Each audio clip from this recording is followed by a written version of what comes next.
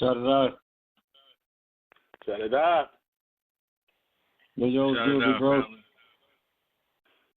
All right. How's everyone? Yo, that Patrick. Yes. What's going on, bro? Ain't nothing much. Trying to hold on to the rope. I hear that. What's going on, brother Anthony? Hey, Shaddah Da, brother. Shaddah Da, brother Pat. Hey, I'm Shaddah Da, my brother. Not getting down here, Shaddah Da.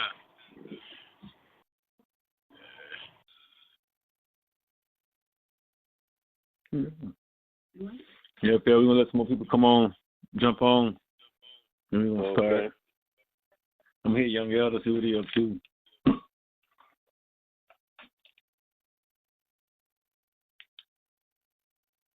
I'm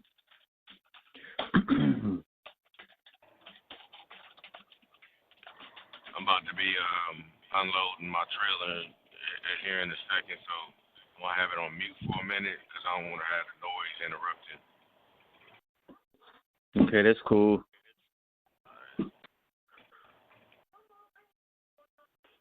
Yeah, I see a couple more people join the call. Greetings, welcome.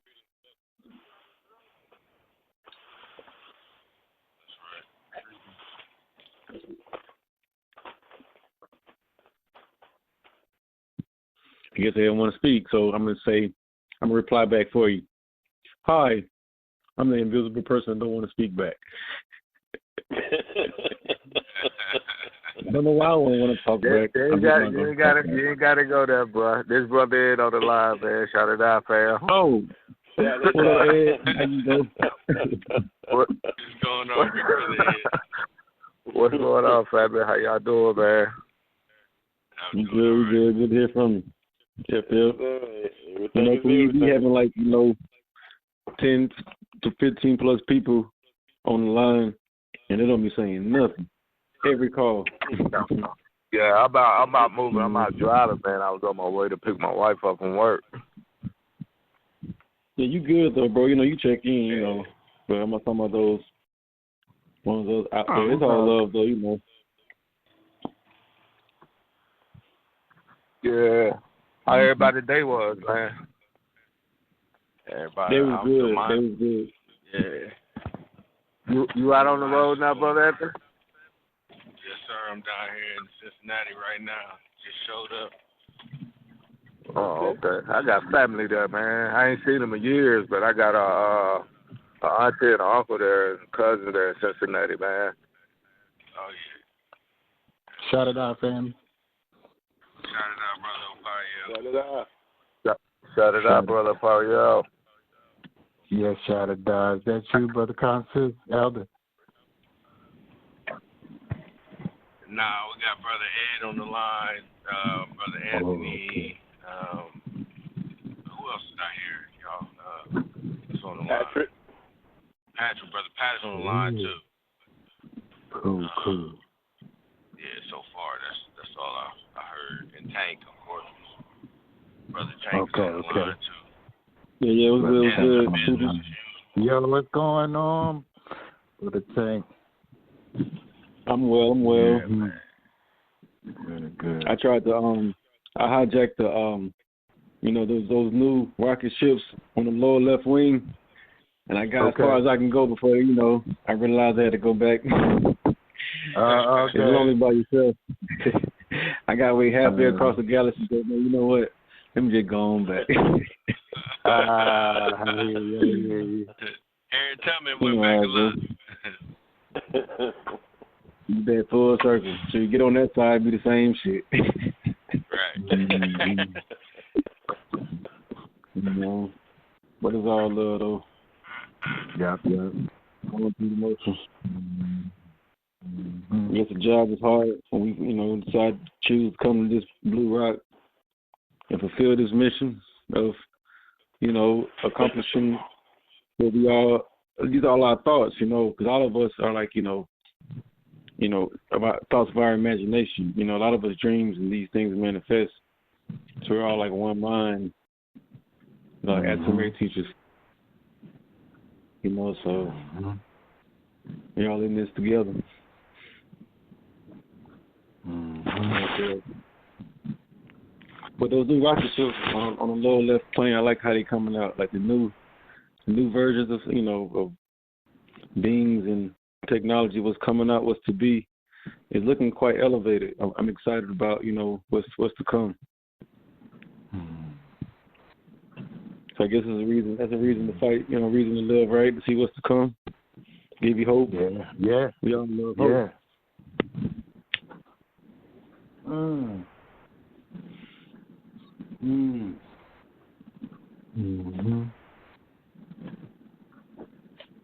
But it's all good.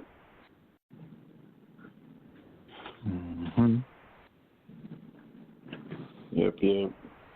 Let's see what we got on the call.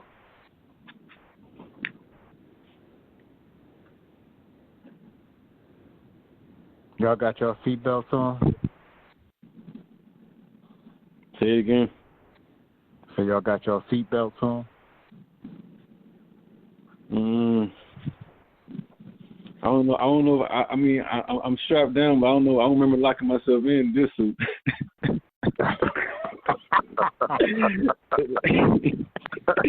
I guess it's all. I don't know how to take it off. Can you even take it off? Okay. Good enough. Have any of y'all tried to jump off a building, and how long did it last? Anybody able to levitate 2-3 seconds?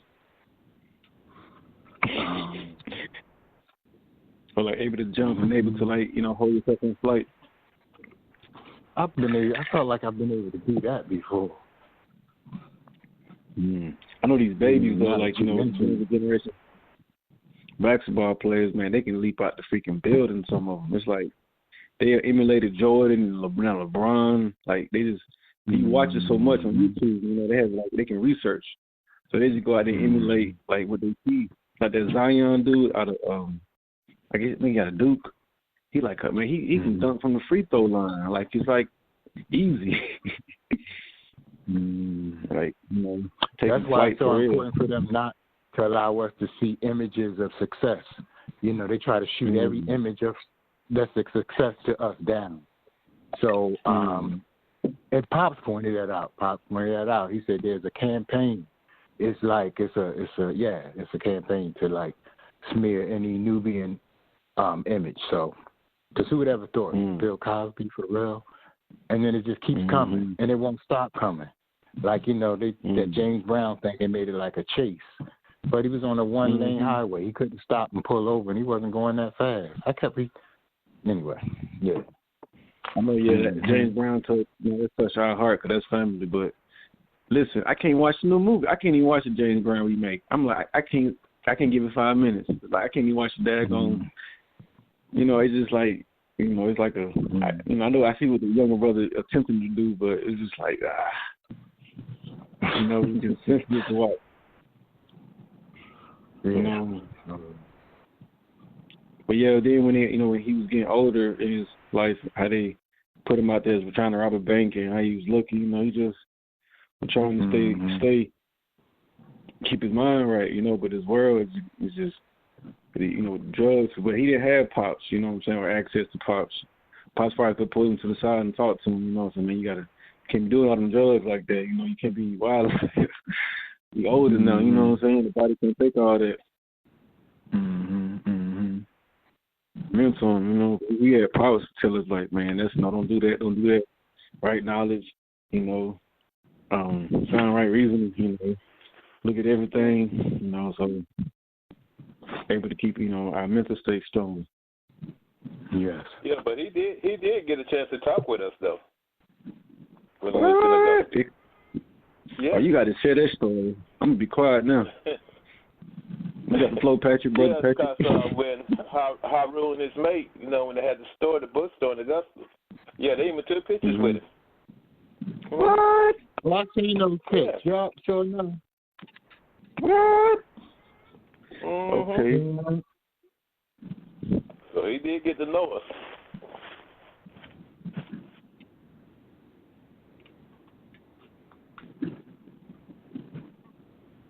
Yes, indeed. Wow, can y'all hear me? Yes, sir. Yeah. Oh no, put these headphones on. Can y'all still hear me? Yes. Yeah, man. Just fucking headphones ain't working. That's interesting. I wonder did he already know him though, or like where they building a relationship. That's interesting.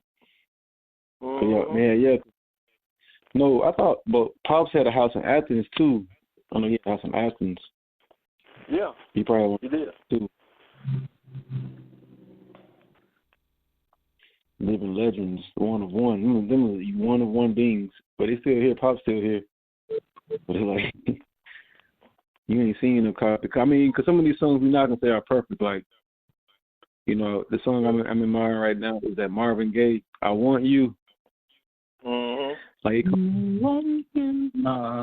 yeah, they got the Congo drum playing though, and it's like talking to your soul. That's like a perfect song. Like them brothers in sync that day in the studio. But it's like you ain't heard nothing like they can match that energy, So it's like almost perfect, because you ain't heard nothing like it since. They can make you feel like it in the tone. Yeah, it's like saying I want you, but I want you to want me back. It's like that full circle, like that. Mm-hmm. And then it's like a drum in the beginning. Yeah.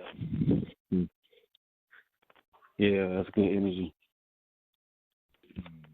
That's good energy. But yeah, we're gonna so we'll go ahead and start the show. This is Galactical Wednesdays. Today is March 6th, 2019. This is ATUN-RE The Real Messiah. OSOICE progress calls. We want to let everybody know, please be sure to get your donations in. To do so, contact one of the brothers, or you also can go on the website and be able to donate money that way. And please purchase the books. And now, we want to open up the floor to anybody that want to share anything galactical, want to put out there, want to talk about. You can, go from there.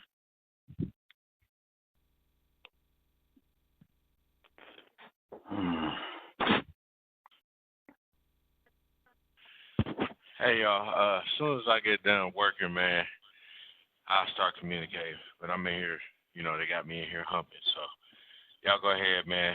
I do got something I want to say, but I just got to wait. I just don't want y'all thinking I ain't on the call. I'm here. Appreciate it, bro. Thank you. Can anybody give us like a testimony of how one of ATUN-Re's books might have changed their perception of things or changed their life in any way?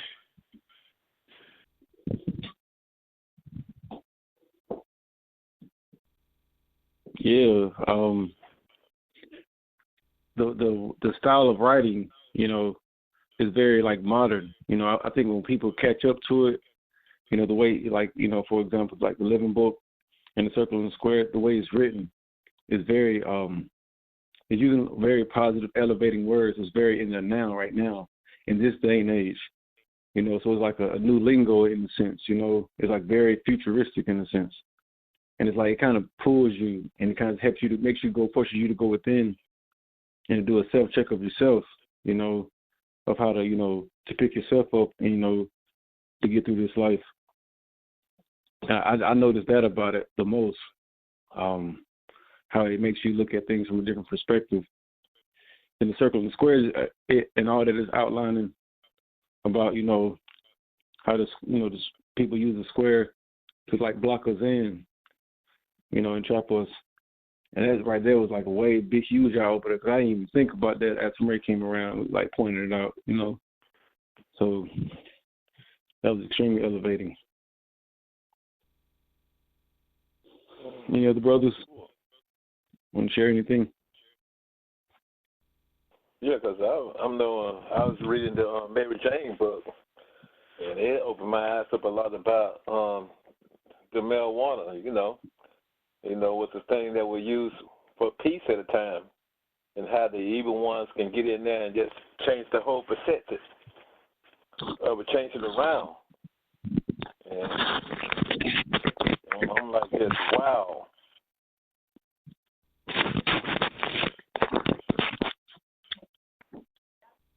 Elvis.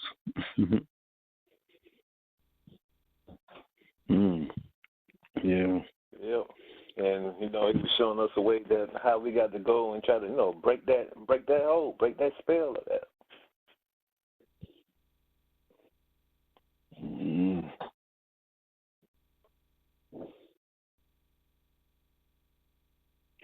Yep.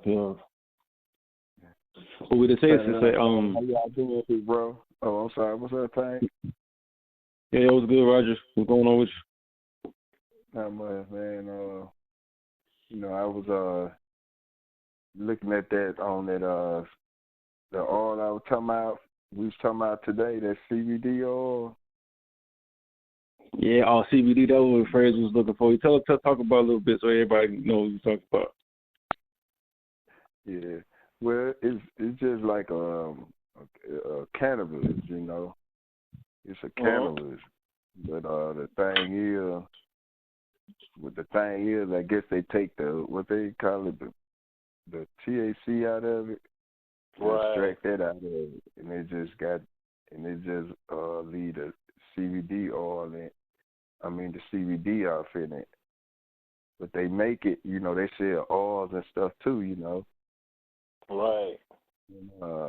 So it's naturally grown, and they were saying something about how they take. I mean, as far as the law goes, to where it's legal and not illegal. You know what I'm saying? And so they take, I guess, a certain amount of the THC out of it, and then that's where it's legal then. But some people they'll take it for like they probably take it like you saying seizures or pain. Some folks do it for chronic pain. We got a store down here where I'm at. They said there are a lot of folks up in there, man. Older people too. Oh yeah, because I have a chiropractor up here in Augusta. He sells it. He got a license to sell it now. Mhm. And but this it's a company I was looking at, and they do theirs natural, but they take all the THC and stuff up out of it. Mhm. Yeah, and so they I see on here they got where you can sell, buy in bulk. I might try to throw that on the site. Okay. Well, I gotta check with Ray first. I don't know how that. You be gonna be like, nah. You already know we got, how that can go. Yeah, Twister stuff like that though. Mhm. Yeah, but it's CBD. I guess like you said though, we probably do away with the I together. You don't need it. But hey, some folks do it, man. Like they said. But like I say, it's good if you use it in the right way. Yeah. Some folks like with epilepsy and stuff like that, they use. Yeah. Yeah, because I have a lady friend. She knows that's what she uses it for, because she has a lot of seizures. Epilepsy, so do. Mm-hmm. Hey, that was just an idea that I had. Was trying to put it on the site. Like if if I buy the product, you know what I'm saying, then we can just sell it. That way. See if he'll let me sell something on the site, on the website. Yeah, that. It's up to him though, Shaddah Da Family. I'm sorry, this Shining Brave, y'all. I got dropped off. My bad. I'm back. Shaddah, welcome back. Shaddah, no doubt, man. Hey, Shiny Brave, what you know about like that CBD?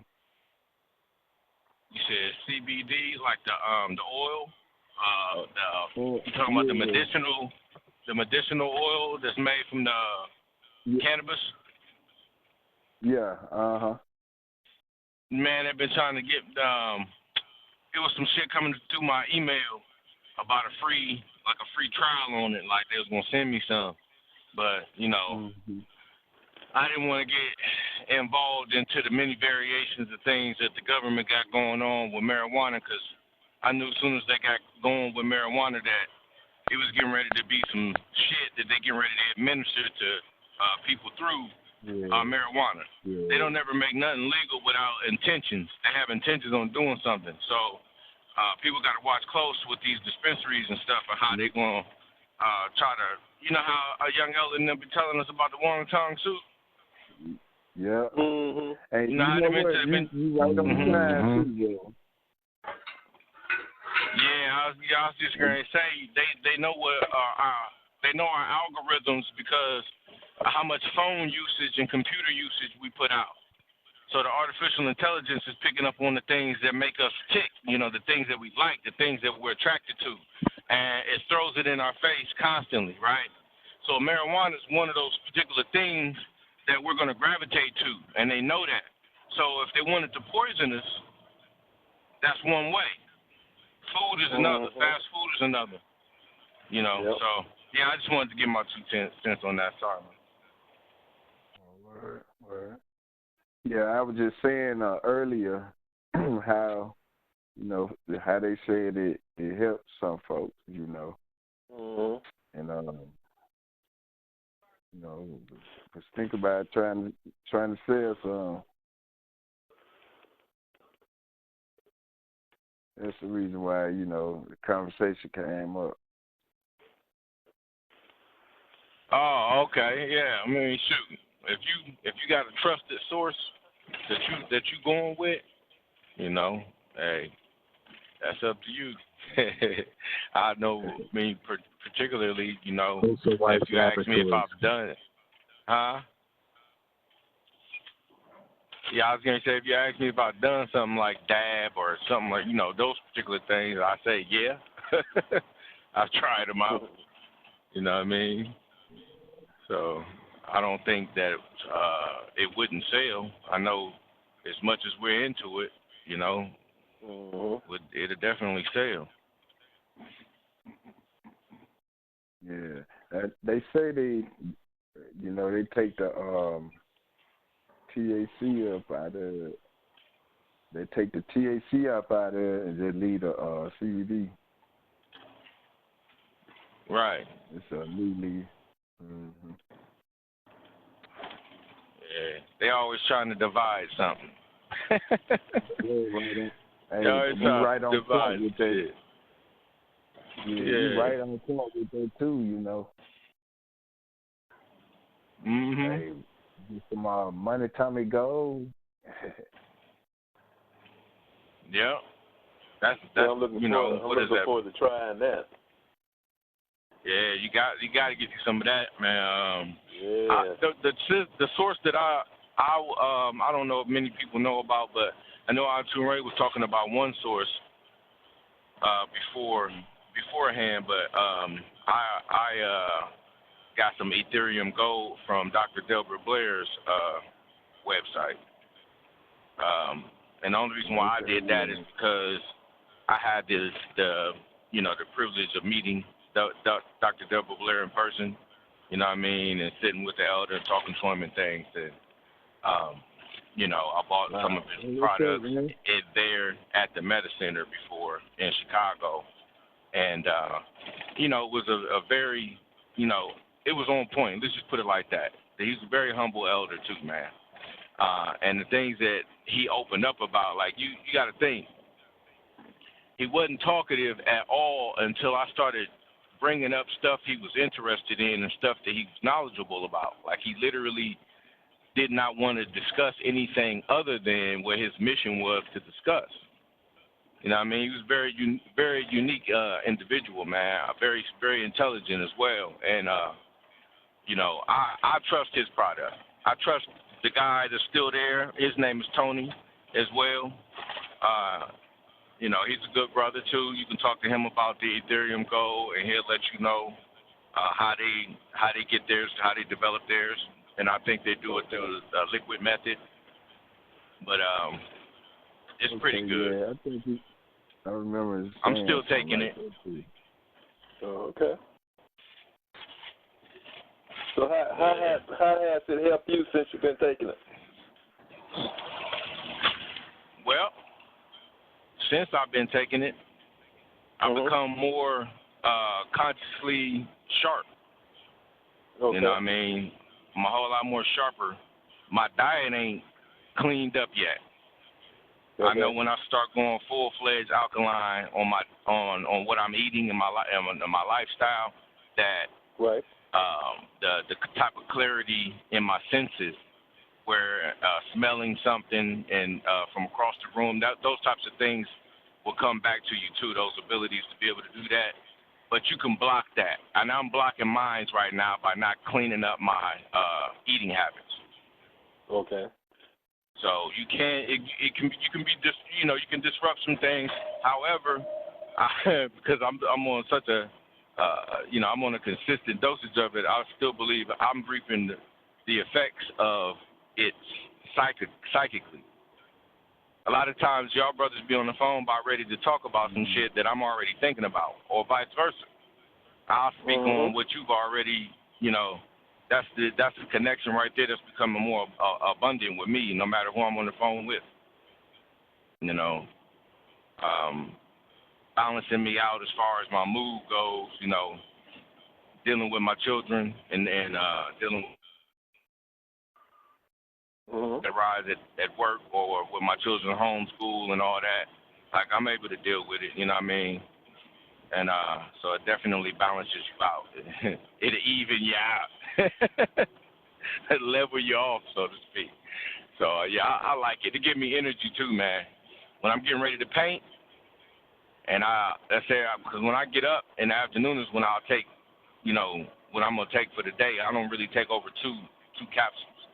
I probably should. I probably could take about 3 because of my body size, you know what I mean? Yeah. And the Ethereum, like the Ethereum Gold. Okay. See, you see what I'm saying? He was just getting ready to ask me what's it called while I was giving the name. Okay. Yeah. You see what I mean? That's how this shit's been happening to me. Like, I said Ethereum Gold right while he was saying, what's it called? Okay. But yeah, it's called Ethereum Gold. And it only costs about, I paid $35 for mine. And I bought 2 bottles, man. I bought one for me and my wife. I don't never leave her out, even though she always she takes it for granted. So like if I buy something for my wife that's like a herbal supplement, something I got from Dr. Sebi or something for cleansing, my wife, man, she'll take that shit like she's a rabbit nibbling on leaves or some shit. I'm like, babe, take your herbs every day. She'd be like, I'm doing it. And I'm like, you ain't doing it like I'm doing it. You know what I mean? You need to be taking this shit every day. She won't take it every day, man. So my greedy ass, I ran out of my Ethereum Gold and I started taking hers. How many capsules I was like, I said she ain't gonna let this shit go to waste. I'm getting ready to take all this and fit in the order me some more. But it helps with focus and creativity, y'all. It was 60 in the capsules or the container I got. Okay, that's not bad. Little jar, guys, like 60, and you can get it in powder form too. So it's like $2 or $3 cheaper, I think, in the powder form. And they say you could take that like by putting that under your tongue, and like kind of letting it like sit under your tongue with some water or whatever, letting it get into the bloodstream real fast. And they say that you can have a faster, how could I say this? Faster effects. You know what I mean? Okay. Versus taking the capsules and having more of a time release effect. But I would recommend the capsules for anybody just going in first time. Like, do capsules, man, because it fuck around and hit your ass all of a sudden. You know what I mean? And you start getting that jittery feeling like you got to do something. I have to do something. Can't just sit around. So when you take it, make sure you got something in mind to do, and it's gonna most definitely help you get it done. When the first experience I had on it, bro, my headlight went out on my car, and I never had changed the headlight before in my life. I don't do that shit because I don't want to fuck nothing up. But I was already, started taking the Ethereum Gold. I have been doing it already a week. So I said, man, I'm gonna change this headlight. And I went out there. It was cold as shit. And I'm telling you, I did not stop till I got that motherfucker changed. I broke the spring and everything that holds it in place. I broke that too. My son was sitting there helpless, not helping me, getting on my damn nerves, and I still didn't cuss him out. I didn't yell at him or nothing. Like, it was like, I was aware of all this stuff around me that was there to piss me off. You know what I mean? And I didn't let it. And seeing as in how me and my wife make, we do copper jewelry. We make copper jewelry with like the birthstones and different stones like quartz, crystals and whatnot. We do that too. So I took a piece of my wire, not from the copper, but from like some of the silver wire I had. And I made me a damn spring and put that light in there and held it in place, and that shit still works. So I was like, see, man, all that, like, you know how they say nigga rig it? That's right. I was like, hey, nigga rig it is some profound shit. I don't care what nobody say. We know how to take the bare minimum and make something work. That's right. Make something work. With the movie I recommended, The Boy Who Harnessed the Wind, it's about a young bruh that did the same thing. He nigga rigged the windmill.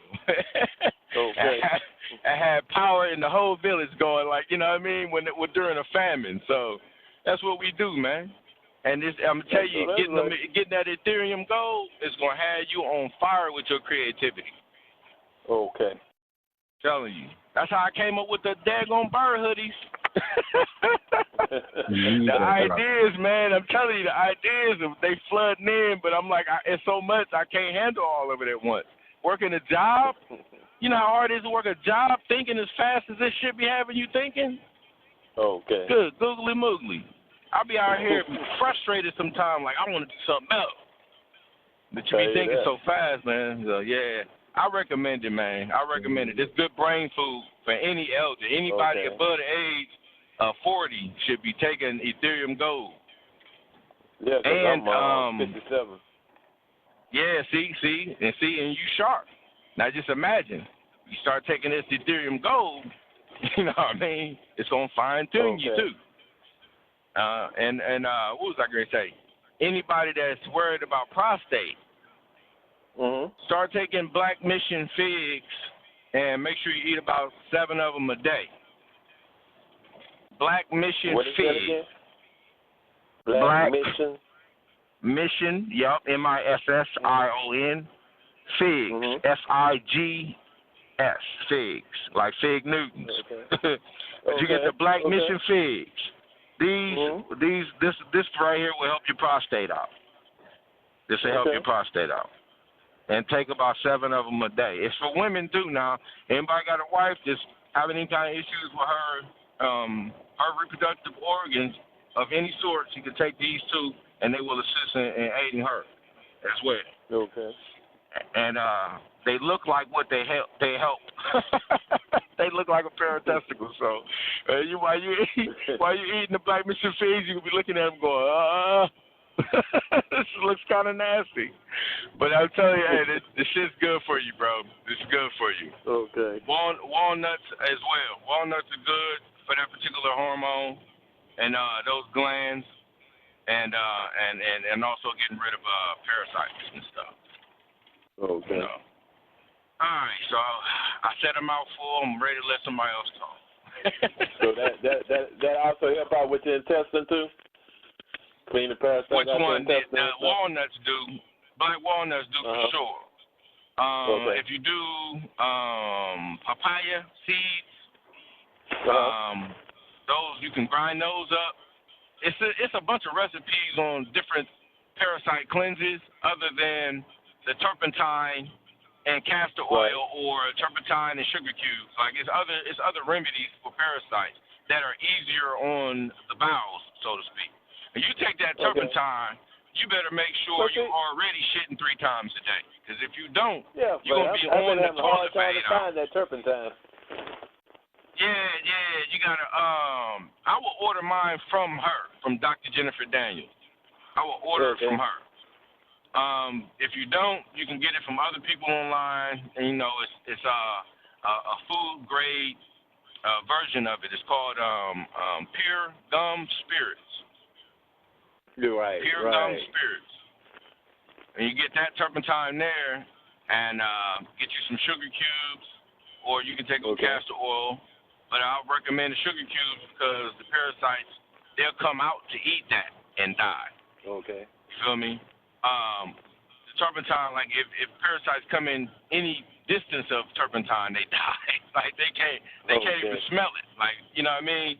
On contact, on sight, you wouldn't. But that's a powerful remedy to clean out our intestines. The secret to our health and youth and maintaining your youth is through your gut. And you keep your gut clean, and you keep the parasites, them invaders out of your body, then your body won't produce the mucus and the extra acid that it's producing. It's only producing mucus and acid as a defense against what you're doing.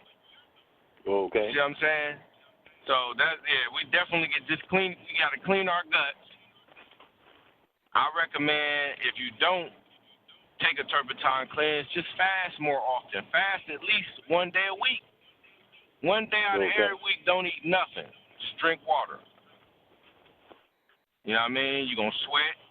You're going to have, you know, everything that happens during the detox is going to start happening to you during that day. You know, if you do this shit once a week, every week, your body will start getting used to a cleansing rhythm that you're putting it on. And it'll say, okay, every Monday, this is what I'm supposed to do. Shit, sweat. And your body will start getting on the program because you're putting it on. Okay. You know what I mean? So, yeah. I mean, and this stuff is effective. It is harsh. If you go at it the way I go at it, it's harsh. That's why we try to tell people just ease into it, or you fuck around be on that toilet for 8-9 hours wondering why me. I'm trying to tell you, bro. I had another partner that did that same shit, but he took that. He's greedy like I am, you know. He took his sugar cubes before he had regular bowel movements, man. And he called me while he was on the shitter. Like, hey, my shit came in the mail. I got excited. I took it, and man, I'm in here going through it. I said, I bet you're gonna feel clean afterwards, though. Yes, sir. Yes, sir. So that's the best thing to get this mucus out the system too. Yeah, man. I'm telling you, it's gonna come through your colon, man. Everything that's in your body that you have no idea that's been living with you for 50 years is going to come out. Okay. I'm talking stuff you didn't even know was in you, brother. It's going to come out, and you're going to shit it out. And you'd much rather shit it out than it come out any other way. Because if you don't, if you don't poop it out. Piece I swallowed when I was 7 years old. Yeah, that 50-cent piece, whatever alloys and metals that got in you, you might have pooped that out a long time ago, but I don't think that's still sitting in you. Yeah, I swallowed pennies and nickels of all kinds when I was a child. So, trust me when I tell you, I definitely got long gone. That shit's long gone. And if it ain't, then the copper is giving my body extra electricity then, damn it. But yeah, make sure you do a fast, man. Like, do like a fast before you take this turpentine. If you listen to Dr. Jennifer Daniels and her interviews where she's talking to these Europeans, and you know they're astonished because they're going, "Wow, I didn't know this and they didn't know that." You know, it's funny how we learning from these people and they don't know nothing. They don't know anything, and they sitting up here responsible for half of the, or should I say, more than half of the murders and deaths that happen in the world. They go down in the hospital. Yep. You know what I mean? Medications and all that stuff. They the biggest dope dealers on the planet. Biggest dope dealers. You know? So they get us hooked on this shit, and then we get desperate because we don't know no better. So we start looking around for answers, and when that pain kick in, you saying, fuck looking for the answers. I need solutions right away. And you'd much rather go for the numbness. But you forget when they give you the medication to numb you, right, to still find out a natural solution. Right. You still have not solved the problem. Your body is just dealing with it. Now your body's got to fight medication and the ailment. Right. Shining Blade, it sounds like it's another. Yes, sir. Man. The turpentine is something that comes in the mail. It's a special kind of turpentine. It's not just the turpentine that you get from, like, Elder Consul, is that you? Yeah, man. What's going on, man? How you feeling, General? Shaddah Da, Elder. Yeah. Hey, I ain't trying to cut you off. No disrespect, but no disrespect. But I was saying it before you chimed in. But that nigga, Ip Man, bro. I'm trying to tell you, he has. If you want to learn how self-defense and all that type of stuff like that, man, Anthony, that's the nigga right there. I'm trying to tell you what it is, nigga. I'm like, shit, nigga. When that nigga come through, I be like, shit. Hey, I be like, shit. I was like, hey, who called this nigga in?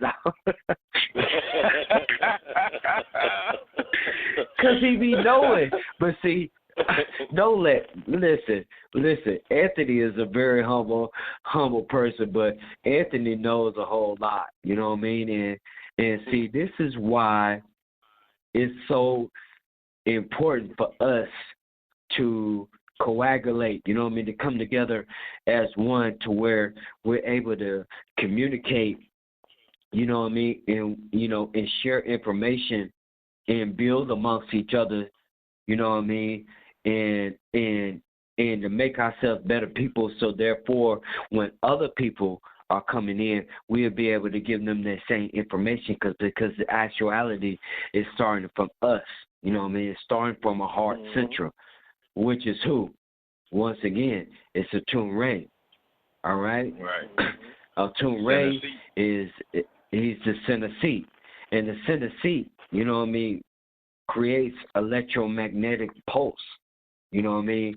And that creates the environment.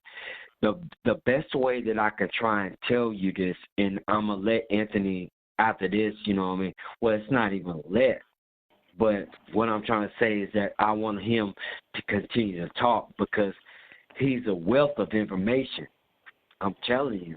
He got a lot to share, you know what I mean? But anyway, if you want to look at it like this, you know how you can see the earth, but there's a hole at the top of the earth, right? Mm-hmm. And there's a hole at the bottom.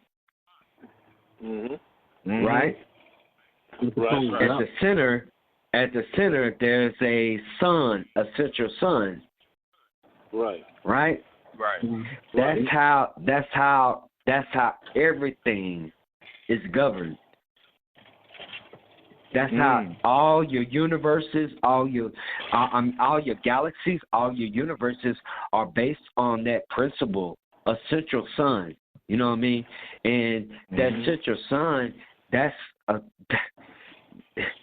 that Christ consciousness, that's ATUN-RE, bro. I'm trying to tell you, that's who he is. All right, but now, I'm gonna let this brother continue on because you know what I mean. He got a lot of information, and I'll be like chiming in to see what this nigga finna say. But go ahead, Anthony, man. Hey, I appreciate you. I love you for it, Elder. I love you for it, man.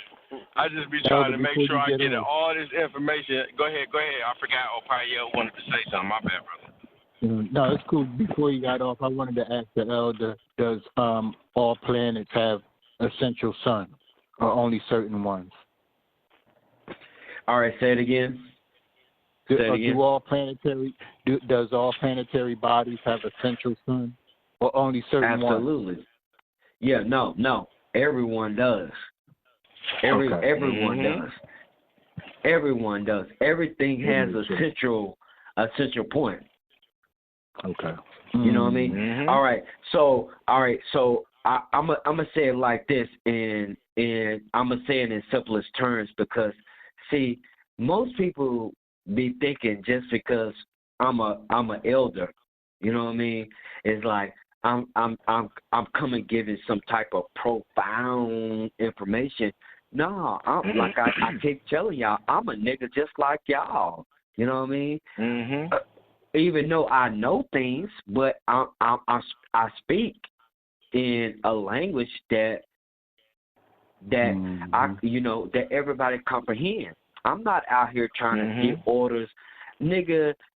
Although I'm the general, don't get it confused, because I am the general. Right. You know what I mean? But that's right. Please, you know what I mean?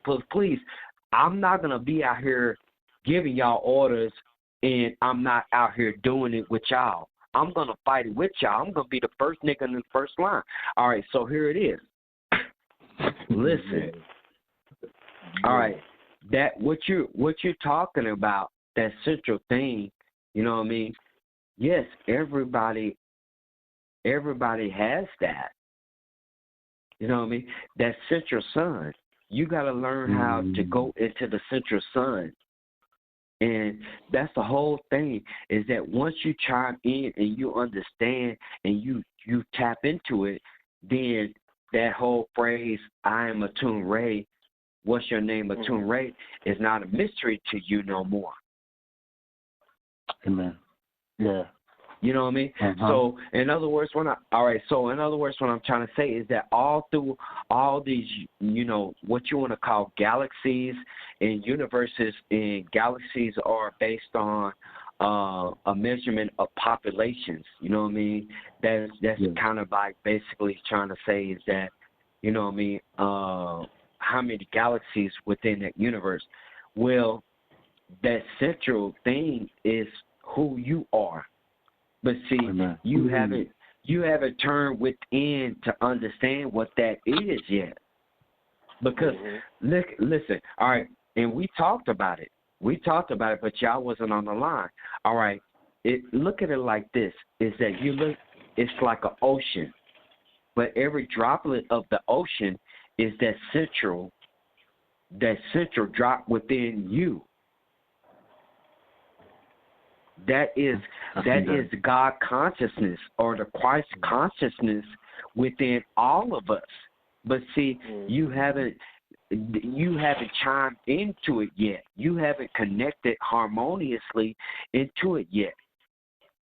In other words, it's kind of like, you know how you could be out here and you like, and you ain't never heard nothing. You be like smoking cigarettes, and something telling you, don't, I want to smoke a cigarette. I want to smoke a cigarette. But something inside you saying is to stop that.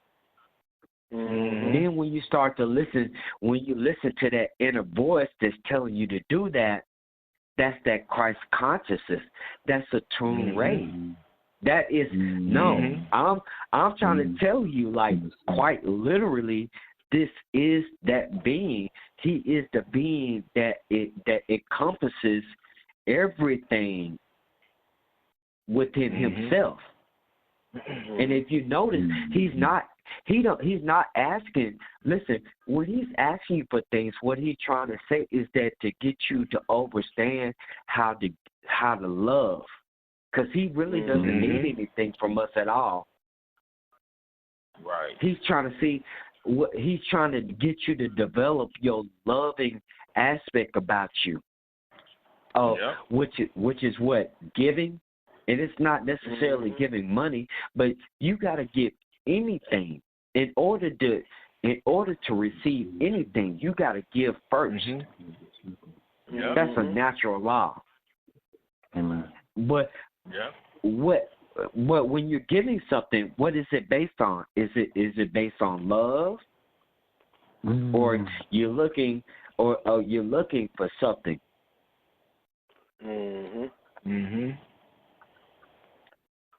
You see, he is he is the centerpiece. All right, so the centerpiece. All right, now let's do it again. The centerpiece is the heart, or the solar plexus, right? The solar plexus is sending out energy through the top of the earth, like I said. And then when it's going through the earth, it's coming back through the bottom, through your feet. Okay. And it's coming back in. And it's always reciprocating. And that is your reality. Because, see, most people think that, we have been taught is that what it is that you got an atom in the middle, and then you got other atoms. And no, what it is actually it's pulsating, it's breathing, it's vibration, and this is causing your reality from your heart. So your heart, you know what I mean? So your heart is actually the mind you should be thinking from, but not your head, which is why he sits the center seat. He's trying to tell you to think from your heart, because your heart has more neurotransmitters than your brain. Your heart dictates what your mind should do.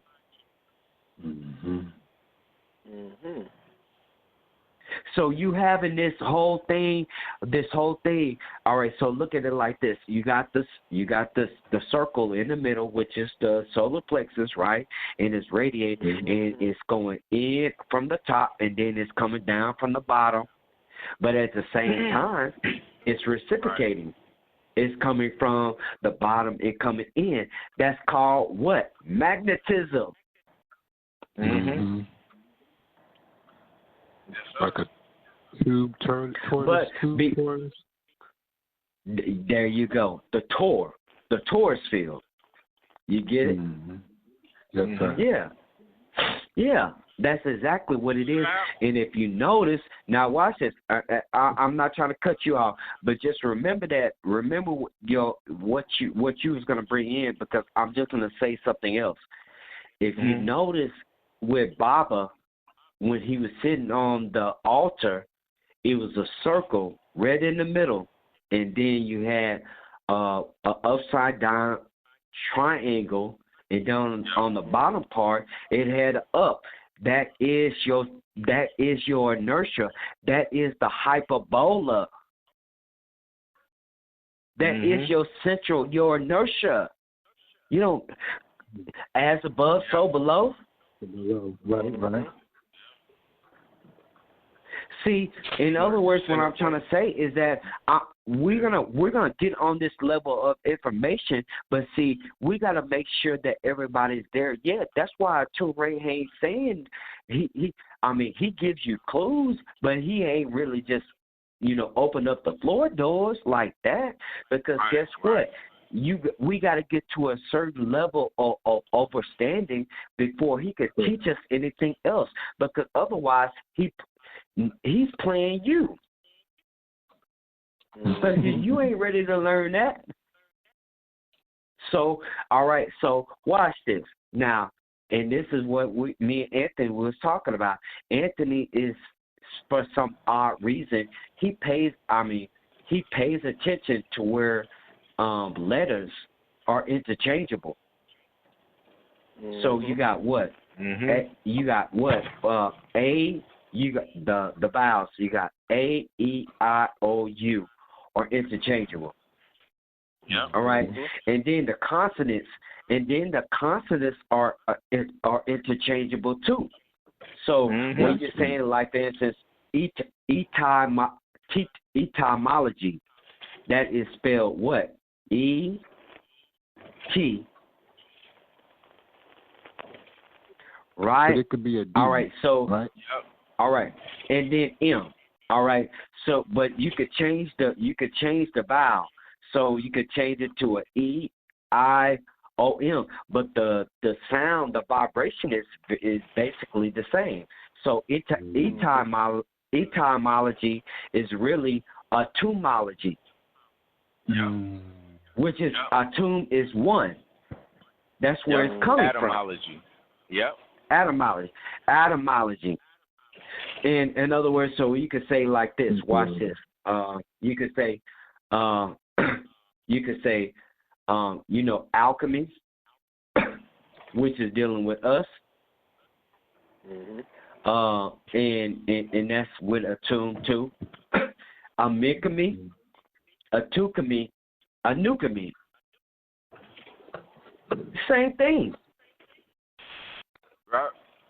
Right.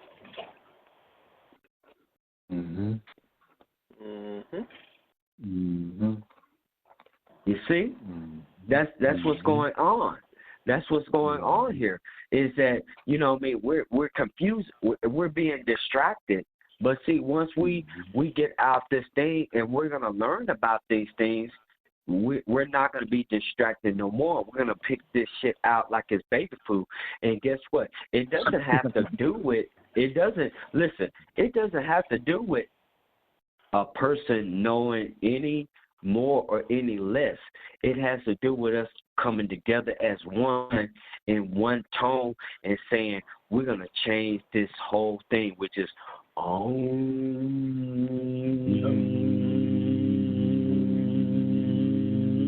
and then we're going to start to change things. You know what I mean? Because once we come together as one, there's nothing that we cannot do. We're going to change things. That's why you're here. That's right. All right. True. But Anthony, go ahead and proceed, man. You know what I mean? Thank you. Please, I just want to add on. Yeah, no man, doubt. I appreciate and love you for doing that too. I was about to segue into what you were saying about the letters and stuff, because I don't know. I mean, I looked at the word divine and seen dive in, and in order to go, like, what did Zuriel say? If you're seeking a way out, you got to go within, right? You got to dive in. And in order to dive in, when you dive in, you become divine. You see what I'm saying? So that's what I'm saying. There's mad clues in the language, and thanks to ATUN-RE, and thanks to ATUN-RE. If ATUN-RE wasn't here to break everything down to its etymology or etymology for us, then we wouldn't be able to see it clearly before ATUN-RE comes in and show you how to rebuild it and tune it back up. Okay. So, I mean, I've been paying real close attention to just about everything. Anything that I can pay attention to, of course, with all the other distractions going on around me. But to add on to that, these lessons that we're getting from ATUN-RE, a lot of Baba's older students that left don't know nothing about this. And they're going to look at us and go, so y'all think y'all can come with some new shit to trick some people again, and it gets the people to follow y'all's cult now. You see what I'm saying? So this shit is getting ready to come. It's getting ready to come at us. And only reason why I know is because I pay attention to Sarnetta and what he's doing, you know what I mean? And Sarnetta, he's, to me, I don't look at him as an enemy, you know what I mean? To me, he's just a program where he's going to expose enemies, And these particular enemies are not enemies, adversaries, not enemies. These adversaries, they come out, they get on Sarnetta, and they start voicing their opinion about all that they think they know about the master teacher, right? Without really knowing anything, because what they haven't accepted yet is that they don't know shit. Okay. That's why they can't learn nothing new. They can't learn anything new. And today on Sarnetta, he had Brother Abdul on there defending the master teacher, and then Chuck Morgan call in, cry baby Chuck Morgan is what I like to call him. He cries a lot. Yeah, I said to myself, this brother is mad, and he's also an attention whore. And what people don't notice is if you're an attention whore and you go somewhere in an organization or in a nation like Nuwapians, and you're not going to be the center of attention. Sooner or later, you're going to find somewhere where you can be. And he's one of those dudes that found flaw in it so that he can separate himself from it to become an attention whore. Now he getting mad attention. And can't nobody tell me that the feds didn't approach this brother to promote him, to keep him going, to support him, So while he's on there slandering the master teacher, all he keeps trying to do, for real, is make sure the innocent, right, which are the, I don't say is the confused, are sitting there listening to all of this going, who's right? They don't know. So what Chuck Morgan will do is he'll appeal to what your carnal instinct is or your primitive instinct is. You see, he goes with the controversy. And he knows that you're going to think more about what he's saying because of the controversy and how he's saying it in his voice, his cadence, his tone and whatnot. You see, so he's coming at Brother Abdul with old information, talking about Baba not knowing nothing. He getting it all from other people, and he just a black man giving it to you. And then I'm like, this fool has no idea what the fuck he's talking about, because if he did know, then he'd understand that the master teacher, right, is a mutajassid, you know what I mean? So he's an avatar. These beings that are from different galaxies can come through him to get to us, to speak to us. You know what I'm saying? So, using him, he's for us. He's ours. And the only reason why these guys, Chuck Morgan, don't know no better is because they don't know of all the others out there doing it for their people, too. They don't know what's going on. I woke up to what was going on. So now that I know, this is the side that we got to be on. We got to be on our side. You fuck around and be with the Pleiadians, they're not going to take you. Astar Command ain't going to fuck with you. You know what I mean? They're going to laugh. Even over there where David Wilcox and them, they talk about Astar Command all the damn time. That's all these motherfuckers do. So I'm like, this is what they're doing. They got a whole ministry built. Yeah, and the Andromedas. They got a whole ministry built around this. And they're white. And they're being ignored by the Sarnetas. They're being ignored by Chuck Morgan. See, Chuck Morgan ain't talking about what they're doing. He's bashing the master teachers. And I'm like, how the fuck are you going to pinpoint your black people or your Nubian people, your people? You got to be an agent. An agent provocateur or an implant of some sort to keep this shenanigans going for as long as he has. And the brother he was on there talking to, the brother he was on there talking to, he got to. Go ahead. I'm just laughing because you telling the truth. That shit fun. Exactly. Man, he's been on there too long. Right, too long. And I'm like, he would have been stopped if he wasn't getting support from somewhere. And then you got the brother Noel, who I do not doubt was molested by somebody. It wasn't Bob's. Period, point blank. And it's not like Baba was watching everybody on the land. It's not like he was running around, right, looking at everybody right in their face. What you doing? What you doing? What you doing? He wasn't doing that. He was taking care of business. So while he taking care of business, you got other motherfuckers with bad, negative intentions that they made their way onto the land, and they was probably on the land molesting children and stuff and getting away with the shit for a certain amount of time. Now they're going to blame all of that on Baba because somebody else don't want to take the fall for it, and the feds found out about it, threw it up in their face, and told them if they don't cooperate with them, they're going to take the charge and take the fall for it. And then they just punk somebody like Noel, and they're just going along with it. And they're probably helping to keep mom's rent paid. You know what I mean? Or whatever they're doing. But these brothers are being driven. They would have been gave up. I don't see no more than them two idiots on there trying to make claim that everybody over here is stupid. And it's only because they don't overstand like we do. Exactly. So therefore, that they want to be the smartest in the room that they're not. And they don't like that shit. Brothers like that get on Sarnetta all the time and then somebody like us will call in with discipline and respect, and they'll just talk over top of us. And they'll do Anthony, it as a design to pull you out of your character. Yeah. How did you get your vernacular skills like that to where it's like you don't miss a beat? How did you do that? You need to teach people. You need to teach people how to do that. You know what I mean? Your vernacular skills and your speech.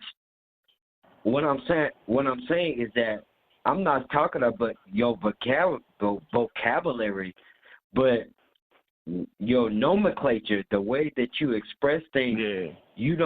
You're not stuttering. It's like it comes naturally. You know what I'm saying? You don't miss a beat with it. It's practice. I never wanted to be the brother that had to be stuck saying or because I was that brother when I was younger. So I took a lot of time. I took a lot of time to cut out other words that weren't necessary to prove my point. Yeah. So there's a lot of practice involved, along with the gift of gab. You know, my father can talk his ass off too. So can my grandfather, and so on and so forth. Yeah.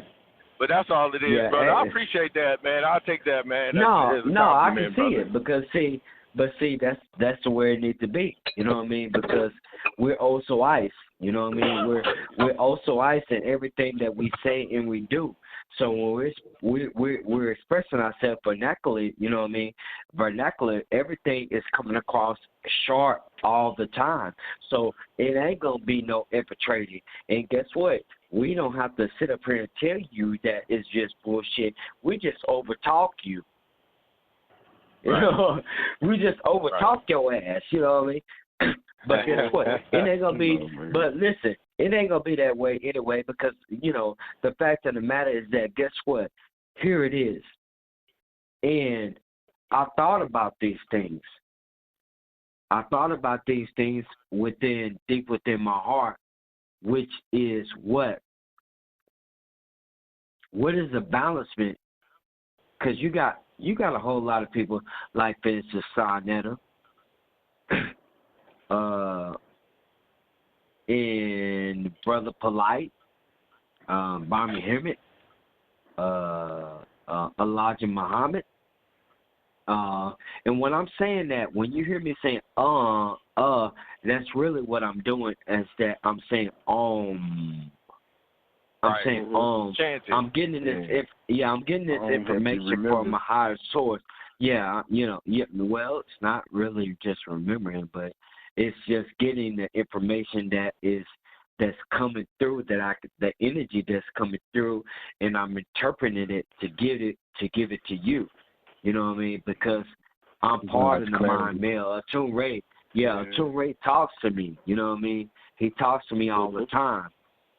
But in the case, these particular people that are giving this information, you can look at it and you can say, oh, it's some bad information. Yep. And it is. Mm-hmm. It is. Mm-hmm. And then you can come across information, and it is good. It is good. But here it is.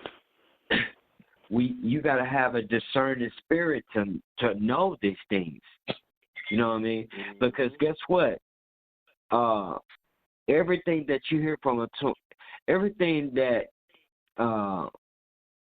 ATUN-RE say, that don't mean that he's just, you need to just hear from him. You know what I mean? You hear it from other people. You could just hear it in your wife, your friend. Information is information. You know what I'm saying? And guess what? Even if it's bad and good, it's still it's telling you what? Two things. What and what not to do. Mm-hmm. There you go. What and what not to do.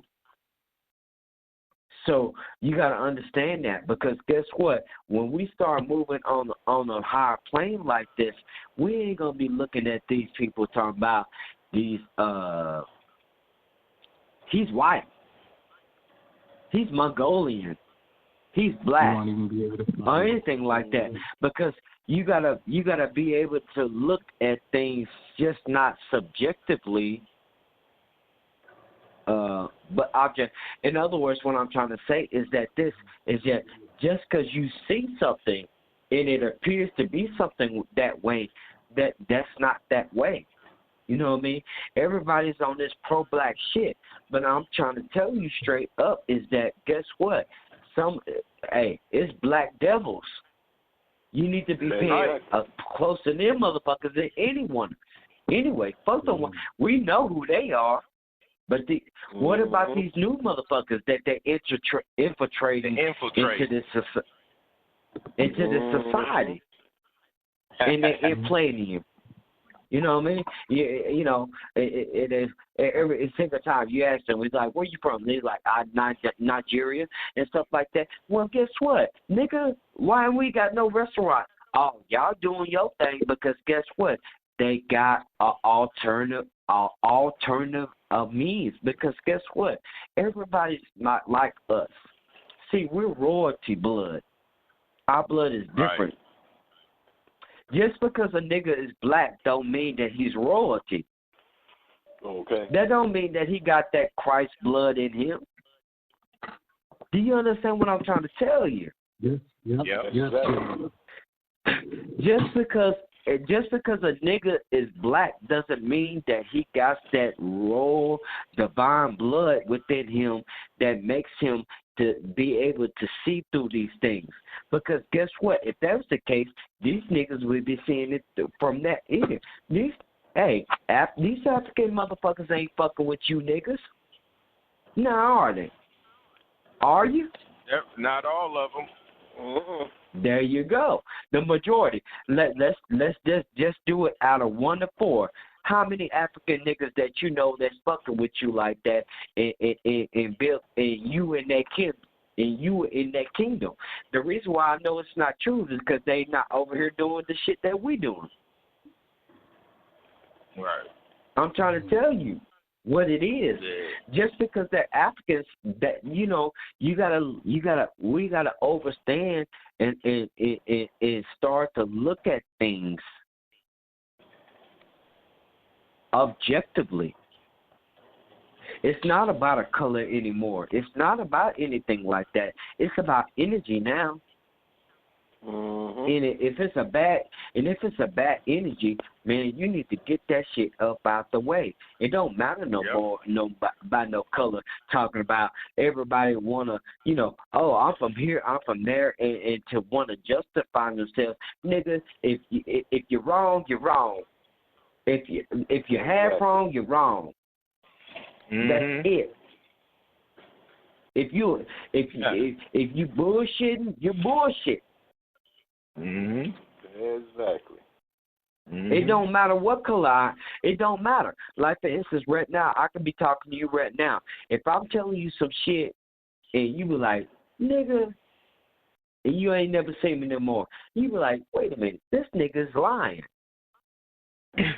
Nigga, if you bring it, no, nigga, I'm lying because that's where it's coming up. You know I'm lying. Nigga, it's not that hard to figure out. Shit stinks. Mm-hmm.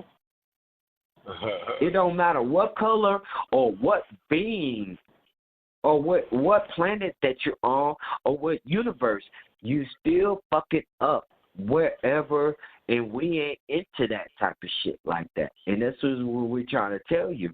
You can go on different planets, like Young Elder say, and you can go on a different planet and you don't know what planet you're on, and then you be like a Thanksgiving dinner, on the table. Or a slave. But guess what? How would you know the difference if you're dealing with frequency and energy? You fucked yourself out. But that's what's going on here. You see? And see how they're trying to interbreed right now. and to cover up all their shit. And see what, listen, and this is what I'm trying to tell you, what these niggas are trying to do. What they're going to do is that they're going to, the whole thing about fertility and interbreeding and, you know, and creating this Detroit race is that they're going to, you know, what they're basically trying to say is that they're trying to escape the shit that they did.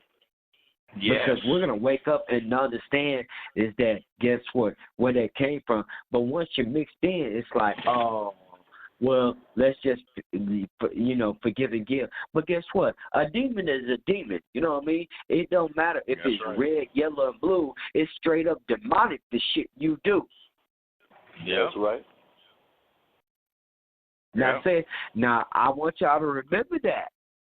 I don't care. A demon can be red. A demon can be white, yellow, and blue. And fuck that shit. It's straight up demonic, the shit you do. Yeah, stuff you do. So it don't matter about no color no more. You see? Because we're going on higher dimensions and frequencies now. And you can't just be focused on that shit no more. You know what I mean? They got us in a race war when it ain't no race war. Nigga, you stupid. You know what I mean? Yep. And you don't want, you know what I mean? That's it. You're a fucking imbecile. So get out the way. And this is what we need to do is that we understand to what's going on out here in the world and allows us to communicate and see what is going on. But the main focus is us, is how to like for instance, when Dion see me, he knows at a certain particular time is that he might call me, you know what I mean, and be like, hey, how you doing? You know what I mean? Whoa. But see, that's like watering a plant. We gotta take care. We gotta take care of this. If we want to change the whole world, all we gotta do is focus amongst ourselves first, and not focus on this goddamn distraction. Because see, that's what they're doing. They don't want nobody to know that, nigga, you know the Messiah, nigga. Fuck. Real deal. That nigga's here, and you talking to him, and he a real nigga, and he a cool motherfucker, but he ain't taking no shit. I'm telling you, ATUN-RE could listen. He is the centerpiece on the atom. When I'm trying to tell you, he can destroy this whole place, but he's not. But that centerpiece is something about divine love. See? Now say it again, Dion. Not Dion, but say it again, Anthony. Man, what did you just say? Say it again. It's love. Love. The same love that a father has for his disobedient child, that old hard-headed boy. You know, you come in the house and be like, boy, didn't I tell you to take out the trash? And you see him playing the game, and he look at you and go, yes, sir.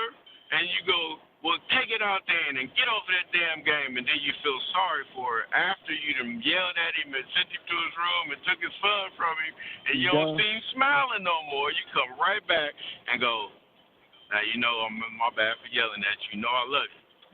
Now, you can have your game back tomorrow. But you're going to have to stay off of it today. You know what I mean? It's like, why am I, right? Why would the Most High put himself through dealing with us so much if he didn't love us? You know what I mean? Why would ATUN-RE even deal with us? You feel me? Don't have to. Baba didn't have to deal with us neither. All the shenanigans of people thinking they was more intelligent than him, going to challenge him all the damn time. Like, you know, that's just all. That's all I'm saying, brother. I just wanted to add in. Yeah, and that's the thing I don't get with him.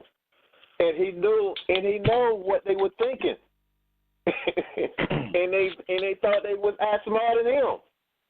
and he was always a move ahead of them at all times. Yeah. And that's what I be shaking my head. I said, do they realize who this man is? Right. No, they don't. But that's the thing. That's what the elder is trying to tell us. It's the reason why we do, though. You see what I'm saying? It's the reason why we do. Everybody that ain't of that particular, DNA ain't gonna see it like that. And I wish it. Trust me. Listen. I love everybody, and I wish it would be something different, but it's not. Everybody's not like that. You know what I mean? Check this. Now, watch this. So, last night, I woke up after me and you, Anthony, hung up. Actually, I went to sleep. You know what I mean? And you know me, I'm a sleep nigga, man. I'm telling you. And you probably be like, he's a fucking hermit. You know what I mean? It's like I would like literally want to live in a small. Yeah, Hermes. I would like to live in a small hut by myself and not. But I'm fascination into the. I'm so fascinated into the inner worlds, into my dreams, and what that's accompanied. So when me and Anthony talked, and we talked about that, I woke up at 3:00 in the morning, and from 3:00 all the way until 8:00, I was watching It Man. It was tripping. And see, me and see, that's that type of, me and Anthony, I don't know what it is, but I'm a foot soldier. You know what I'm saying? Although I am who I am, and nobody's going to take that away from me, because I am who I am. I know who I know. It's not consul. It's counsel. Counsel. Yeah. Mm-hmm. So when you go and look up some information with ATUN-RE Baba trying to go to Liberia, then you'll see the word. You'll see CONSUL. That's me. That means counselor. That's me. You know what I mean? All right. Mm-hmm. That's me. Right. You know what I mean? So, although I'm that way, but in actuality, I'm just a cool ass, nigga.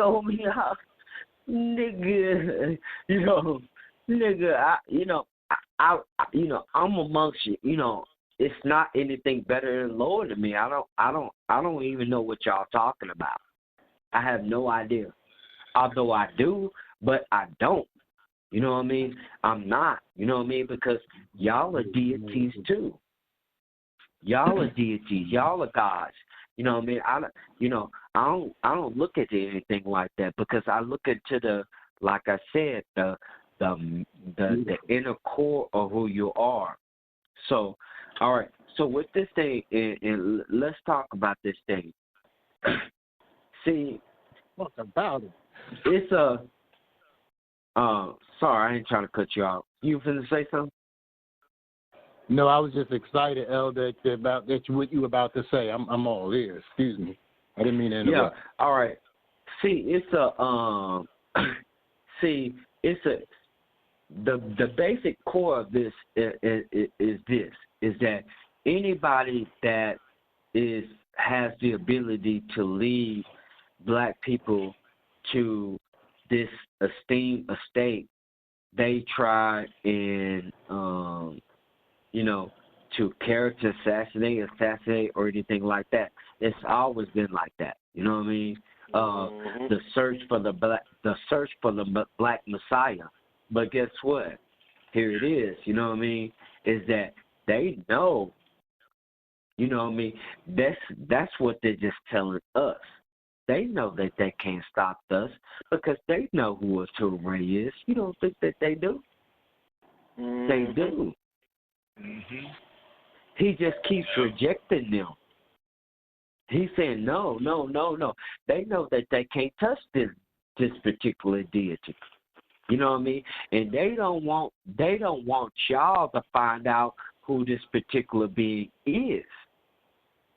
I mean, think about it. Let me ask you a question.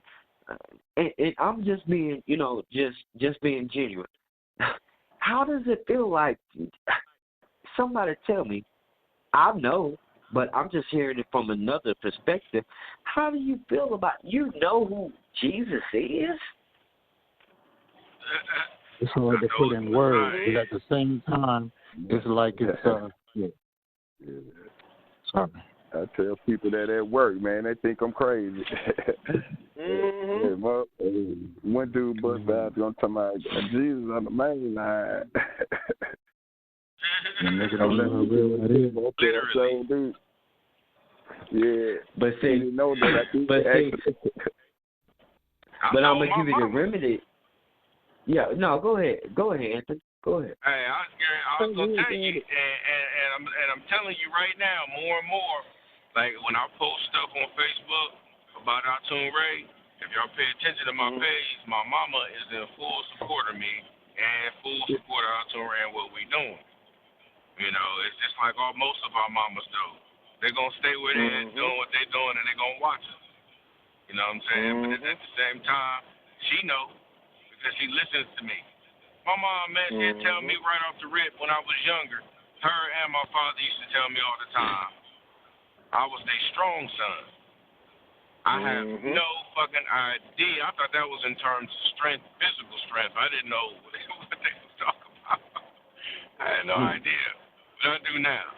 Yeah. You know what I'm saying? And my mom, she does now. And my father, he's starting to figure it out too, slowly but surely. He came over my house this weekend that just passed. And we had a good discussion, man. It didn't break out in no argument or nothing. It was real peaceful. You know what I mean? So, and he walked away from it learning something. You know what I mean? So it was great. It was great. I just wanted to add that in, Elder. Go ahead. Yeah. And I want, and these are things that needs to be talked about because, things need to be put in a proper perspective. You know what I mean? Like, for instance, when Anthony is saying he's saying that I'm an elder, that doesn't mean that like I'm like an elder, like I'm older than you, or I'm just an older person that just knew ATUN-RE before he started OSOICE. No, that's not what that means. I am one of the 24 elders that sit around the throne of God. That's what I'm trying to tell y'all. That's what an elder means. And see, it's being misconstrued because we got certain elements that are being played out right now to where y'all are not, really seeing it what it is. No, when elder is being heard, when you hear that, you know what I mean, that means is that we're one of the 24 elders on the council around God. That's who I am. You know what I mean? I'm consul. You know what I mean? And when you hear about Protestant, that's who you're talking to all the time. He is the 13th elder. When you're talking about Zuriel is actually the son of Anu. But guess what? Just because he's the son of Anu don't mean that he got more authoritative of a position than ATUN-RE. You understand what I'm saying? Because these things are, it's like that. I'm trying to tell you. There is and I'm gonna keep saying that. I'm gonna keep saying it till people get that through their head. You know what I mean? It's not y'all. You know what I mean? But it needs to be known to where the principle and understanding what that is that. Guess what? My name is not if you think about it like a government name, that's not my name. That's not my AEO name. My AEO name is Mitchell Hotel. Yeah. But I'm consul. I'm consul because it's not because of a certain type of thing, but now I realized who I was. You know what I mean? I got a 0-point reference time on my birthday. You know what I mean? That's me. You understand what I'm saying? It's me. And I'm not the only person that, you know what I mean? I'm not the only person who thought that was consul. But guess what? What is not has to be presented first. And I'm telling you, I'm going to send you the picture. And then I'm going to send you a picture of me. And you're going to be like, damn, these niggas look just alike. But see, that was just my time in Egypt. What about other times? I had different names. Okay. And so did you. You see? So did you. Got the side lock or the lock, or are you like bald but got the side lock? Nah, nigga. What? Nah, that was a different. No, but guess what? No, listen. But no, listen. This is what I'm trying to tell you. You are right. That was me at a particular time in Egypt, which is where you get the Nitty braid from. That was me. But right now, I don't have that. I gotta, you know what I mean? My hair is thick. It's, very kingly and afro. It's not like that right now. But I still look young. Like, yeah, nigga, I look like 20 years old, nigga. Yeah, because he looked real young too. Yeah, that's me. In the picture. Yeah, I look like 20 years old, bro. I'm trying to tell you, I have not.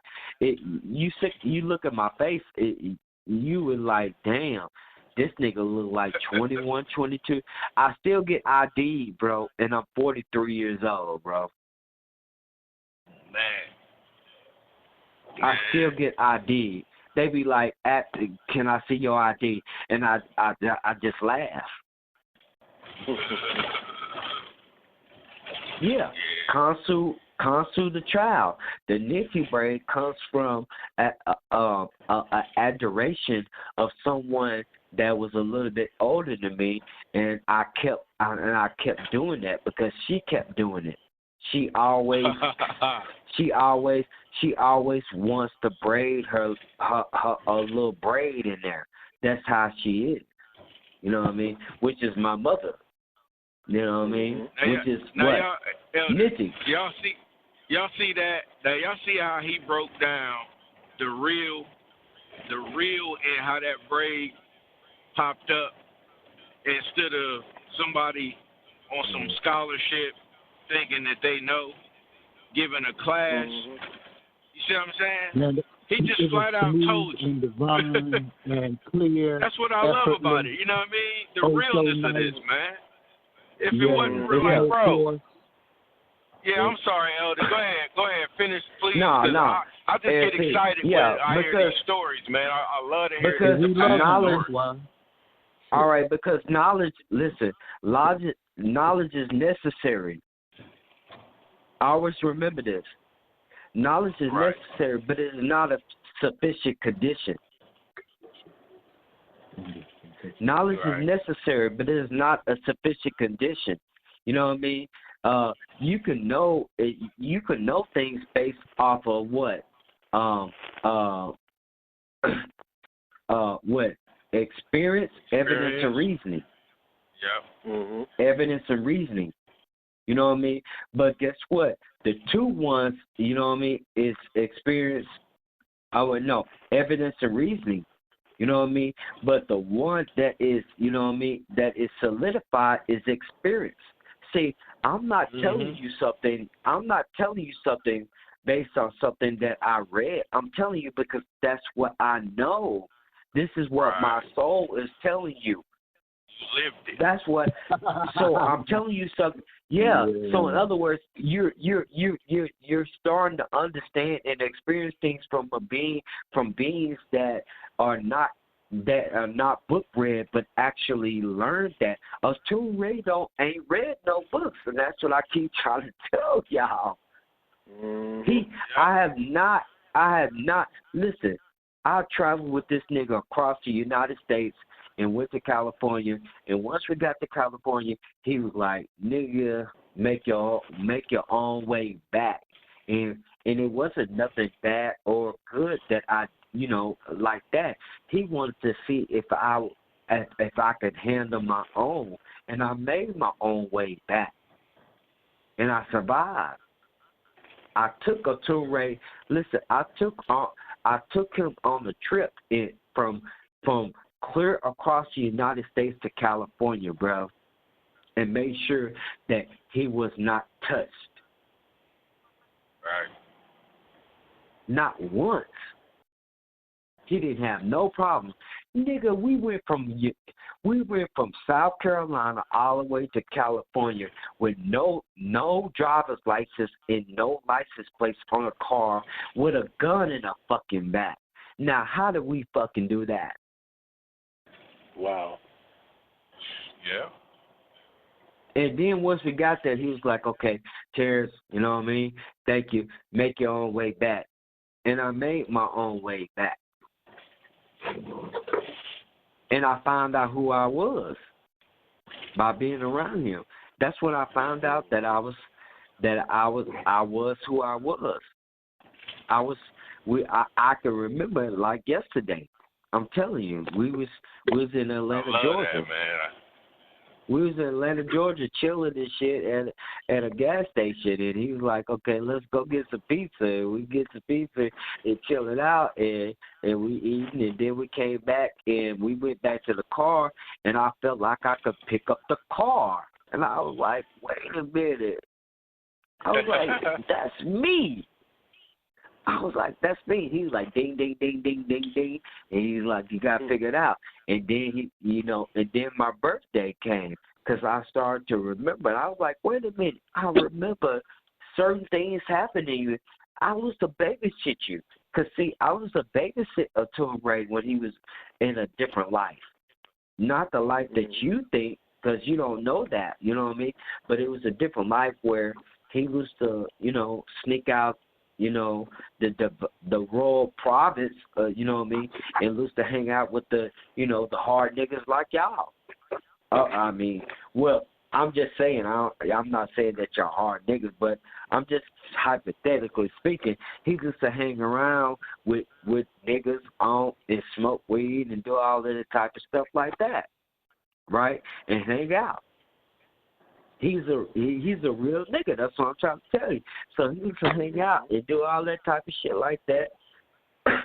And what occurred is that what occurred is that I found out that nigga was doing it, and I gave him a whipping. You know what I mean? And they and when I gave him a whipping, since he was a divine child like that, and I was his babysitter, you know what I mean? What occurred is that they was fixing to chop off my goddamn head, but ATUN-RE told him not to do it because he loved me so. That's why he calls me Unc, which is where you get the word Unc from in the beginning. It's not A-N-K-H, it's U-N-C.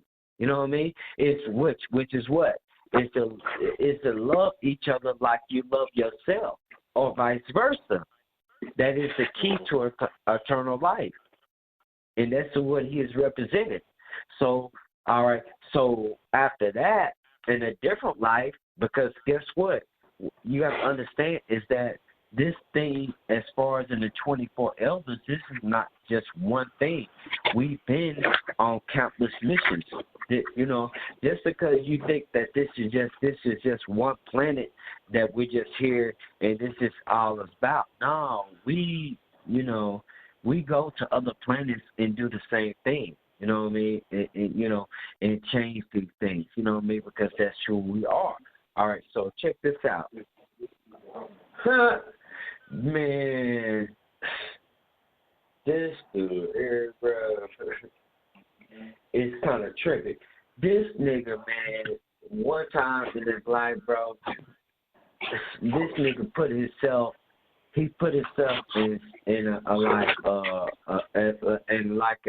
a sarcophagus and stuff like that, and he tried to explain it to us, you know, or to me, and I thought that nigga was fucking tripping. You know what I mean? And when he did that, circumvent, yeah. And I thought it was something that I did wrong. So once he did that, and I could not convince him that you know what I mean, what it was is that I thought it was crazy because I thought my ego was thinking that I knew what more than he did, what I did not know. So when he did that, and he circumvented death and shit like that, and I went off and I started to drink alcohol, you know what I mean, which is, you know, kind of like in a way what I do now. But in any case, I drank alcohol and I fell off a fucking cliff, bro. Yeah, which is why now I don't like heights.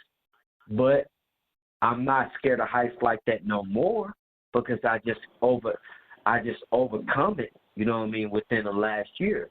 But I didn't like heights like that because that's what happened. I fell off a fucking cliff, bro.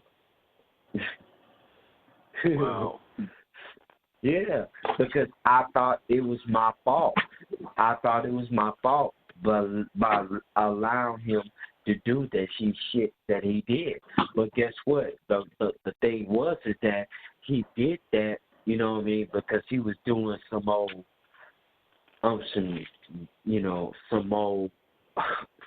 deep shit that we don't even understand at this particular point in time that allow him to come here right now to speak to y'all as he is.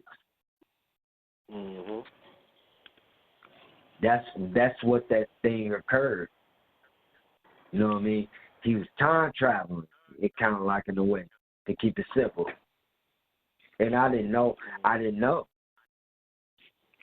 You know what I mean? Like for instance, I'm a hierophant. I'm a teacher. You know what I mean? To disclose the esoteric meanings to certain information, but I'm not.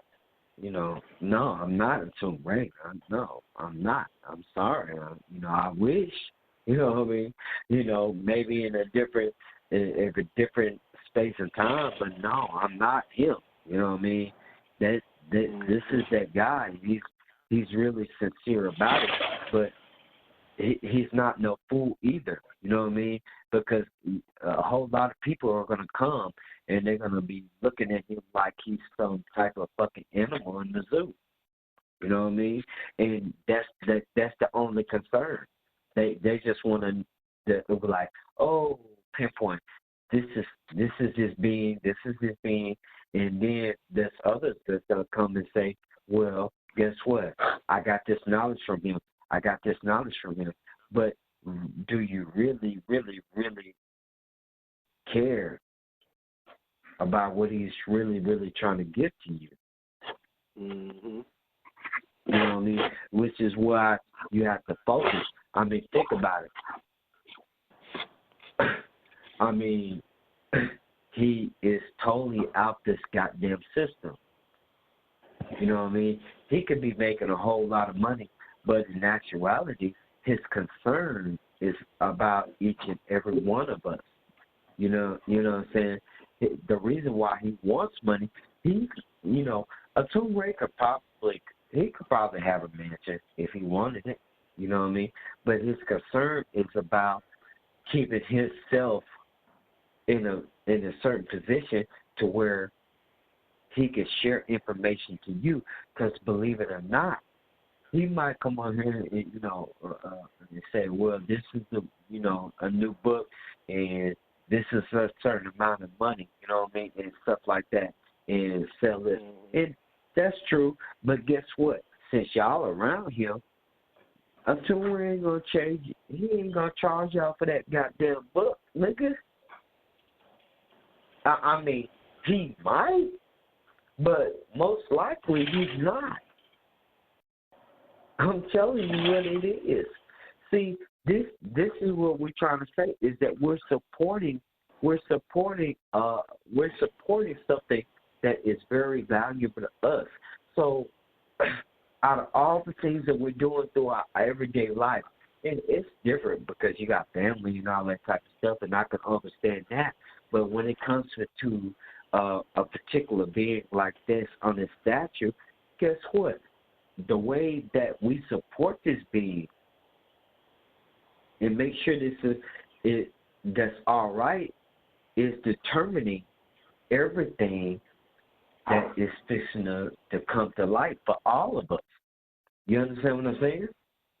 Mm-hmm. We're actually protecting. We are everybody, the Masons, all the Masons they have an oath to protect the child. Exactly. That child, the Messiah. But guess what? We got that responsibility. Mm-hmm. Yeah. So I just wanted to leave it like that, and I hope, like I said, I gotta, I know quite a bit, and it's not being arrogant or anything like that. I know quite a bit, but my school as an elder is love and relationship. So I'm always going to be talking about, the relationship aspect of it all. You know what I mean? And young elder, he speaks about galactic travel because that's the school that he's supposed to teach.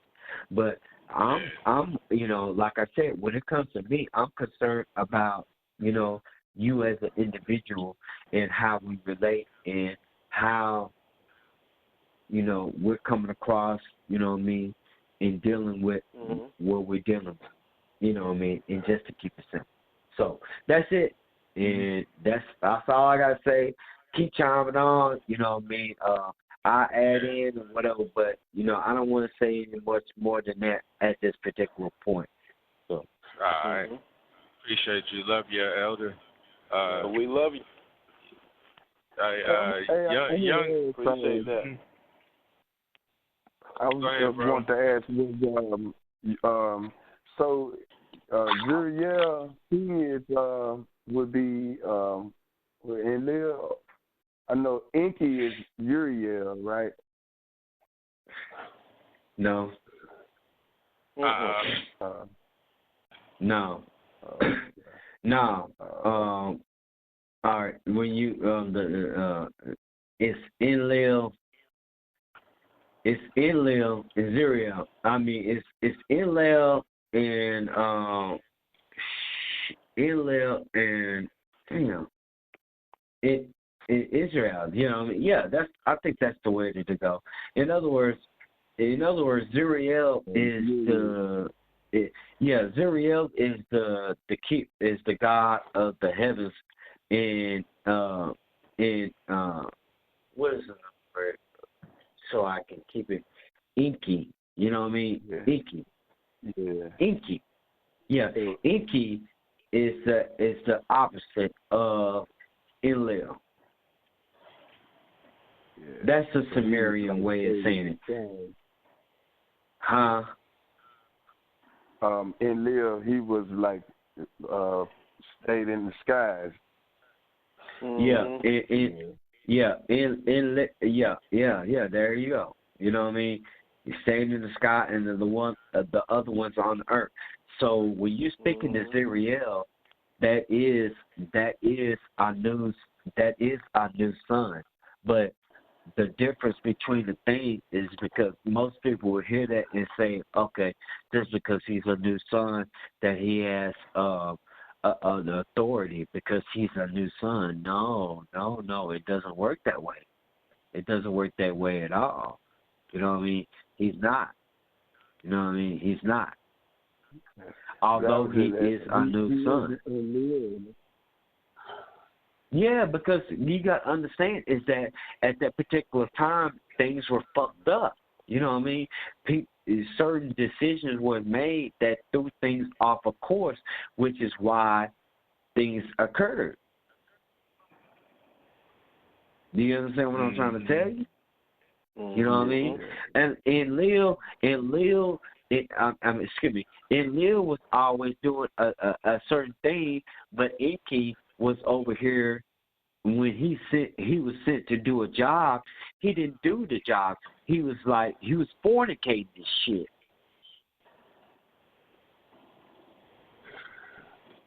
Yeah. Right.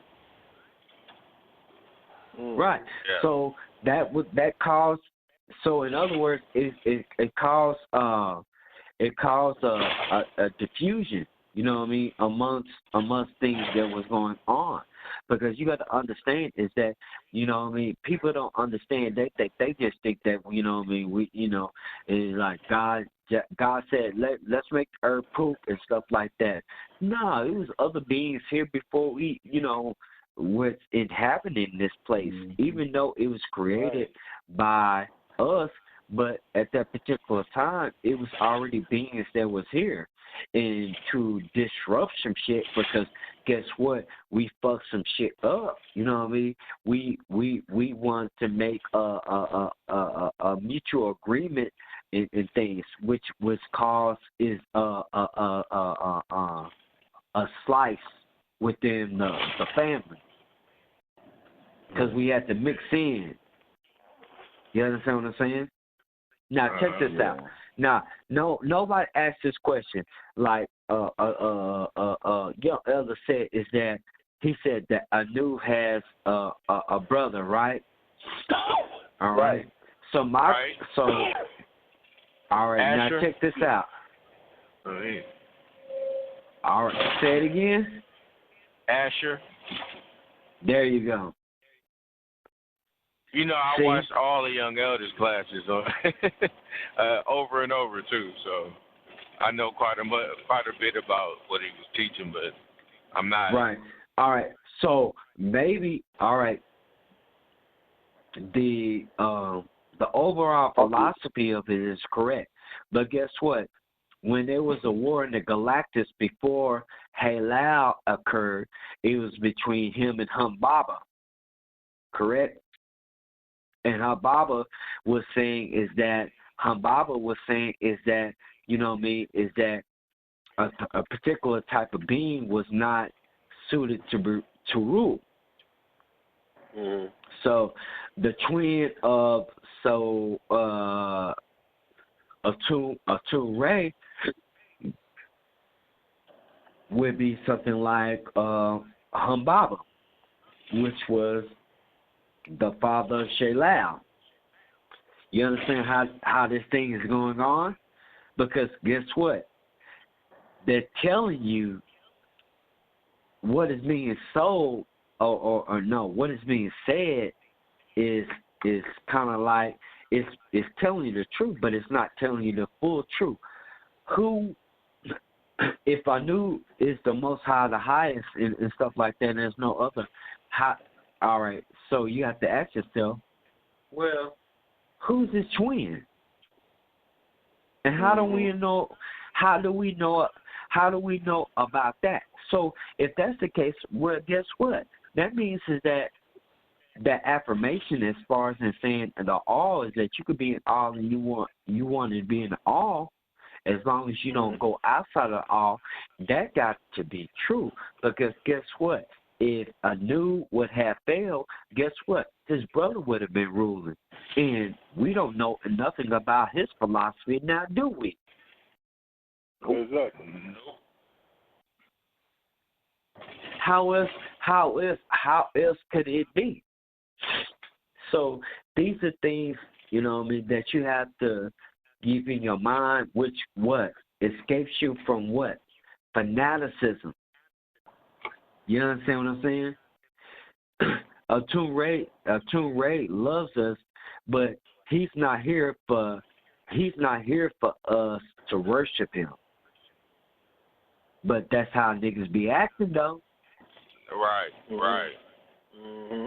He said to get us to work, get y'all to work, get moving. Yeah, yeah. Mm-hmm. Well, you know, I'm gonna just be honest with you. You know what I mean? You gotta love him intentionally. See, I don't, you know, I love ATUN-RE unconditionally, not only because I've been around him, but I know who he is. You know what I mean? I've had countless experiences. You know what I mean, with him, and I just love him like I love a brother. You understand what I'm saying? But if ATUN-RE do something, you know what I mean, and I feel like, guess what? It's a detriment, it could possibly be a problem with him. Nigga, you think I ain't gonna say nothing? But guess what? It's people like that who deal with fanaticism. It won't say nothing at all because they think that everything is a pot of gold. That's not true. It's not true like that. ATUN-RE will tell you he makes mistakes, bro. He'll tell you. But guess what? There's nothing. I mean, this is one thing that I cannot deny. Nigga, that nigga love us, bro. And I can't say it. I can't say it any more than that. You know what I mean? And if you had the time and to read the books and to be around him like I am, you know what I mean? It's a true testimony. He is the Messiah, bro. I'm telling you straight up. Nigga, we travel.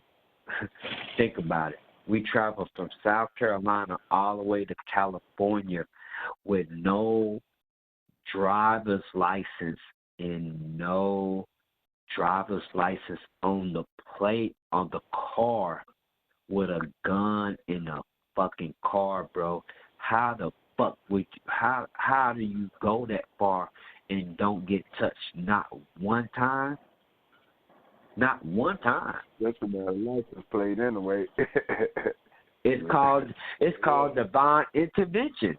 It's called divine intervention.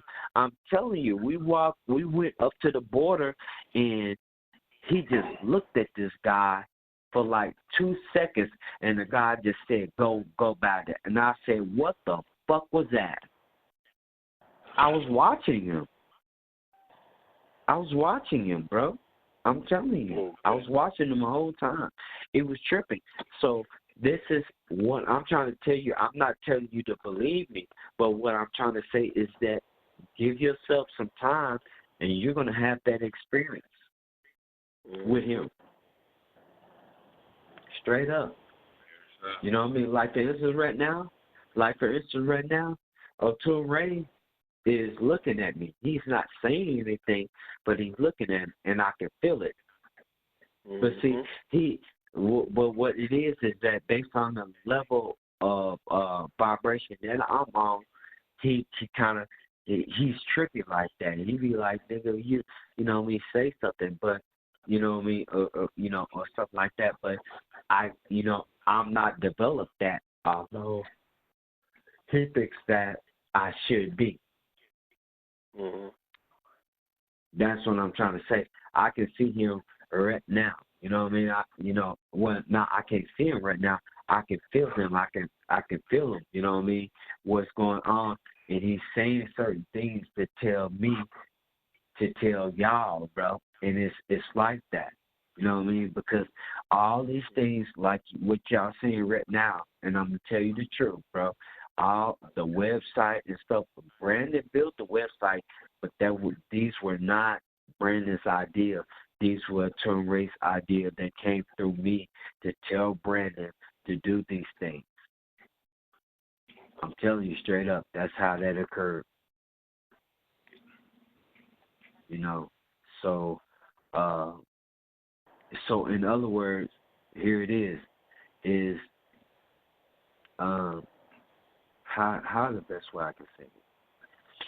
Subdue your ego. You know what I mean? Let certain things, you know what I mean, that learn how to watch your thoughts instead of being all wrapped up into them. Mm-hmm. And I'm gonna say it again.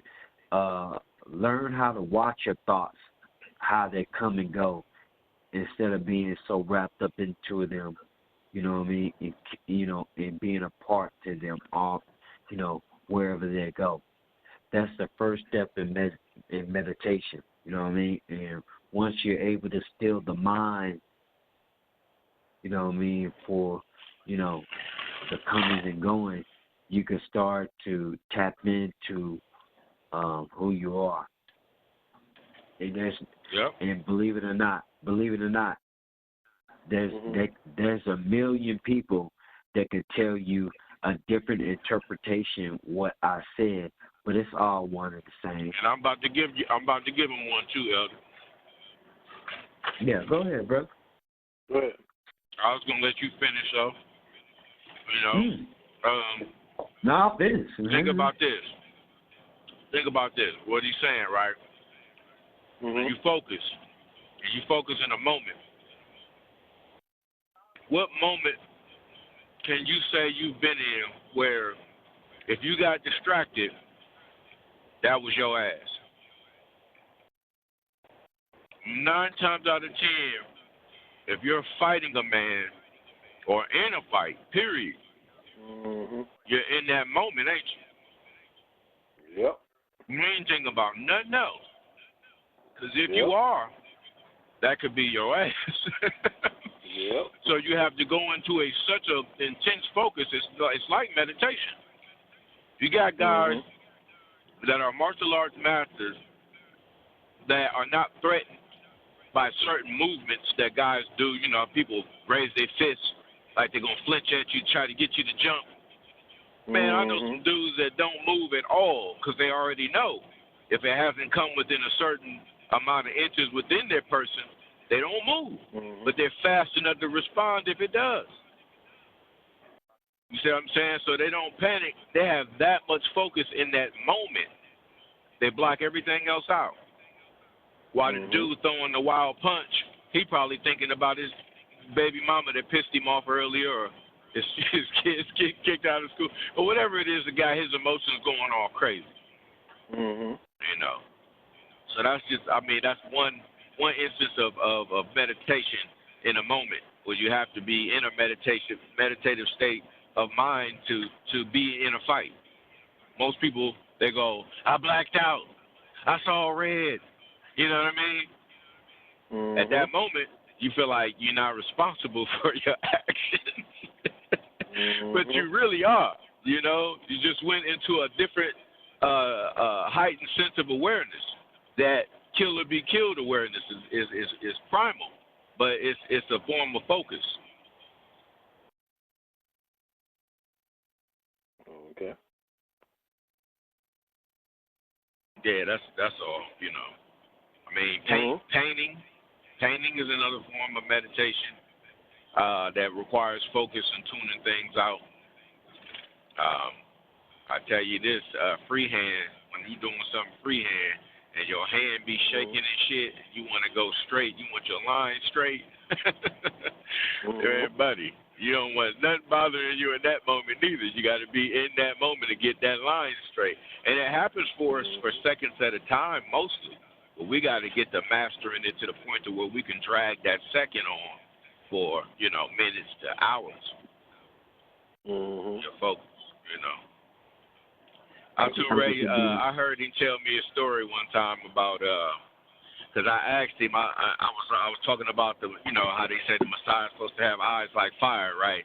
He said my eyes can't light up, right?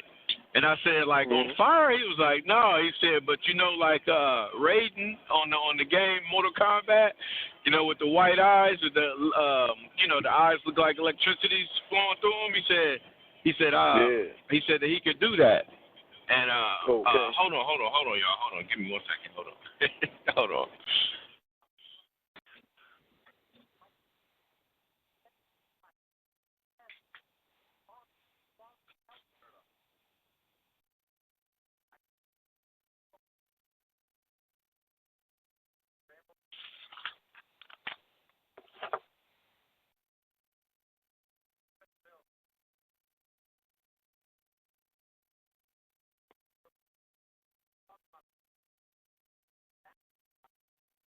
All right. Mm-hmm. All right. Yeah. Sorry, man. I got disconnected, man. You know what I mean? But yeah, man. You know, it's like I said, man. Listen, just 'cause I'm not trying to, you know, y'all do who y'all are, man. Y'all your own people, man. Don't, don't get caught up in the fanaticism like that. You know what I mean? You know, niggas are gonna be niggas. You understand what I'm saying? You know, all of y'all are great. You know, I can't sit up here and say that I'm greater than anybody else, bro. You know what I mean? Because it all is a part of the grand equation. You hear me? Yes, sir. Mm-hmm. Straight up. You know what I mean? And that's just how you have to. But go ahead, man. I just want to. All right. All right. ATUN-RE was telling me because I had asked him about, some of the biblical stuff, was like getting into what Brother Elder Consul was saying about ATUN-RE. What is it? See, you got me saying now. See, I'm calling on the I'm calling on the Well, we was talking. Okay, all right. The biblical story dealing with fanaticism. That's the word. Fanaticism. That's the word.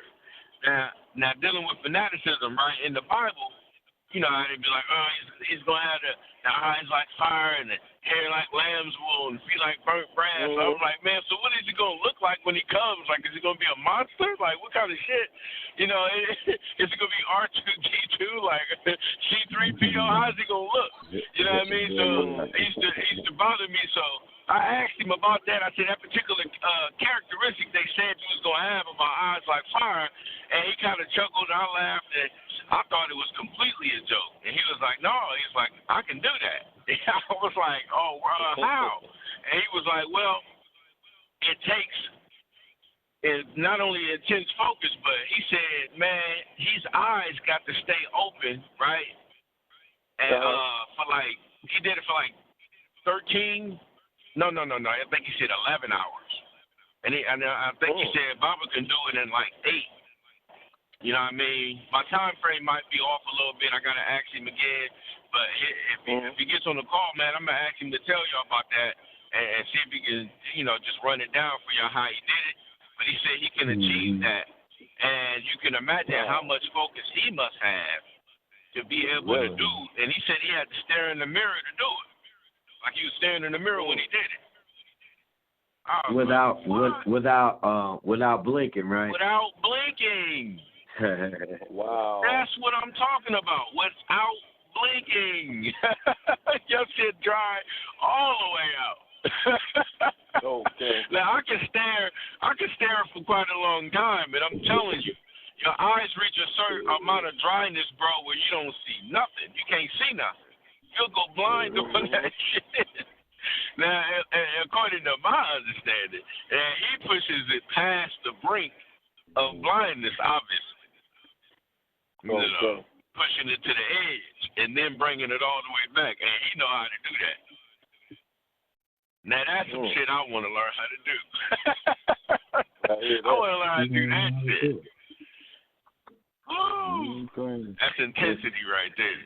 Well, just practice, you know what I mean? And what it is that, it just, most people would like to think that it has to do something with the training of the eye. You know what I mean? What it is that it's something that you're passionate about. You know what I mean? You know how you could be, all right, you're married, right? Yep. Do you remember the first time you saw her? Was it love at first sight? or was it something? I don't think it was for her, but I think it was for me. All right. But no, that's what I'm saying. That's what I said. You. yeah. It was for me. All right. Did you? How long were you focused on her? Were you looking at her from the time she got out the car? Yeah, and how long? Until I had got the number and parted ways. I was focused on her until I achieved my goal. Now, young brother, the other brother, you know good and well that what he just said, that just didn't happen in 5 minutes, bro. Right. You know it didn't. So it's what your eyes are fixated on. You know what I mean? If it's something that you're very adamant about, you're gonna look like this right now. I'm looking at something, you know what I mean, and I don't have to look. I don't have to blink because that's something that I just want, to look at. So your consciousness creates, that's the point, is that your consciousness creates your reality. You know what I mean? And that's what it is. I don't, at this particular time, based on the information that I know, I'm not going to sit up here and say that you have to have full focus at all times, but for the most part, you got to be able to,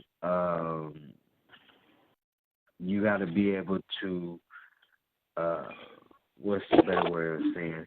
When you no, wait. Don't interrupt me because I don't like that. You got to be able to focus on something, you know what I mean, and not let certain thoughts come in that deter you from looking at it. You know what I mean? And that goes back to what we're talking about with meditation, is that you got to be able to, first of all, when you're meditating, you know what I mean, you got to be able to, first of all, see the difference between your thoughts and you. You know what I mean? Because you are not your thoughts. You know what I mean? Thoughts are coming and going, but you are the consciousness. You know what I mean? So you got to differentiate between the two. Once you're able to do that, you know what I mean, you could differentiate. You know what I mean? You could steal your thoughts or speed them up and stuff like that. But you gotta have to focus on those, and this is what we're talking about right now. You know what I mean? You gotta be able to, all right, this is me. All right, it's a focus. It's a focus on the inner self of the eternal witness. The eternal witness is your consciousness. It doesn't matter what mind state that you're in, whether it's in the waking state and you're dealing with what we're talking about right now, or in the sleep state, you know what I mean, or in the casual state, which is, like I said, the black state. You got the one thing that is common within all three of those is the eternal witness, your consciousness. So therefore, when you're able to focus in and tune into your consciousness, then you don't have to blink like that, or to say blink like that. It would be shortened all the time, because you know what your focus is on, as opposed to other people. You can have people around you, and y'all could be talking about Alex Haley or anything like that, just be talking like that for 30 minutes. But then when a chick with the red dress come by, all of a sudden your attention is on that red dress, like on the Matrix. Right. Same thing. Okay. That's exactly how it occurred. And see, this is what I'm trying to tell you is that, like I said, knowledge is necessary, but it's not a sufficient condition, because I wouldn't be able to tell you these things unless I experienced it for myself. I'm telling you, I understood this. These are things that was happening in my life. So, you know, same thing with ATUN-RE is that focus, bro. Focus, you know, in concentration on anything moves things. Telekinesis, you know what I mean? Putting your your two hands together within 2 centimeters, 2 inches, you know, and feeling that energy. Eventually, you're gonna start to feel that chi within your hand, and you're gonna start to move things. But how am I gonna tell you? Everybody wants to say, you know what I mean? Well, the question is how you move things, and I say I do it this way. Well, it's not that easy like that, because I could tell you how you do it, but unless you apply it, it's never ever gonna get done. Never. So how am I, you know, and that's the difference between what? Doing in fanaticism or undoing. You see what I'm saying? It's going to be people, it's going to be plenty of people who are going to come here and just want to hear and think just because they hear it and they know it, it applies. No, it doesn't apply. You know what I mean? This is a spiritual life. You're going to have to earn your keep, like the regulators. You remember the regulators? You got to earn your keep. Yeah. You got to earn your keep around here, man. It ain't no easy shit like that. You got to actually start to apply these things, which is why I was saying from the beginning, and which is why I haven't really,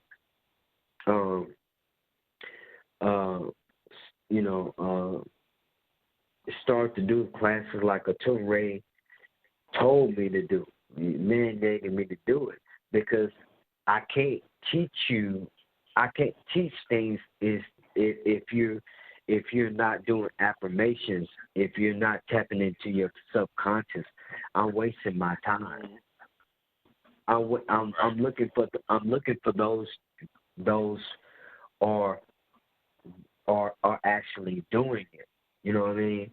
It making these things happen. That's it. You can't, like I said, you can't move an object unless you learn how to move the object. You can't see an aura, and unless you train your mind to see an aura, unless spiritually you're on that level to where you're naturally seeing them already, because you're carrying your experiences between one lifetime to the next. Most people cannot do that because it's a trauma. It's some type of trauma that has occurred to where they're not able to carry those experiences. It's a trauma. That's what it is. It's a trauma. Okay. It's not something that. You're taking a math class and and it's 1 through 20 and you're 18 and the time ran out and you didn't get to do that. That's going to determine your fate. No, it's not like that at all. You know what I mean? It's not like that. You know what I mean? What it is that spiritually you haven't earned something on a much more deeper level than that, to where you have to learn. And what it happens is that you go through a traumatic experience that makes you fucking forget that shit. You get it?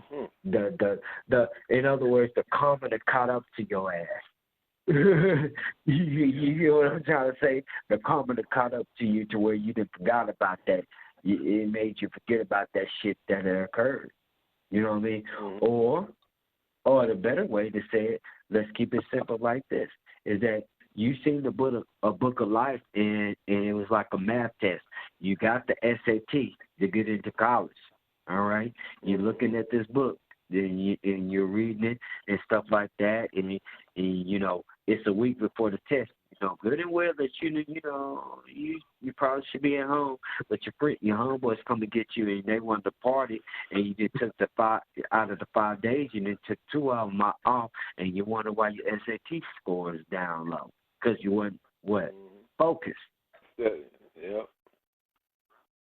On what it is, and that's the same thing now. Is that really, if you listen to what ATUN-RE is trying to say, is that he's trying to get us focused, which is why he keeps trying to say is that our response flow is low because you're not paying attention.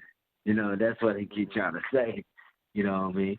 But he's the master teacher. I can only give you so much. He's something different. You know what I mean? But that's just a way of looking at it. Mm-hmm.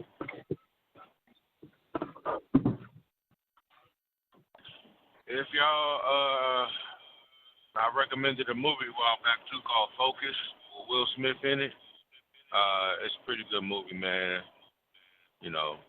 Just like you were saying, when I seen my my wife, I was focused on her until I got the phone number and everything, till I achieved my goal.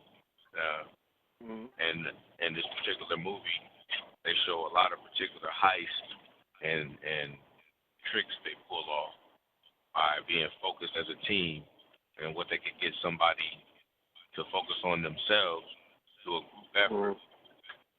They manipulate wealthy people, a lot of wealthy people in this movie by working together as a group, as a unit, So, yeah, focus is very important, man. Focus is very important, especially when you multitask. And, a person like Tank, he has to multitask a lot of times, so he's probably getting as much practice as he can get at focus as well. He probably can give everybody some pointers too. I know Tank does yoga. You do yoga too, bro? Tank, you on the line? Yeah, 'cause I know he be mentioning that to me sometimes about the yoga. Yeah. If I'm not mistaken, I think he does yoga too. That releases a lot of attention. It gets the blood flowing good, man. It keeps the joints and everything, the body feeling movable, and used. If you don't use it, you'll lose it. Most definitely if you're sitting around all day, your body starts stiffening up. Yeah. Excuse me, it'll stiffen up. It's almost like sometimes I feel like, man, the kind of plants we are like water plants, like corals. You know what I mean? Our bodies is like corals. Like if they don't, as long as they're in water, they're alive and they're moist. The minute you take them out of the water, they start to dry out. But then you put them back in some water, they can revive. I seen one get put back in water and start moving again. I was like, what? I thought that motherfucker was dead. You know what I mean? So, that's certain things in life, man, are fascinating. They have a lot of lessons. If you just observe. I'm the kind of cat that's observed my whole life, so I picked up on a lot. Especially watching my family members. I know I ain't the only one doing that. Guys make mistakes in my family I do not follow.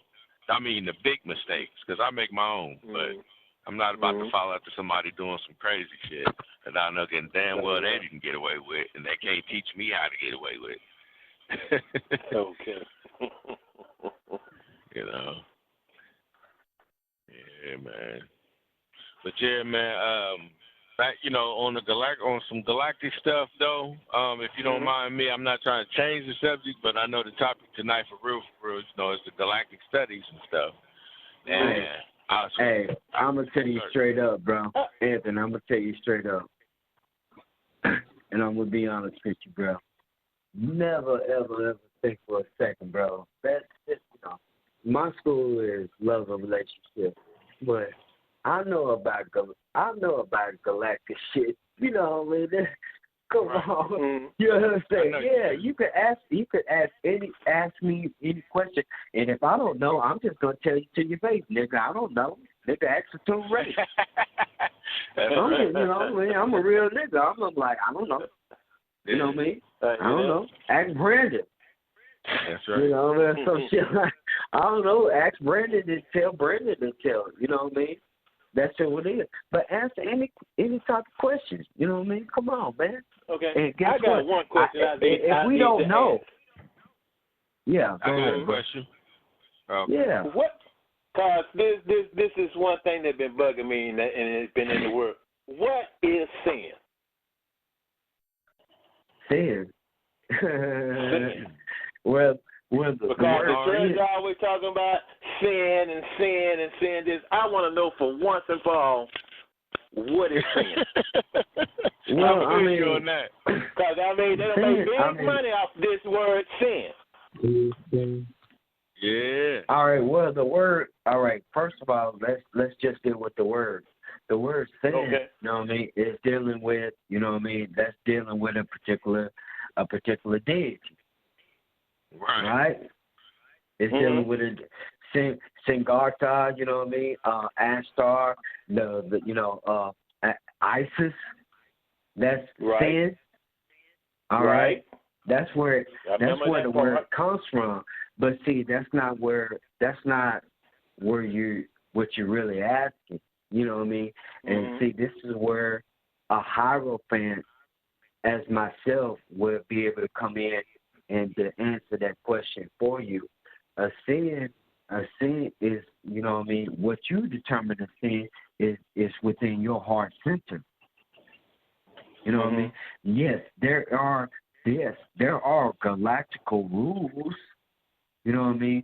But ultimately, you wouldn't know what those were. You wouldn't know or even care about them unless how does your heart feel? How does your heart look in your heart right now? You know what I mean? And see, I tried to tell y'all I based this thing from the beginning to where you can get it. You know what I mean? Is that what does your heart tell you? What is wrong? If I walk, all right, say for instance, brother, do you have a sister? Yes. All right. All right. So watch this. So I walked up her and I snatched something out of her hand. Would you think that was wrong? Exactly. Yeah. All right.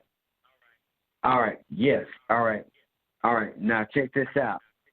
What about there's another piece of it is that me and Anthony were hanging out and you didn't know that I was dating your sister. And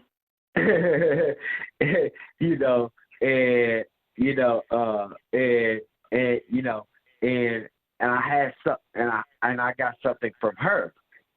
But the only thing that you see is that I snatched something for her. So is that wrong then?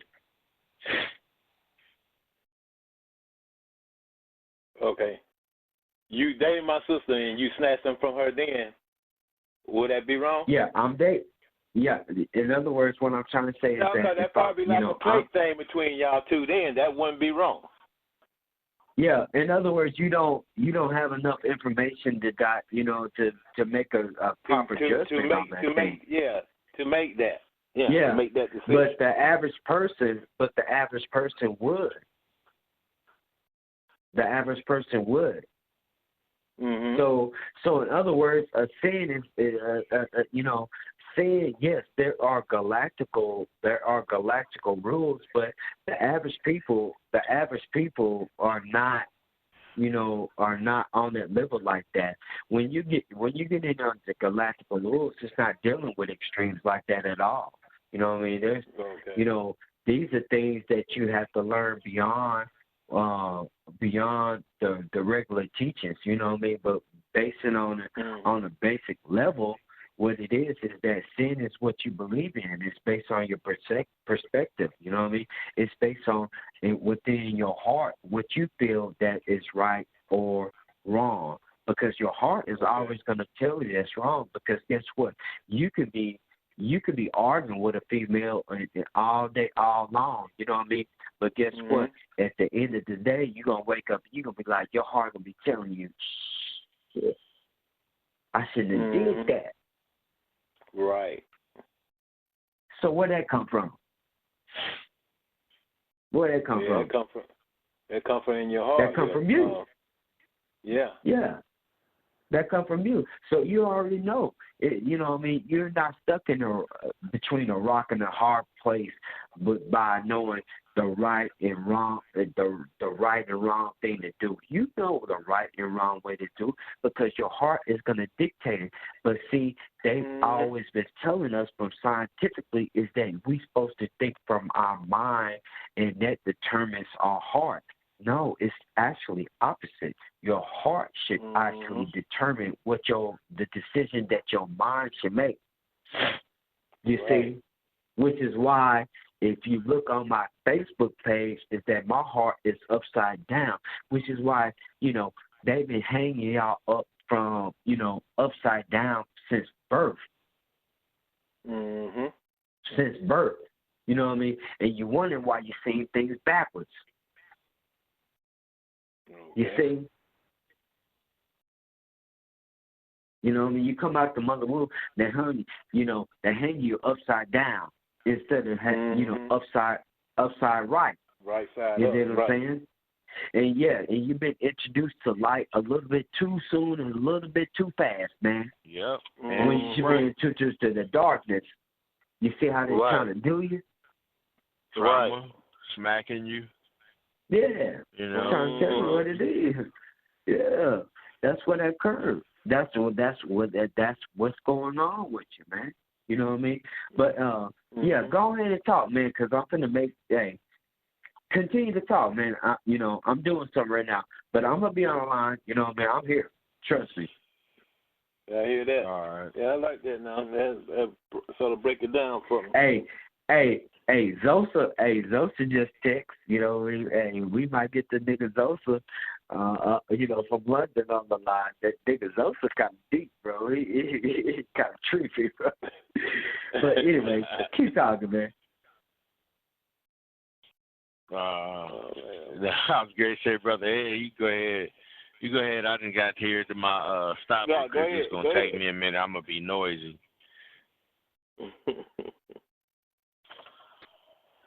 Yeah, y'all go ahead. Okay, I know. I remember back on some of the study, y'all was saying some of the elders have to tell you how to move through the galaxy, so where you got to bend down prostate from in front of certain beings. Prostrate, yeah. Yeah. Said they like when you do that. When you going through certain places through the galaxy. Hey, say it again. I didn't hear you. Say it again. I didn't hear you. Say it again. I remember from a class long ago. One of the elder was talking about when you when you move through certain galaxy, you got to know how to prostrate, how to in front of certain beings, how to harm yourself. That's what it sounds like. Before you can reach your highest heights, you got to go to your deepest depths. That has to deal with crushing the ego, probably. Or subduing the ego, not crushing it.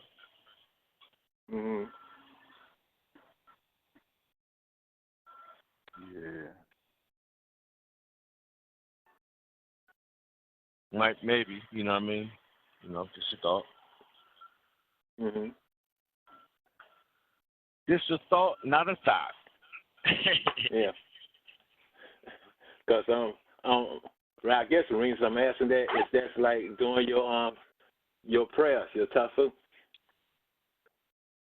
where it shows the different the different moves that we do in prostate. No, listen. It's not like, it's not like that. You know what I mean? These prayer, meditation, and stuff like that, these are getting you into higher degrees, you know what I mean? But like I said before, it's important for everybody to understand is that you got to do those things. But right now, you're experiencing everything. You're just not comprehending what's going on. You know what I'm saying? You're being influenced by different dimensions and all that type of shit like that right now, but you're just not aware and to be able to interpret what the fuck is going on because you have not raised yourself up. So if you want to raise yourself up, you do it. There is no other one. There is no other one that you're looking for. You know what I mean? You're not sitting up here every day talking about ATUN, and stuff like that. No, that's you. That's you because you are ATUN-RE. You are Amun-Re. You are Anu. That center of yourself is everything that you're looking for. If you want to find that self, you got to take that journey within yourself. You're not looking for some type of person to tell you anything because that person that you're looking for is actually within you. You know what I mean? It's just the reason why you're naming things and stuff like that is because you're looking at it as far as in a subjective, objective type of thing, which is the dot creating a line and a circle in another circle to do something else. But in actuality, everything is ATUN. The all is ATUN. You are ATUN-RE. That's what we're trying to tell you. You see? You got to go within yourself. You got to go take some time. And when you get up in the morning, before you go to sleep, just take some time and just take some time and slow yourself down and look at your thoughts and separate yourself from the thoughts and understand is that you're not your thoughts. And then go a little bit deeper until you can find your center point, your 0 point. Your 0 point. And then that 0 point that you're looking for is actually what you're looking for, God. You see? When we're talking about, most people, when you hear about God, they were just talking, oh my God, there's that God over there. No, there is certain type of offices that God takes, like for ATUN-RE. He takes he takes an office. Yes, indeed. But guess what? Still and yet, he's so far advanced upon the shit to where you have no idea. Right. You understand what I'm saying? That 0 point and stuff like that has an identity. And that's what I'm trying to tell you of who this being is. You understand what I'm saying? But in actuality, it is you too. This is why he keeps trying to tell you is that I am ATUN-RE. Why? If ATUN-RE is different from you, why do he keep trying to tell you is that you're ATUN-RE? Somebody tell me that. Because they keep trying to tell us what time it is. All right, so somebody tell me this right here, and I know somebody know. What's the all prayer? I'm an all of what? And the all is in me. Right? I'm one with the all. What is the all? You said what is the all prayer, Elder? Yeah. Oh, yeah, I got you. I am in the love of the all, and all love is in me. I'm a part of the all is a part of me. I am one with the all is one with me. I can succeed as a part of the all and fail as an individual. I can be all that I wish in the all as long as my wish is to stand the all. I'm never alone. The all is, I am. The all can, I can. The all does, I do. Now, why would they tell you something like that if that's not true? It doesn't matter. Right. You know what I mean? I knew it's still in the all. Right. But we follow, there's a hierarchy within everything. But guess what? You could be all you wish in the all if you so choose to be. So if you want to be the head honcho, well, niggas, stop wasting your fucking time. You better hurry up. Because these niggas on the whole other level than what you dealing with. Okay. Because they ain't procrastinating. Okay. They at it. All right. So that's what it is. And you know what I mean? And once you start to get to a level like that, on a level like I do, nigga, selfishness is not even into play. Because that's going to be eradicated before you even open up the first fucking door. Okay. How you going to be selfish and you talking about you a part of it all? That's right. You just sitting there looking stupid in the bitch. It's about me. What? Nigga, it's not about you. It's about all. Right. There you go. So these are things. And the real. Because I'm just getting over this cold. But these are things that that we have to be mindful of. I don't think about those things like that. You know what I mean? I don't at all. I don't. I'm telling you the truth. You know what I mean? I'm you know, I search for universal things. I don't be like, you know, be tripping on that type of shit like that. No, fuck that. Fuck that. I mean, when I be talking to y'all, you know me, my ultimate purpose is that I'm here to help us to grow, because I know is that by helping, you know, you, if you want to look at it like that, if I'm helping you, I'm helping me, or vice versa. Right. You know what I mean? And that's the way that it's supposed to be. There is no other way around it, because you can see it around. You can see it, you know what I mean, in society. There's no other way that you can help yourself without helping somebody else. How? Exactly. You got to give to receive. That's just a natural law. Because that's what I always say. When you helping someone, you helping yourself. Right. And we are Benu. We are sons of Anu. You know what I mean? We are the Benu. Ben, sons of Anu. Mm-hmm. Louisiana, sons of Anu. You know what I mean? All of us.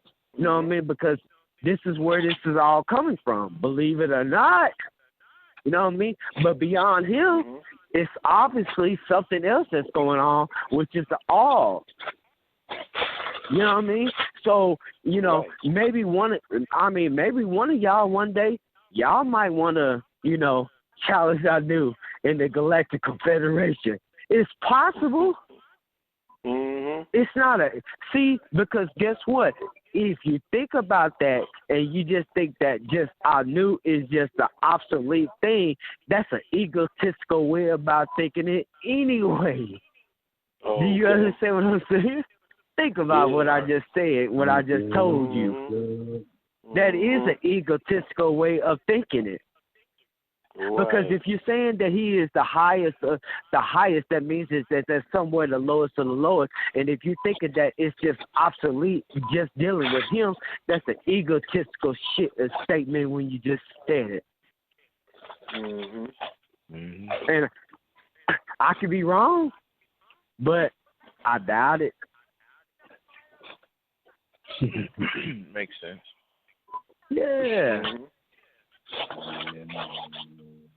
Yeah. That's like, you man, know? That's like saying my daddy beat your daddy's ass. yeah. My daddy beat your daddy.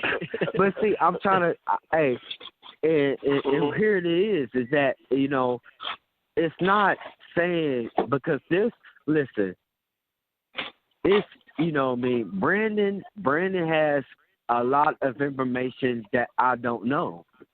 Anthony, you got information that I don't know. The reason why I know it to be true is because you got your own zero time reference, bro.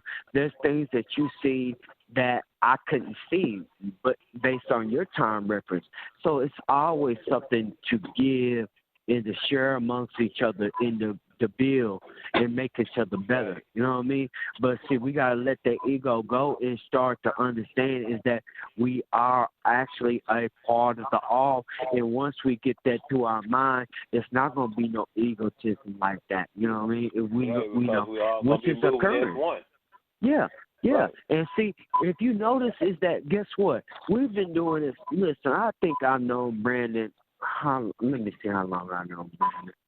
Because I fractured my wrist 4 or 5 months ago, so 3. I think I've known Brandon for at least 7 months, bro. At least, you know what I mean? At least. And all these things have occurred, you know what I mean? And I know Anthony and stuff like that. But I mean, I haven't really. I've expressed myself about things, but nobody on this line has never ever had a argument amongst each other. Have y'all not noticed that, bro? Not one. Yeah. We must, you know, yeah. I mean, it might be some newcomers, and we have to say something, but not us. Yeah, but not us. Mm-hmm. Right. There ain't no arguments going on. Hey, sis, how you doing? I'm good. You know. All right, but go ahead. I'm listening. Yeah. Nothing. It's nothing like that, bro. Right. It's not. You know. And here's the thing. And I'm glad that I'm bringing it up because you know I'm trying to cover a certain amount of information within the time that it's allotted to me. You know, it's important, you know what I mean, that we let Manette talk, you know what I mean, and it's not something, you know, per se negative or anything like that, but she's business savvy. She's going to help us to to create a workflow. You know what I mean? Because she's just like that. You know what I mean? I talk to her very often, and she's always, hey, what's going on with this? What's going on? Now do this. And guess what? It's automatic going to be that because guess what? Once we have that female voice amongst us, it's, you know, it's just going to happen like that. You know what I mean? We don't. I mean, I'm not sitting up here saying that y'all don't have no girlfriends because I know that y'all have girlfriends. You know what I mean? But guess what? What other female around here is around us like that's aggressive like Amanette? You know what I mean? That little young girl, if Amanette and her got online, Amanette would have crushed that girl, boy. You know what I mean? But guess what? But Amanette is really, really true. You know what I mean? I'm telling you, she's true that from what I know. You know what I mean? Based on what I can see right now. But you know, in other words, we have to have some type of feminine energy amongst us. You know what I mean? To where, you know what I mean? To where she's keeping us going because in actuality, we got to always understand is that the female principle is actually the more active principle. The male principle is the more solid God principle. You understand what I'm saying? It's more of a thought principle. She's more of an active principle than we are. Right. So we gotta have that amongst us. You know what I mean? And implement that. You know what I mean? And, you know, so that's just another thing. But anyway, man, like I said, I'm not, you know, talking too much, you know, or anything like that, because I'm finna try and buy me something to eat over here. Continue to talk, man. I'm finna buy me something to eat real quick, man. It's all good. Hey, I enjoy the info. Yeah. Yeah, it's all good. Hold on. I'm here. I'm here, though.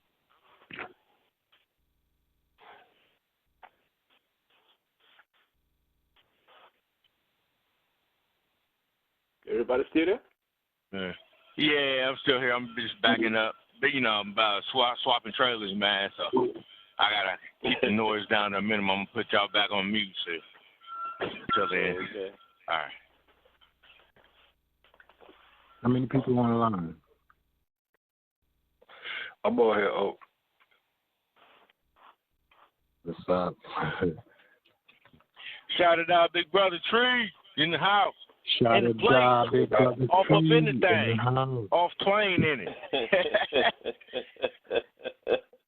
Zuriel, I would apologize for cutting you off. I wasn't trying to cut you off. Yeah, I made a statement. I was just going along with your statement, so I do apologize for that, though. Look at all the love here. Shaddah Da. That's the love the elder was talking about. Mm-hmm. Yo, Aunt. Yes, sir. I gotta keep y'all on mute because there's noise, man. Go ahead, though. I can hear everything you're saying, brother. I can only get back to you though when I get back in the truck. Oh, that's fine. No, I was just gonna tell you, I'm in my feelings a little bit, yo, about that side nutted joint, yo. So I realized I gotta learn to not let, you know, the shit that some of these niggas say and should be punched in their face for affect me, yo, because that shit had me hot for a second, yo. I hear that. You need a test?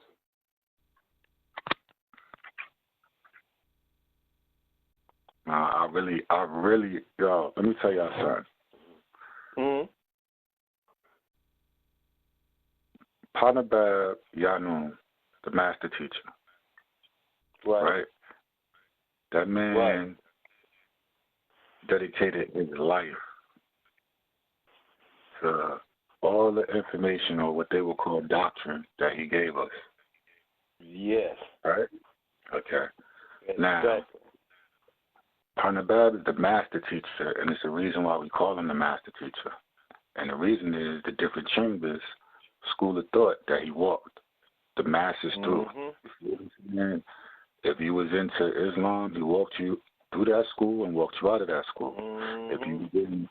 If you was in Judaism, he walked you through that school and out of that school. If you was into what they would call pseudosciences and any other Masonic shit, he walked you through and out of there, okay? So this is why he is the master teacher. Any question that you have, you want to ask him on anything, he would answer it, okay? Exactly. Now, with that being said, again, that's why he is the master teacher amongst other beings that he truly is, right? So, now, my problem with... That's right, I'm back, y'all. The other part to that equation is, as he is the master teacher, he always paid homage, even though he had disagreements with other teachers, okay? He's the master teacher, and he's having disagreements with other teachers that have also dedicated their lives to the teachings and lessons that they brought, again, to our people, the masses. Okay? We paid homage to all our teachers, from Marcus Garvey all the way up to Elijah Muhammad and Farrakhan. Okay? So my problem with anybody, and it's not just the master teacher, however, it is the master teacher in this effect. Anybody that disrespects any of the teachers that have dedicated their lives to bring us information is an ass white buffoon to me. That's number one. And you have no fucking respect for yourself or your people. That's number two. Right? And I say that to say this. What gives any person who gets any level of information, it's one thing to disagree about something and have an opinion about it. However, when you haven't spent the man hours, the time, the sacrifices, the whole life that you put in, the energy, when you haven't spent that amount of study in something, then it's best that you keep your mouth closed. Fine, you want to voice your opinion amongst yourselves and the different ones around you, that's cool. But when you get on a platform and begin to say the things that people say about any teacher, it disheartens me. Now, when it comes to Panabab Yanun, it disheartened me even more, and I be wanting to fight niggas. I'm just telling y'all straight up, bro, because the level. Let me explain why though. The level of disrespect is intolerable because, real shit. You can't go in nobody's hood and say some of the shit that you say about Panabab Yanun, about Farrakhan. Niggas will fucking kill you. You can't go into nobody's neighborhood and say the shit that these people say about Panabab Yanun, about Elijah Muhammad. Niggas will kill you. About Malcolm X, about fucking Martin Luther King. And we can go down the list. So, for the life of me, I don't understand. I really don't understand how it's permitted. How it's not curved. Hold on. You could agree to disagree with the information Pops presented. But to say anything about him, his character, as a person, I have a problem with. I have a big problem with that, yo. You feel me? And that's where my problem with Sayonetta comes in the fact that, my nigga, I get the debate shit, I get all of that shit, but what about the order and the respect of curbing that shit real fast? Like, my nigga, y'all can go back and forth about the information, but I will not tolerate anybody saying anything disrespectful about any teacher. Any teacher. Because if it wasn't for any of those teachers, my nigga, y'all niggas wouldn't be up here debating about shit. Exactly. You feel what I'm saying? Because first of all, you didn't have the knowledge or the comprehension to speak on that knowledge if it wasn't from him and the teachers before. But here's the foolish part, though. Before Panabab Yanun came, everybody was under the spell of belief. Now Panabab Yanun has come, and everybody's fucking researching and studying and running through everything like a fine-tooth comb. So I say to everybody out there in this motherfucker, guess what? You could talk shit all you want about Panabab Yanun, but his power has manifested in each and every last one of you motherfuckers making money and doing whatever the fuck you doing on TV talking this shit, because it was him. Chuck Morgan, too, I slapped the shit out of his fucking ass, yo. You understand what I'm saying? Man. If it wasn't for him, it wouldn't be no Chuck fucking Morgan. Literally. You feel what I'm saying? I don't know that man. Listen, I don't know that man. I don't know that man. You feel what I'm saying? And I can't speak on that man's character, nothing. But my G, you sit here and you say you walked with Panabab Yanun at one point in time. So I don't give a fuck about what disagreement. There's no possible way you could sit up here and tell me he was phony, this, that, and the third. That's bullshit, bro. Because look how you did. You feel what I'm saying? All that talking shit. All that talking shit and having the mic for all that long, and that came from Pop, yo. That came from Pop. You knew if Pop got the mic, you wasn't going to get that shit back. So all you niggas think, because you was under that influence, that's the way it goes down. And that's the way that's his likeness in you, and you don't even fucking know it. You see what I'm saying? That shit just, that got me real. I'm hot about that, bro. I don't like that, my nigga. I wouldn't be surprised, big bro, if Chuck Morgan wasn't CIA. I wouldn't be surprised if he wasn't an implant into the Nuwapian Nation. That's what I'm saying. Shit going, man. A lot of these folks are implants. And and they show themselves to be. You see what I'm saying? Try. Yeah. Yeah. Yeah. Because I realize that now too. I know one time I was on Facebook and I had to correct the brother because he was talking about he stayed on the land, he walked with Pop, and he was trying to bad my Pop. I said, hold up. I said, you gonna tell me you gonna walk with this being and you stayed on the land? Okay, just stayed on the land. He gave you somewhere to stay too, didn't he? And plus fed you. Right. Yep. And I said, and you got the nerve to talk about someone that totally just took care of you, really? I said, and you walking with him on the physical side, but you didn't walk with him on the spiritual side because you couldn't. Well, and that'd be the other part to the equation of realizing, and I can't say this about everybody, yo. See what I'm saying? Mm-hmm. But I realized a lot of the shit that niggas was dealing with was on the physical, yo. It was about what you could get out that shit individually. Y'all niggas was never about the unification of our people. And that's where I really want to get it on with niggas, my nigga. I love my people. I could give a fuck, my nigga. The whole purpose, you could throw all the fucking doctrine out the window. My nigga, at the end of the day, we remain. We fucking remain. And if we can't see eye to eye, what the fucking point is us being in existence for? You understand what I'm saying? So while all these stupid niggas want to be super intellectual and all that shit, it just shows me how fucking carnal you really fucking are, yo. You don't have no fucking intelligence. You don't have no fucking intelligence. You feel what I'm saying? None, because you can't even see the fact that by tearing down Partner Bab Yanun, that you also tear down all the other fucking teachers, because the white man know that this nigga told the fucking truth, dummy. Exactly. Dummy. If they did, they wouldn't have it locked up. Simple. And this is why they allow your stupid asses to be on the internet talking all the shit y'all talk, because y'all don't know shit. Trust me, if you knew some shit, my nigga, if you really knew some shit, them niggas would be at your front fucking door. They'd be at your fucking door already. Oh, punk ass Cuban crisis, motherfucker Malik.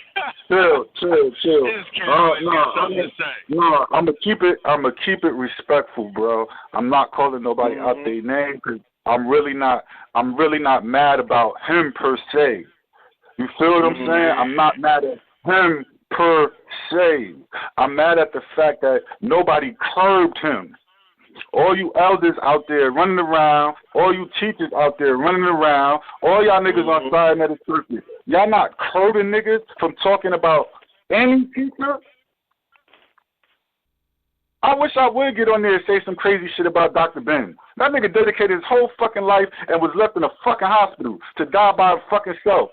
Are y'all fucking crazy? Okay. You feel what I'm saying? That nigga had a whole library that half the fucking populace of us that call ourselves conscious have no idea where it is, who got it, blah, blah, blah. I do. I heard the rumors. Yeah, Brother you feel what I'm saying? And the Shaka Amo. You know what I'm saying? And I can't speak on it. I wasn't there. But what I'm saying is, why hasn't nobody said, yo, where's all the teachings from Dr. Ben? Why is that not still in circulation? Who took the reins on after him? You feel what I'm saying? When Dr. Gilbert Blair goes, as well as Dr. Sebi already went, and we don't have these, who's carrying on those fucking lessons? Okay. And then, why is the fucking debate more important than us sitting down having a conversation, a real conversation, and reasoning out so that we can have the fucking record corrected? Because guess what? If we all into these fucking Hebrew, Islam, whatever the fuck it may be, we all still Nubian. And we all still have a fucking true goddamn history that ain't tied up in the confusion of Islam, motherfucking Christianity, fucking Judaism, Hinduism, any of these fucking isms. And that was the point. That was the fucking point that Partner Bab was getting at. No, we have a true fucking story. A true story. My nigga, how is it that you could sit there and think you got over by stating Yo, my master teacher was Khalid Muhammad, and he told me I'll never follow no man from another planet. And I say, oh, really? So let me break this down. According to Elijah Muhammad, hold on. According to Elijah Muhammad, he saw the good, honorable, according to Farrakhan, he seen, let me correct it, according to Farrakhan, he seen, according to the honorable Minister Louis Farrakhan, he seen the honorable Elijah Muhammad on the mother plane. According to him, he is Krill. Krill is definitely not from this motherfucking planet. Anyway, and Krill would be a Remedian Gray, one in the personage of, again, the honorable Elijah Muhammad, who, according to the Nation of Islam, got his knowledge from Gabriel, the angel Gabriel, that came in the personage of who? Master Farad. If I'm lying, somebody please correct the record. So, in that case, is Gabriel from this fucking planet? Nope. Is Krill from this fucking planet? Nope. Okay, and I'll leave it there. All y'all niggas follow Elijah Muhammad, didn't y'all? So I don't want to hear no shit about niggas ain't following nobody from another planet. Oh, hold on. It's Allah. The way y'all think he is as an individual God, is he from this motherfucking planet. And that's just Islam. So now let's go on the other side of the spectrum. My brother talking about he Hebrew. Okay, my nigga, you Hebrew. Was Melchizedek, the one that Abraham met in the fucking road, was he from this goddamn planet? Same nigga today talking about Melchizedek, Angel Michael, Melzaduk. Is he from this fucking planet? He told you before he wasn't from this planet. Okay, we keep going. All the Elohims, are they from this planet? The sons of God that came down here and raped the woman, mixed with the woman, and have fucking physical babies, are they from this planet? And if they not from this fucking planet, and they came down from fucking somewhere, and y'all niggas follow this fucking Bible, how is it that you could be so disrespectful to say, and my master teacher told me, don't follow no man, I'll never follow no man who say he from another fucking planet. Really? That's about the craziest shit you can ever say out your mouth. Really? Well, you know, it contradicted itself. Yeah. Really? So, then I go on forward. Okay, let's deal with the fact that my teacher, which all of them are my teachers, but we're talking about the master teacher, has stated, yo, yes, I'm from another planet, Corey, in the what galaxy, y'all? The 19th galaxy. 19th. In the 19th galaxy. And what planet, y'all? The 8th planet. And the 8th planet. And how many suns, y'all? Three suns. Three planets. I mean, three suns. Three suns. And what colors were the suns? Red, yellow, and blue. Yellow, blue. And what was the names of the suns? Shemish, U2. Okay, and how many planets in that solar system? 19. I think it was 19. Okay, now check this out. How is it that a being can tell you he's from another planet, give you specifics on the planet, break it down to how many planets, how many fucking suns, what the fuck they call them? Even to, and get inside the planet and I start asking niggas, my nigga, what did he tell you? Did he not tell us that Ethereum beings live in his heavens? Did he not tell us about the continents on the fucking planet? Did he not even go down to the fact that, we got visitors that live on one continent. They're not allowed to come to this fucking continent. This is where the Riskinians live, blah, blah, blah, blah, blah, blah, blah. Did he not go into all of that? Yep. And that's hey, the difference.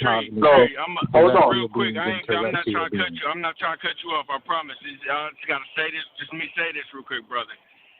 Once I realized that these guys were CIA agents, I stopped getting angry. That's all I wanted to say. Go ahead. What being outside of Elijah Muhammad, and when I say outside of Elijah Muhammad came and told niggas, when they go to the moon, they're going to come back and tell you that the fucking moon smell like gunpowder. You're going to see his beings up there, blah, blah, blah, on Mars. Da-da-da. I mean, broke it down, but my nigga said they was Asians because he thought they looked like Asians. They ain't had no eyelids or whatever like that. They looked Chinese to him. You know what I'm saying, bro? Makes sense. He broke it down on some shit that was actually visual to him. Okay? It's one thing when somebody gives you some non-fiction shit and they making up some shit. You feel what I'm saying? However, if Brother Malik would have took the time to just go check out NASA. Go check out NASA 2014, 2013, 2015, 2016. Anybody that don't know this, yo, go check it out. Confirm. We have discovered. Because guess what? The computer runs on what, y'all? The binary. Binary means two stars. So obviously they. Right. I'm not saying they didn't know. However, the way they presented to the public, they didn't know there were 3 sun constellations as they found out and confirmed. 4 sun constellations as they found out and fucking confirmed. See what I'm saying? So now let's take it out of the sphere of what Pop said. There's gonna be things that I'll tell y'all. Right? That you're not going to be able to fucking confirm to a later fucking point. He didn't tell you to believe shit. No, nothing. He didn't tell you nothing. In other words, my nigga, right now, don't deal with this shit because when it comes back around, you be able to prove it. See, people jumped off the bridge and couldn't prove some of the shit Pops was talking about at the time. You was believing shit at the time. You feel what I'm saying? So you got caught up. You got caught up with niggas coming at your fucking throat. And I get it. However, if you would have just what you want. If you would have just been patient, and said, "Yo, bro, check this out." The man said he's from this, that, and the third. He gave us specifics, told us about continents. Yo, you know, it's still mad discoveries out there, my nigga. Let's just see what happens, my nigga. Let's just see what fucking happens. Let's see where this is leading us to.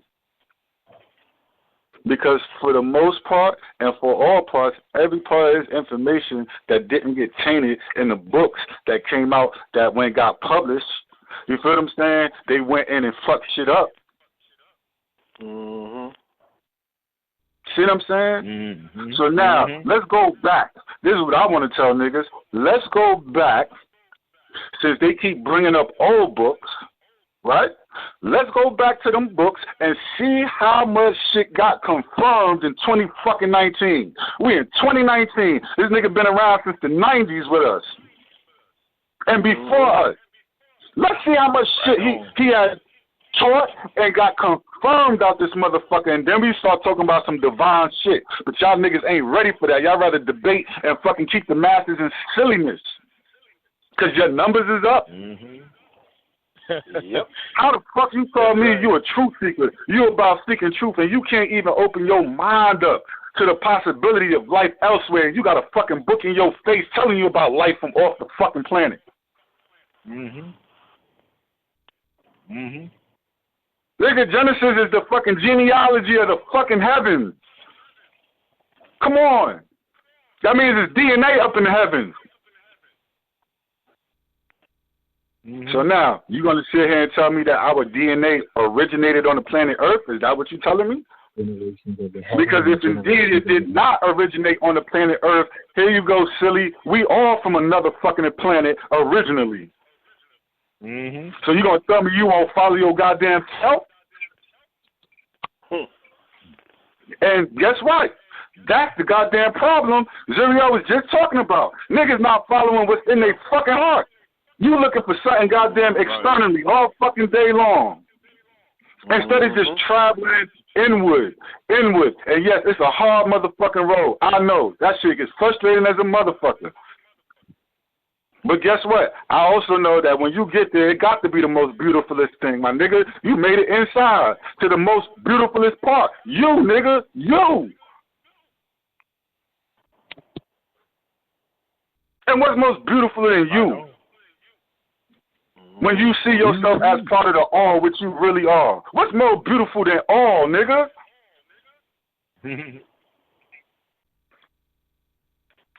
I'm done, y'all. Yeah. Well, if I could give you a standing ovation, well spoken. I would. Well, hey, if this is being recorded, and if it's being recorded and it's going out the airwaves, yo, Brother Malik, I love you, my nigga. I don't know you, but I love you. Yeah. All of you niggas out there, I love every last one of you motherfuckers. My niggas. Let me say, I'm sorry, too, for calling you a punk ass. You feel what I'm saying, bro? That's for all the, son. for all the pickle man jokes, that's all. Yeah, I get it. Yeah, I was emotional, too. I left some shit on the text, too, yo. I apologize, straight up. I was in my feelings. I get it. You know what I'm saying? But as a man, as a human, as a real nigga, right? A real nigga meaning I got love for all my real niggas. I ain't no fuckboy, yo. I've never been one. I never will be one. And guess what? I'm really down with the Most High. Really, for real. You understand what I'm saying? So what's coming out of me is what's coming from him, letting you niggas know, cut the bullshit. That's it. Just cut the bullshit. If niggas really want to get out their circumstances, you don't get out your circumstance debating with each other. You get out your circumstances by having a conversation and coming to reason. Building. And you can only reason with the right fucking information. But you only could get the right fucking information if you niggas can fucking conversate first and see that, goddamn, maybe the information we got is really wrong. Because why? It don't make no motherfucking sense.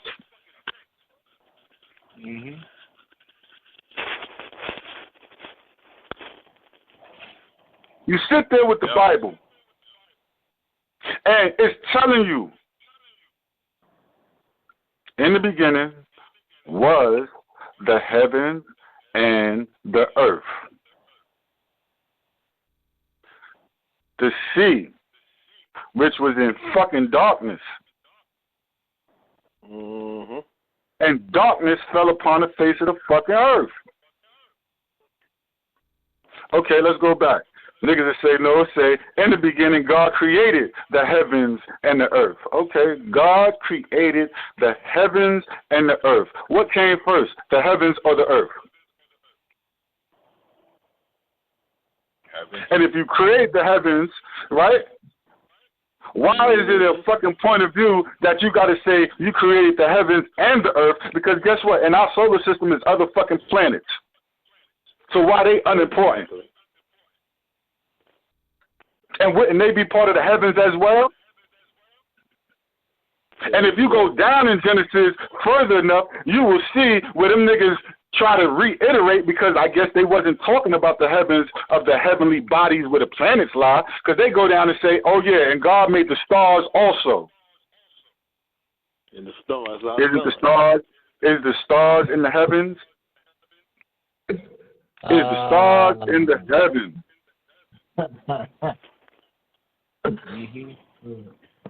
Right? But it was Panabab Yanun again that came and showed you the separation. He said, yo, on this side where we got Earth, Mars, Venus, Mercury, they separated the water. The water on the other side. Is he lying? What's Jupiter? What the fuck is Uranus? Oh, they're not fucking gigantic water fucking planets? Neptune? Anu created Uranus. But the water is what I'm speaking of. Are those not gigantic water fucking planets? Yep. So again, the water is on the other side of the astral belt.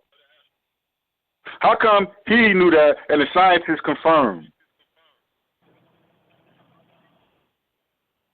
How come man's ego, amongst which you received it from, all these silly-ass, egotistical, faggot-ass religions, that you can't accept the fact that your woman on this planet before you? You can't accept that she taught you how to talk, walk, fuck, and all of that shit. Yet, even in this day and time, your mama still do the same goddamn thing. So why is it that so fucking hard for you? Oh, I know what it is. You cannot travel past the planet. So you don't understand the breakdown of heavenly beings, that some of us don't have male and female counterpart, and that's only something that comes into fruition when you get down into the planet.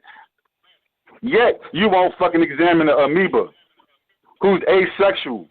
You won't examine the fucking doctrine of the scientists that told you it was single cell that broke into two. Well, who the fuck the single cell? Who had sex with the single cell to make it divide into fucking two?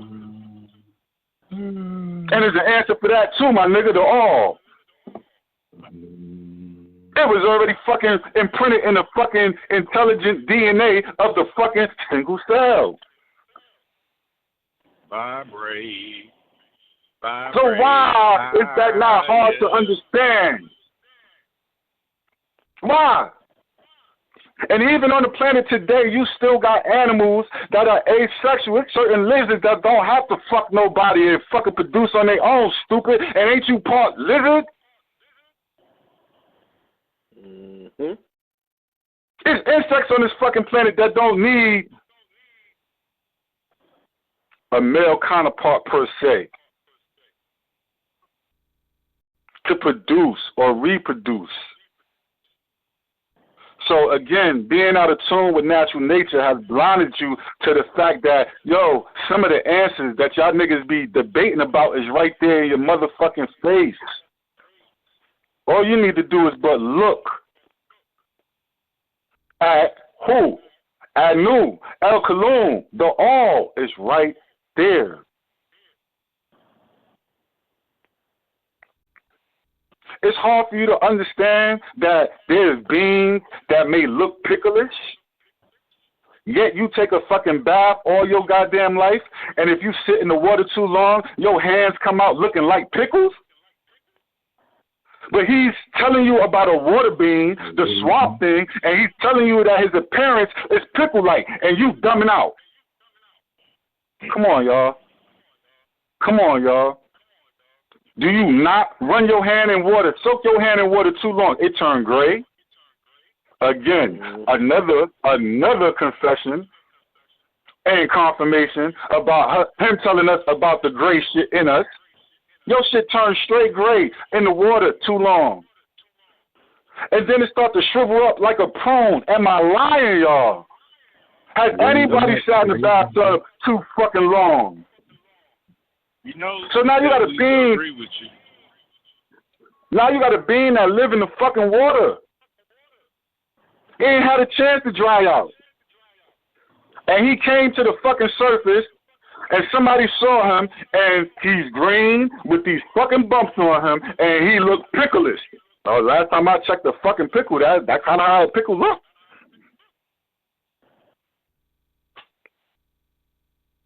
But yet, that became a fucking 10-year, 19-year debate cycle, Pickle Man. Yeah, and guess what, brother? You know what I mean? And I'm going to let Dion speak after this. But see, you're telling the truth. And it is very important to understand what this brother, your brother is telling you. Mm-hmm. In other words, the statement is obviously clear. He said, enough is enough. You know what I mean? In other words, you know what I mean, is that guess what? If we don't, we're not talking about them, because obviously that, you know, think about it. We're dealing with a certain amount of people. Some people will get it, some people will not. But guess what? It's dependent on us. And if we don't get up and do something, guess what? It's going to be a problem. And listen here. And even if we get up and do something, think about it. All right. Let me give an example. Dion, you on the line? I don't think Dion. Yes, Well, I don't even worry about that because. All right. Well, guess what? Watch this. Say, for instance, I had a problem with Dion, and we'll eventually it's gonna cause a conflict. If Dion got his state of mind, and I got my state of mind, and we meet up. It's going to be a conflict unless we have some type of a mutual agreement. Nigga. Right. Or nigga, these motherfuckers are not sitting around saying,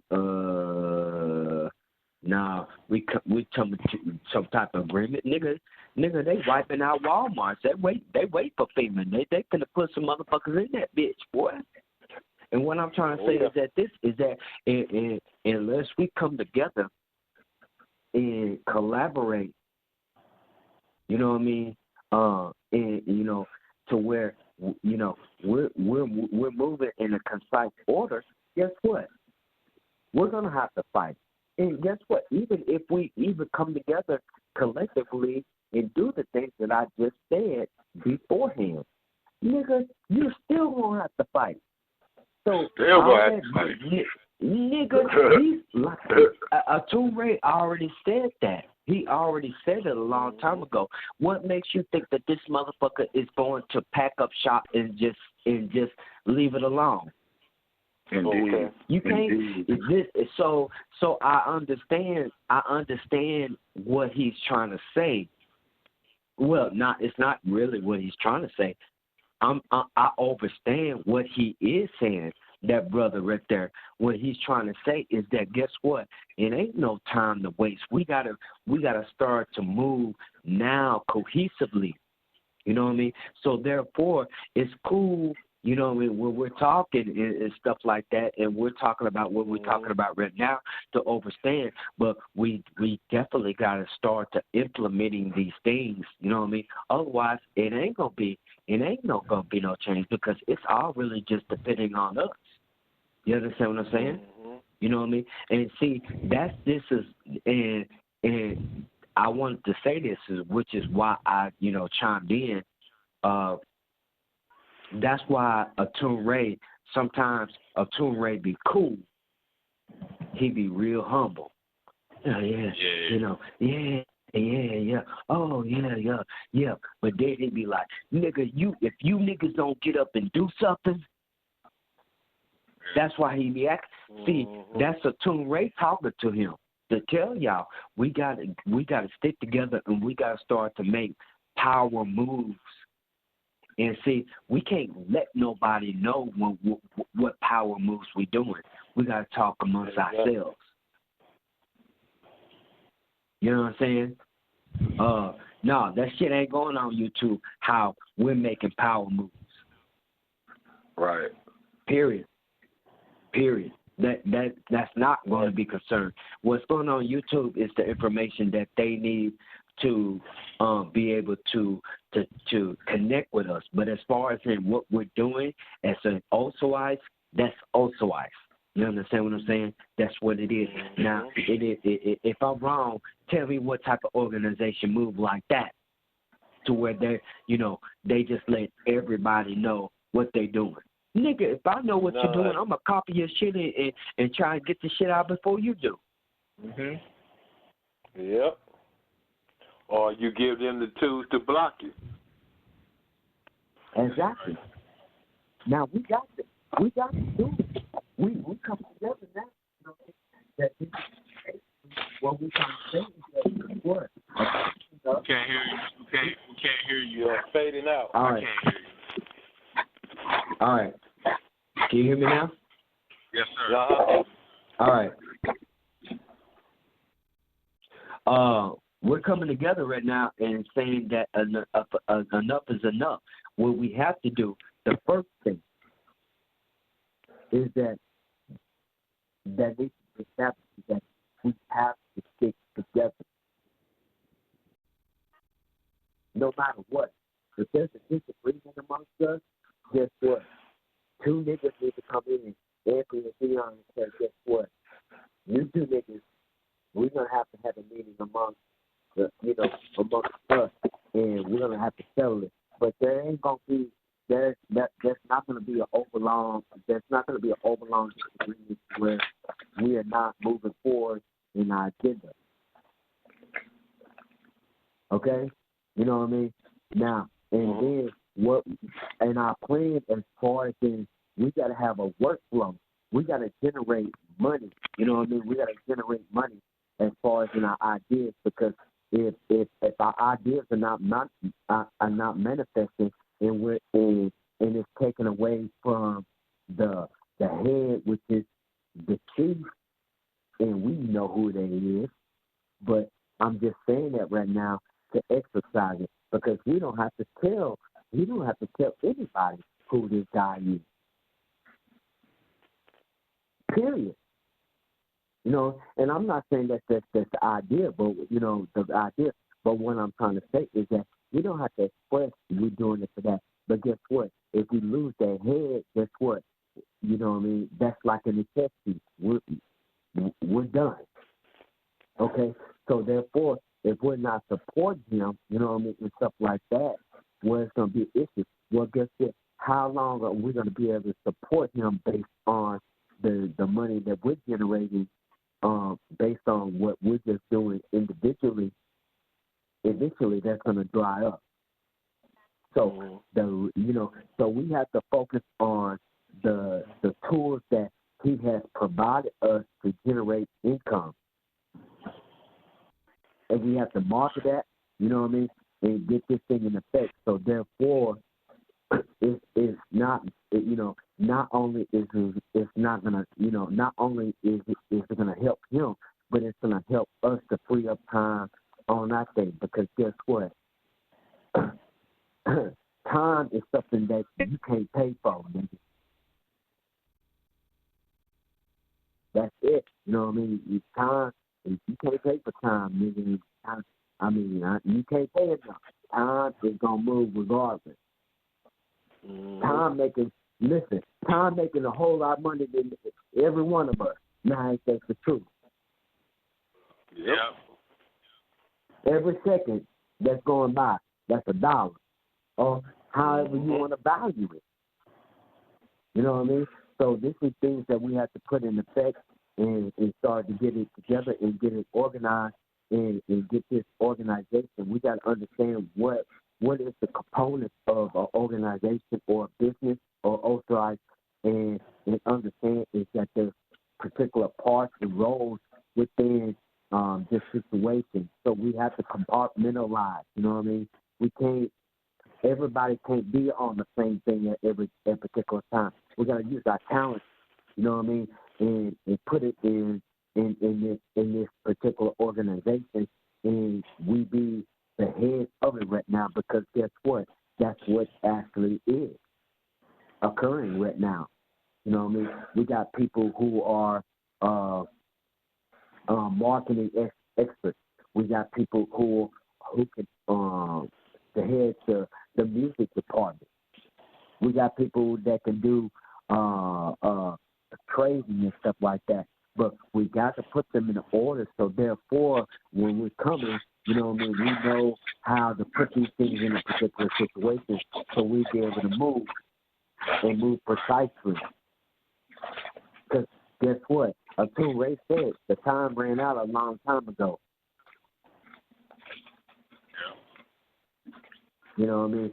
So, and that's what I'm saying is that the brother is really, really telling you the truth. You can listen to him, and and if you didn't understand is that this is real nigga shit, and you didn't understand is that that's the same thing that ATUN-RE trying to say is that guess what? Enough is enough. Let's move and let's make some shit happen. Well, guess what? I don't know what the fuck else to tell you. You know what I mean? And that's for everybody. Including me,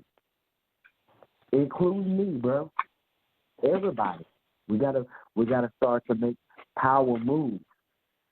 And the way that we make power moves is that we stick together, and when we have calls, we talk about things, a certain thing, an agenda that we want to conquer or to fulfill, and we agree to put all our energy into that particular task and get it done. You know what I'm saying? Mhm. Yeah. Now, mind you, ATUN-RE needs a car, and that's cool. I understand what that is, and I'm not gonna go away from it. But guess what? That would be a problem if we were working together behind the lines and making sure that the money is coming together to where we can do it. Because I'm not gonna lie to you. You know what I mean? I had to go out here and I had an interview today, and then I had to fill out some paperwork for another job that's trying to hire me right now. So, but even when I did that, even I got a goddamn dollar, nigga. So we got to put these things together and start to use it. So, say for instance, it's not necessarily saying 20 people on the call and we got $20 and saying, well, guess what? We'll send it to ATUN-RE. No, I'm not saying if ATUN-RE needed, I understand. But if we could take that $20 and put it back into the business to market the books and products that we already have, we can generate more and more money. Putting the money back in. Money makes money. That's right. No money don't make no money. And scared money don't make money. Yeah. Say it again, bro. Say it again. Scared money don't make money. That's what they tell you. I'm telling you. Yeah. So this is how we have to move and see. And this is why I'm trying to say is that it's an important thing is that we also have to incorporate Amunet into the situation, because Amunet is very business savvy, bro. If we just listen to Amunet and just follow what she's saying, we be rich, bro. I'm telling you, Amunet has that type of mindset. Right now, he's very frustrated.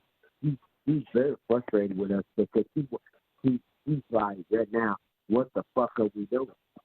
You know what I mean? Sound Uncle Elder.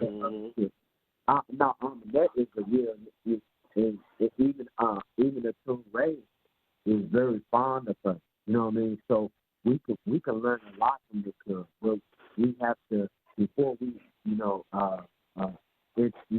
let her start to stick on the level. She's going to be the operation manager. You know what I mean? And Brandon has, me and Brandon talked about it, and Brandon is pretty much agreed and stuff like that. That's what it's going to be. So that's going to allow Brandon to focus more on the website and the broadcast and being able to relay this information to us, because it's a lot of information that Brandon is going to be taking it on all by his own, and that was never fucking fit. You know what I mean? Never. So with that being said, we got to start to play the role. You know what I mean? And it's not necessarily waiting on somebody to say you're assigned to a role.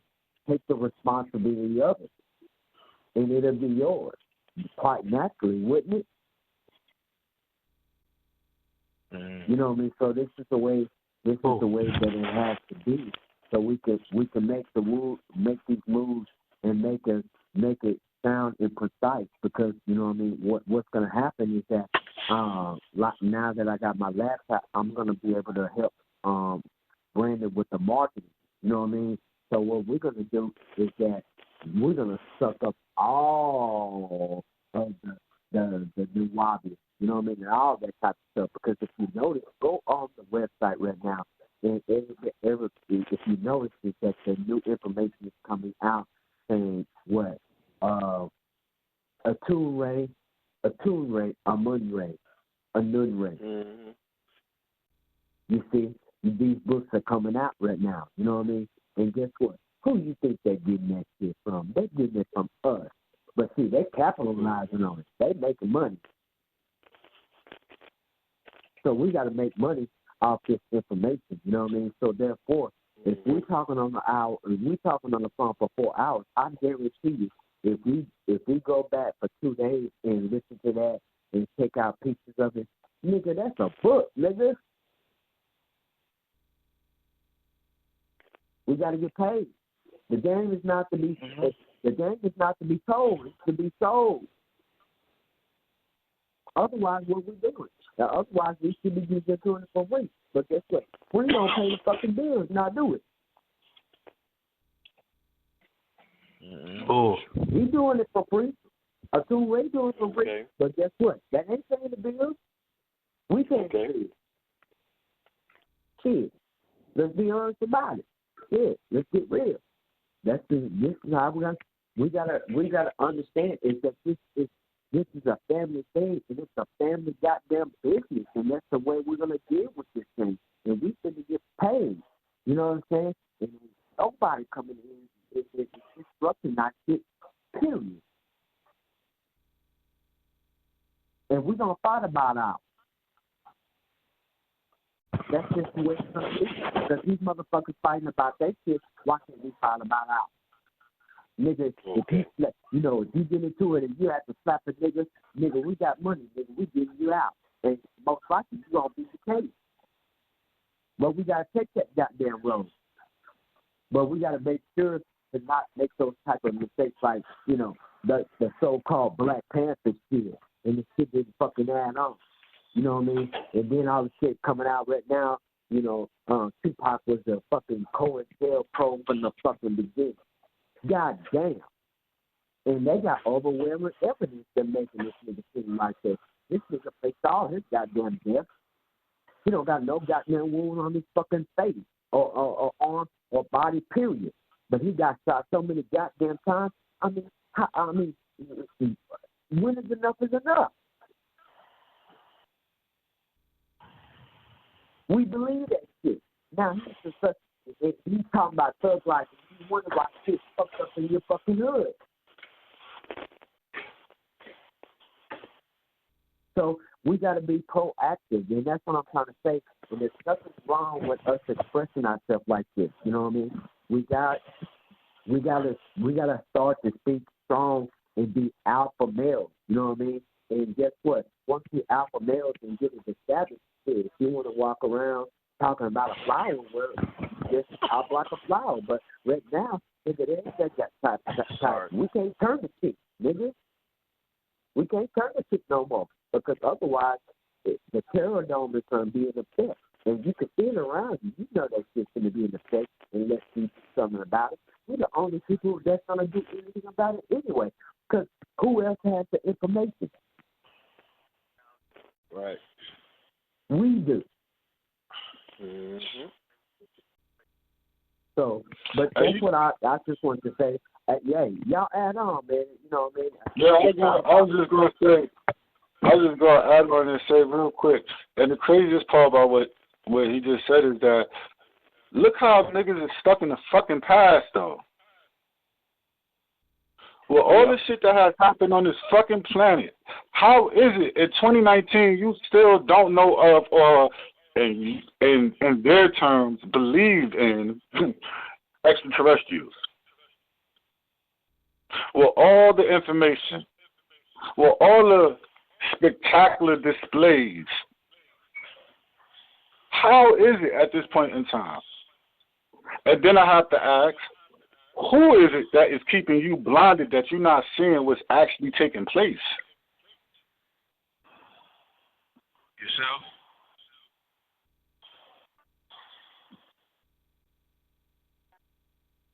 Well, all that has happened on this planet since 2000 to now. My nigga, when Pop said that the devil time ended in 2000, have y'all not paid attention to how his whole everything, first and foremost, he has lost definitely respect all around the world. Nobody gives a fuck about him no more. You feel what I'm saying? And to bring it forward, the person that they most scared of right now is Trump because he's actually fucking showing what the fuck this country is really about. Think about it. Really? He's a liquidator. He really is. Trump is a liquidator. He really is showing what this country is about. Like, you could be mad at him for whatever fuck reason if you fucking been trusting this government. I get it. You calling yourself a Democrat, you calling yourself a Republican, you calling yourself a Christian, you calling yourself a Jew. Think about that shit. You're a Christian, Jew, Republican. You are a fucking Islamic, Hebrew, Democrat. And this country's stuck like a motherfucker. And y'all can't see that it's the information y'all dealing with, the religions that you stuck in, it's your belief that's keeping you closed and keeping you a slave. And again, the shit you want has nothing to do with what you need. Because what you need is fucking freedom. And my question to everybody is still, I could give a fuck about somebody's doctrine, yo. Real shit. My nigga, at what point do you say, you know what? I'm tired of being oppressed. I'm tired of fucking injustice. I'm tired of fucking lies. I'm tired of fucking miseducation. I'm tired of fucking these silly-ass 9-to-5 that don't fucking benefit me and my family. Think about it. You go to a 9-to-5 to make money. Yet, you have to sacrifice the time you're supposed to really take to raise your child. You spend most of that shit at work. And if you a fucking single parent, my nigga, please. The time you come home, your child sleep. You only see your child off to school, if that, my nigga. Come on. When we gonna say, yo, goddamn, yo, this is crazy, bro? When? We've been saying it's crazy, but we just saying it. We're not doing nothing. Yeah, but you're not doing nothing because you're not sick and tired of it. Yeah, that's the whole fucking point. You know, we talk all the shit we want about the devil, but in my eyes, and I'm only talking about me, y'all might not have this fucking mind thought, but I feel like my people love the fucking devil. And they in denial. Because he gave them what? Nothing. Because he gave them nothing. These motherfuckers love the nothing. You love the Jordan. That's only good for walking in and playing basketball. What else does it do for you except for take fucking $200 to $300 out of your fucking food? Tree, remember the movie Never Ending Story? Remember that movie? Yeah. 1 and 2. They was running from the nothing. Yeah, from the nothing. The fucking nothing. Mm-hmm. And these people, our people are running to the nothing. You know what I'm saying? So, yeah, that's what you hear in my voice. Love, my nigga. I love us so fucking much that I'm sick and tired of the nothing, my nigga. Look around. Yeah. Your babies in the street dying. Yeah, so we're going dying. We're going to talk about that real quick, but check this out. What we're going to do. All right. Everybody, you know what I mean? Everybody's going to, if you don't have the CashApp, you know what I mean, you make sure that you communicate with everybody to get a link to get the CashApp. Do not just go on Google Play and get the CashApp on your own. Get the CashApp for people that already have the CashApp on in the family. Because once you do that, that means is that once you sign up and you send it to another brother, you get $5. He get $5. The other person get $5. You know what I mean? And what we'll do is that we'll stack that money up there, right there, and depending on how many people that did that, we'll send everybody $2 or $3, and then what we'll do is that we'll take another $1 and add it up on that thing, and we'll do advertising for the website, like on Fiverr, Fiverr, where we can take $5 and we can get at least 100 visits on the website per day, which if we sell a book a day, that's $25. You know what I mean? And and we can start to add on and add on and add on. That's the only way that this is gonna come. I mean, this is just, in other words, it's not just that. That's just the plan. What I'm trying to say is that that is a systematic approach to where we can start to generate income, you know what I mean, and getting it in so we can start to make the moves that we need to make, you know what I mean? Because there's more books coming out. There's 5 books right there. But guess what? We haven't taken the time to actually create a marketing campaign to where it's based on just snatching all them goddamn Nawabians out that shit and bringing them here. You know what I mean? Because they looking for it. They looking for it. Trust me. So we could listen, there ain't no problem. Like all those books that were in the AEO and all that type of stuff, nigga, that's our shit. That's our shit. Do you understand what I'm saying? Hold on. Hey, hold on. Somebody chime in and can talk. I got to add Dion on. Hold on.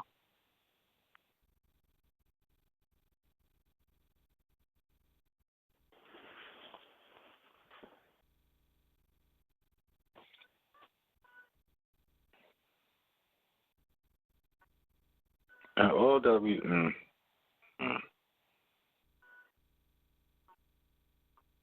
I love my people. That's it. I love us. I love us. I don't ever want to wake up and be nothing else than us. Feel what I'm saying? Mhm.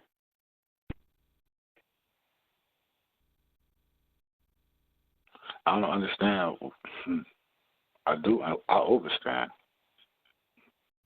I overstand. I love being a Nubian. What's wrong with us having our own nation?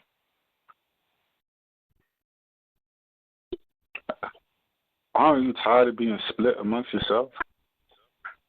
You walk down the street, talk to a brother, he this, that, and the third. 2 steps away, you got another brother. Them niggas could be fucking brothers for real, blood. He this, that, and the third. You go 2 steps later, you meet a sister, she this, that, and the third. Yeah, in my eyes, we all looking the same. So how the fuck is it that everybody's something different? Mhm. But you can't see that the beast got everybody else operating on oneness. All right, and I'm back. All right, and I'm not taking away from you. You know what I mean? Just remember what you're saying. But anyway, all right, with this thing, all right, when we're talking, this OSOICE meaning, just us. This don't need to go on YouTube or anything. You know what I mean? Amongst ourselves, we listen to it. But unless this is something that we want people to hear, it don't need to go on YouTube. Period. We don't need to know. We don't need to let anybody know how we're moving. You know what I mean? That's just the way it's gonna go from this point forward. We don't know. We're gonna move the way we want to move. You know what I mean? And get our stuff correct before we bring it out there to where anybody can, know what it is. You know what I mean? Then you got a little chick come in, you know what I mean, thinking that she's the boss, and you wonder how that shit happened. You know what I mean? No. It's not gonna happen like. No, it's not gonna happen like that. You know what I mean? Period. Point blank. But the point is, like I said, that's what it is. Now go ahead and continue, Elza. Go ahead. I was just saying. Yeah, I'm talking to you. Elza, go ahead, speak, man. I was just saying, I love my people, yo. It's just something about us that you gotta love, yo. And I'm happy. I'm happy Panabad came.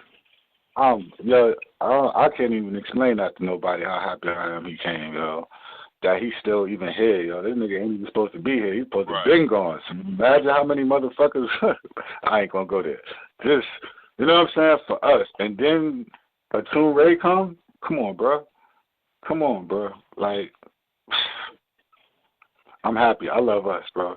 I love us, and I'm willing to do more. Like you said, more. I love us, yo. Yeah, you doing. Hey, do more and more and more. You know what I mean? You want to do better, do more and more and more, and it's all good. You know what I mean? So what we're gonna do is that we're gonna snatch all niggas. We don't need no goddamn permission from OSOICE or any of the motherfuckers to take this book and to put it on our platform. Niggas, Baba is with us, nigga. So who we need permission for? It's his goddamn book. Unless you're trying to tell me is that ATUN-RE is not speaking from Baba. Now, let me hear somebody tell me that. Is that not the case? Yeah. So all right. So who do we need permission for? We don't. Those parts of rat, those pack of rat shit. You know what I mean? They can keep that shit. But all the other shit, the holy tablets and all those ancient Egyptian orders, stuff like that. Once you establish it, and you and the Imam, you know what I mean, which is you can get access to them goddamn books, nigga. If ATUN-RE give you access for them, you can get them goddamn books. But we've been selling them goddamn books. So why can't we? Because y'all niggas been selling them goddamn books for quite a long time now. He went to jail in 2003. It's 2020 now, nigga, and y'all ain't even got the nigga out. So what's adding on with it? Yeah, nigga. This is the new. Like I said, this is the new order. This is the ancient mystic order of Amon, which is galactically, it's the regional sacred order, inner circle empire. Who you think that shit belongs to? All that information belongs to us anyway, nigga. So we might as well snatch that shit and dare them niggas to say anything. How you gonna prove it ain't true? Bring it up. Bring it up, and then we'll bring it up to let them know is that the shit that it is true. And then once you figure out that it is true, nigga, then you could jump on and ride with us, nigga. Instead of bullshitting, talking about you finna get Bob out of jail and all this stuff like that, and ain't shit added on.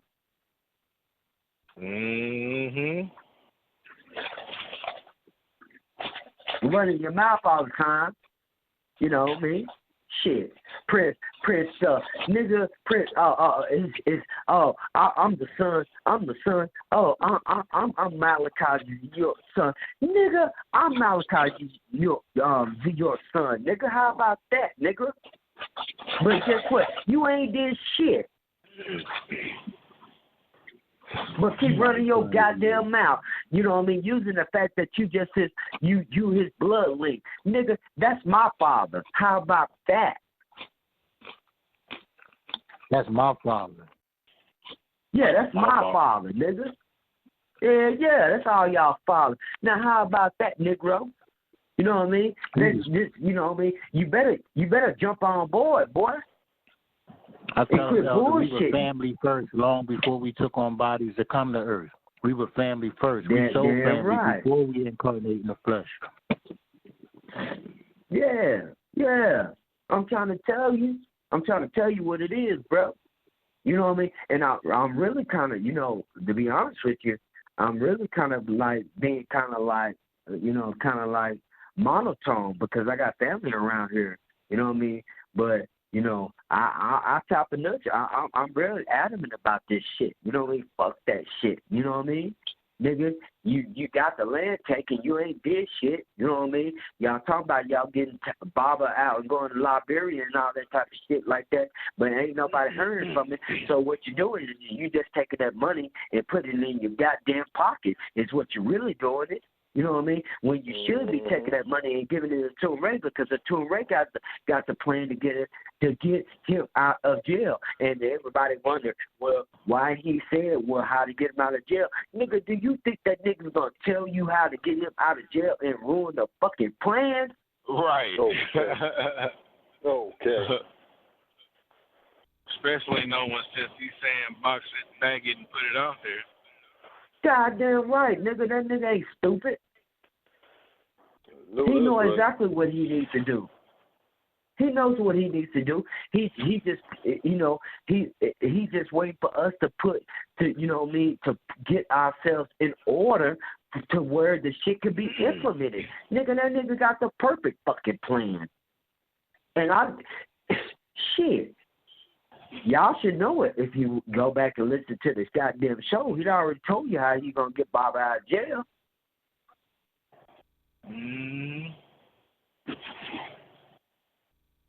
He said he ain't nobody going getting to the Father but what? By way of what? Damn right. No, so that means he's trying to tell you is he got the fucking plan, Negro. And he hasn't veered from it. That's one thing I can know about ATUN-RE is that he has never, ever veered away from his plan. He keeps saying the same shit over and over again, and he's not like that. You know what I mean? I'm telling you, he's very serious about this shit. He's just waiting for us to get ourselves in order so we can do this thing. He can't just do it by his fucking self. Otherwise, it has already fucking occurred. And guess what? What makes you think that if Baba is who he says he is that Baba's always in jail? Nigga, no, it's not like that. Nigga, Baba, this shit has been put in place to wake you niggas up. Exactly. Because maybe if you figure that this nigga's in jail and you got a sense of fucking desperation, you'll get up and do something. Yeah. How about that? Niggas don't like to run out the house. Since everybody wants, you know what I mean? Since everybody want to pretend like they know every goddamn thing. This shit is for you. In other words, saying get up and do something better. Goddamn, nigga, if your mama's in jail, when you be up running down the street every goddamn day to try and get some money to bond her out, but Baba in jail, you ain't doing shit? Oh, okay. I'm just stupid. Somebody tell me I'm stupid. Is that what is occurring right now? Right? You getting all this money. Baba's in jail, and y'all selling all his goddamn books and doing everything like that. But guess what? Y'all ain't saying.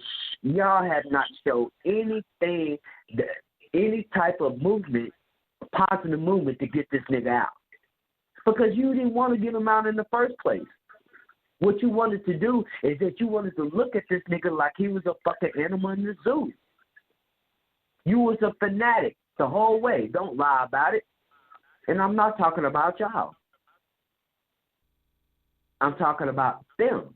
I'm not talking about y'all. I'm talking about them. They were looking at Baba like that. They wasn't concerned about what Baba was doing. They was only concerned about the power that Baba could give them to do to manifest their passion and desires in this world. And don't tell me, you know, it's true, because even I've done it. Shit, I've said shit to, you know, to a female like, hey, this, and you try to get me some pussy. Don't, you know, come on. No, please. Right. If you're being honest, you know right. you have. Yeah, if you was being honest, you know you have. That shit has occurred.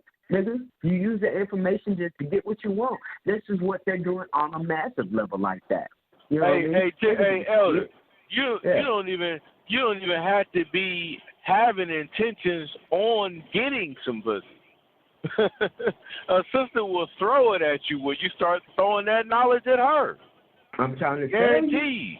I'm trying to tell you what it is. I'm trying to tell you what it is, man. You know what I mean? This is how they're going at it. You know what I mean? Talking about, nigga, that nigga, Nigga, you sit up here. All right, watch this. So you sit up here telling me that ATUN-RE Bops, you know what I mean, Baba, you know what I mean, came over here to Egypt in the West, in Georgia, to build up all that land for him to go back over there in goddamn Liberia? What the fuck is in Liberia, nigga? You going over there? Which one of you niggas is going over there in Liberia? I think Liberia is just possibly maybe a third location. No, ain't no goddamn third location, nigga. That nigga ain't going over there. That nigga ain't going over there and all that type of shit like that. That nigga staying over here where the promised land is, nigga. That's just some covert shit, nigga. No goddamn Liberia. Because he done already been talking about it. He would have already been talking about that shit. Speaking on that shit at all, for sure. Yeah, he don't say no about no goddamn Liberia, nigga. Listen, how about this? Watch this. Bring that up to ATUN-RE, and I guarantee, hey, anybody bring that up, and he says that ATUN-RE try to go to Liberia, I'll send you $10, bro. I guarantee you that nigga ain't gonna say no shit like that. Nigga, have you not noticed is that ATUN-RE don't leave out of California for some odd reason?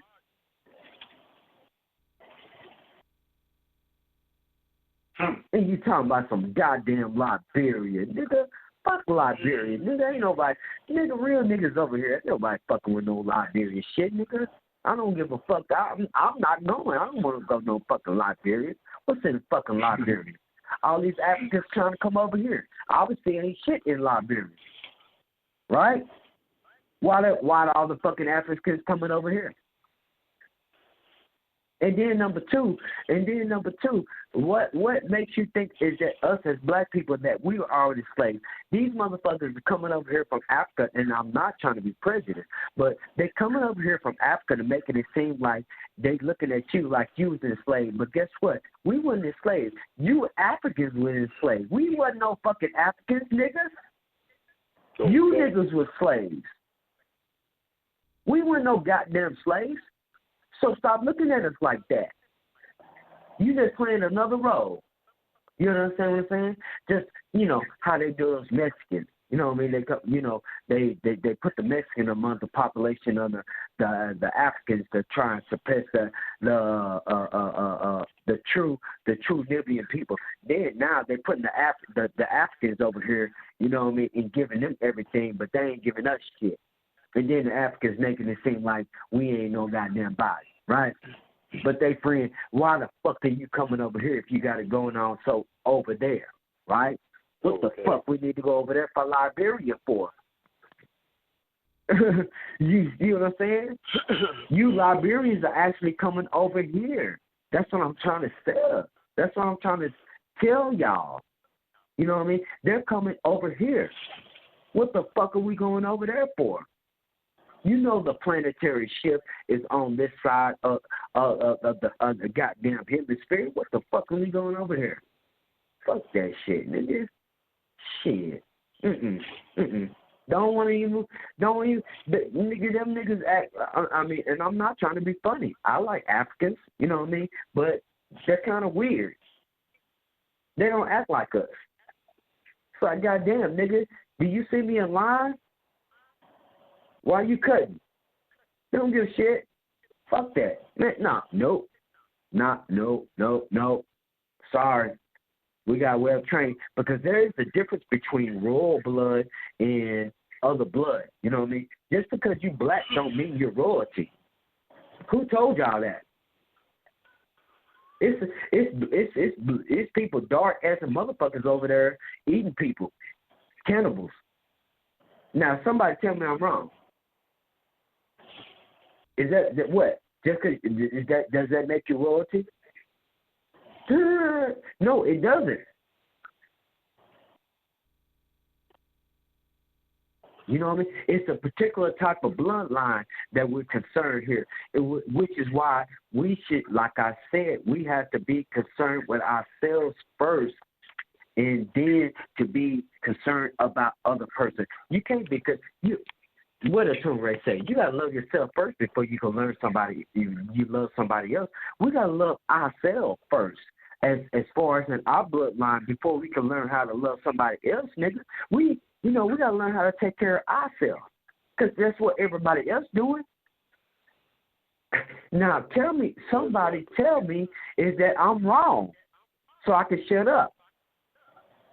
Is that not what's going on? Africans take care of Africans, Asians take care of Asians, and all the subsects in between. So why should we take care of ourselves first and reciprocate the money amongst us?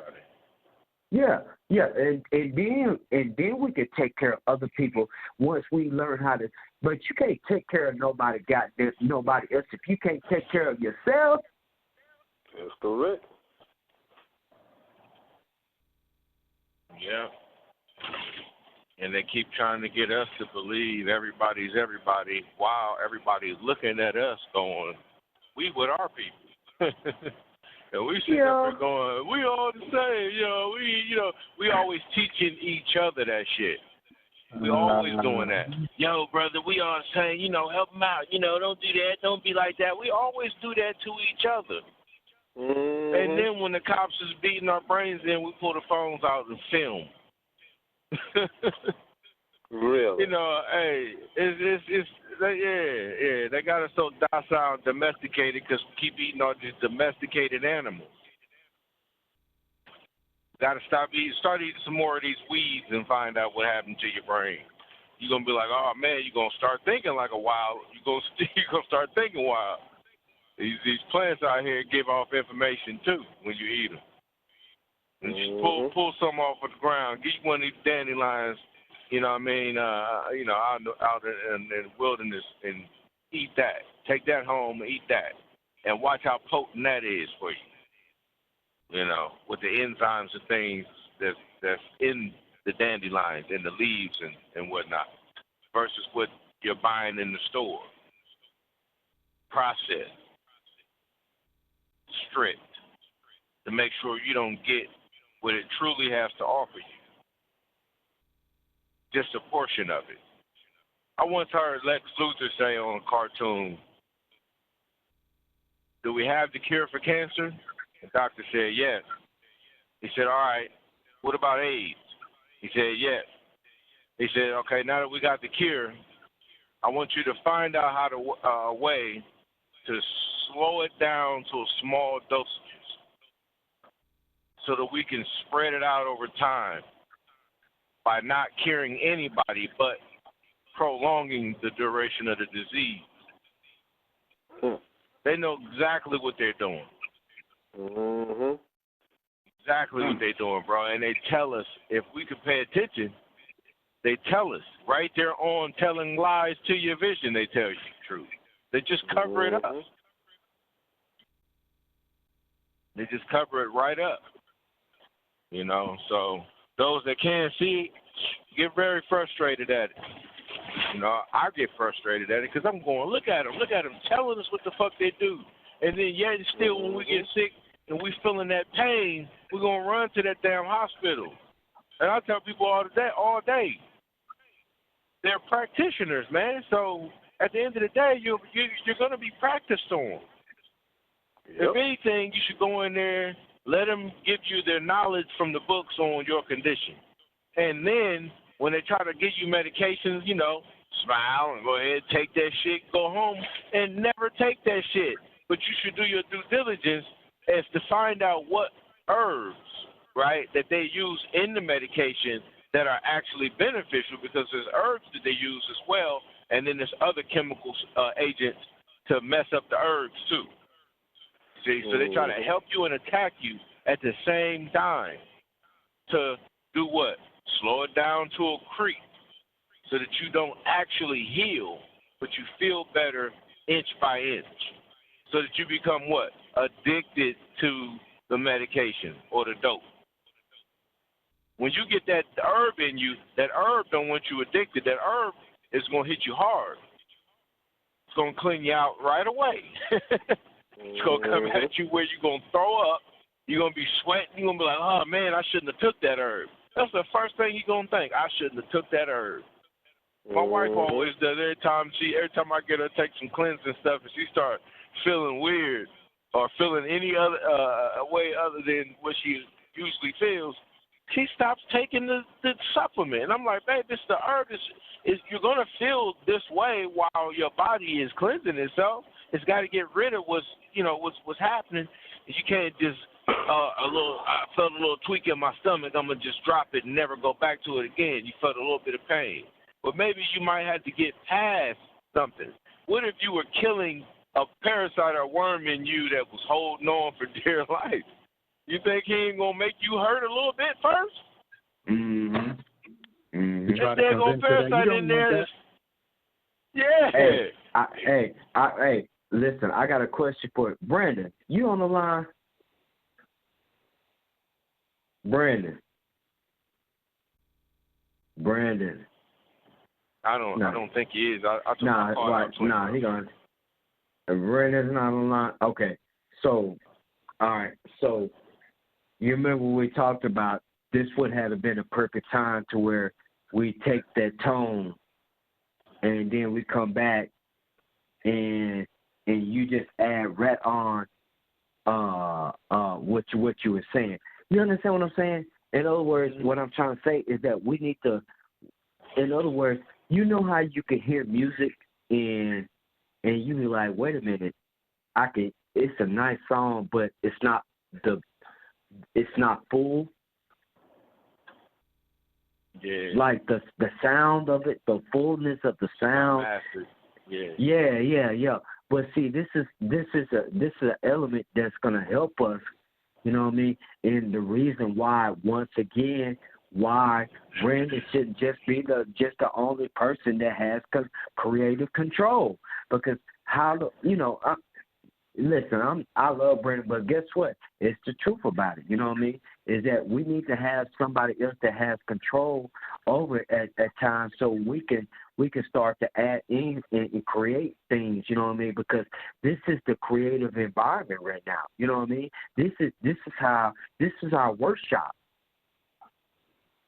Yeah. You know what I mean? This is not something that's just put in stone. This is the workshop to where we put stuff into stone. You know what I mean? Because see, what you're talking about and Tree's talking about is it's the truth, but at the same time, it gives me the opportunity, if I don't agree with it, to bring that up. And then it becomes a philosophical type of discussion.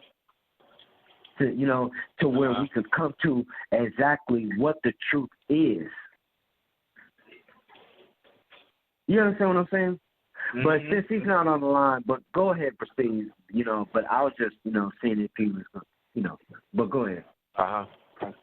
Well, yeah, like I was saying, like I was talking about the parasite. If it's dying, it doesn't want to die. It's a living thing inside of you, of course. And when you're getting rid of them, they're going to cause all kinds of complications and make you feel horrible about getting rid of them. If you ride it out, you'll see. And I don't necessarily recommend people check their stool when this is happening, but if you did, you definitely find out what I'm talking about. You'll see some things that you don't know are living inside of you. You see them come out. Sometimes it's, with that turpentine, man, they come out so fast, you see that shit moving in the toilet. You know what I mean? It scared the shit out of you. You be like, man, that was in me. Yeah, trust me. And it be coming out for days. A lot of us, some of us might have pot bellies, and we might think that pot belly is okay to have. When that pot belly is like a nest. Y'all got to think about it. It's a bunch of shit in that gut that got to come out of those intestines.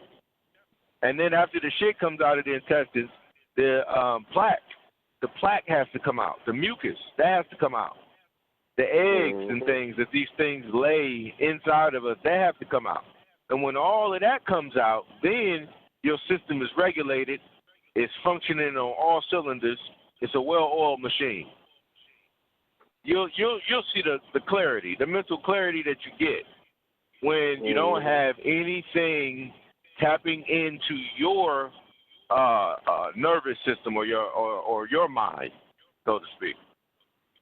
Because those motherfuckers will tell you exactly what to eat. Go in a grocery store and you'll look at a smoothie and you'll be thinking, that green smoothie, man, I need that. But then you'll go, well, it's too expensive. And then you ride over to the snack aisle and then got 5 things that cost or add up to the one thing that was nutritious.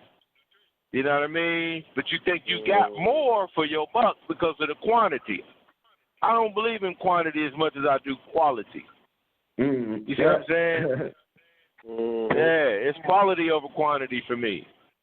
You know, that's why I am the way I am on the phone calls with people.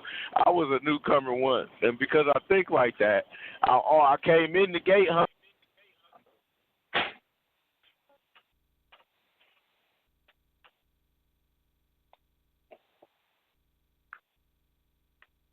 Still there? He must have dropped off. Yeah.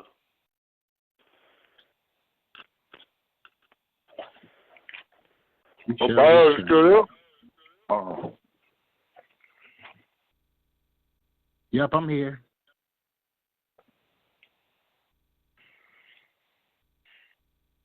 Tree. Yeah, I'm here. Okay.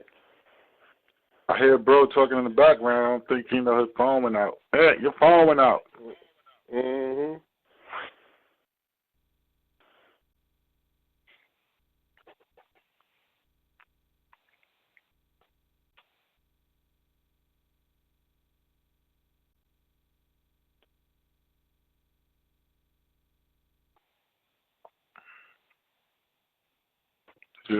This thought came to mind that, spiritual parasites work in the same way.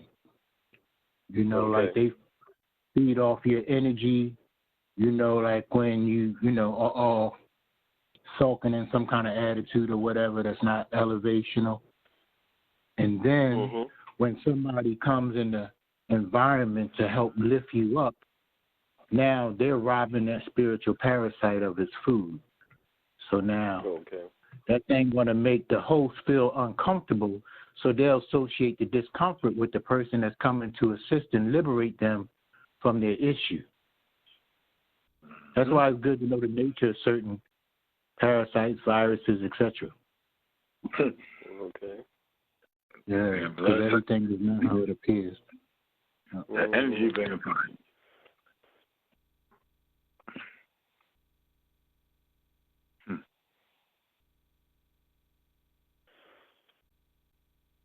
Well, I must say, I love this family here because it gives me positive energy. I always get pumped up once I be with y'all, because I be around a lot of people that drains you.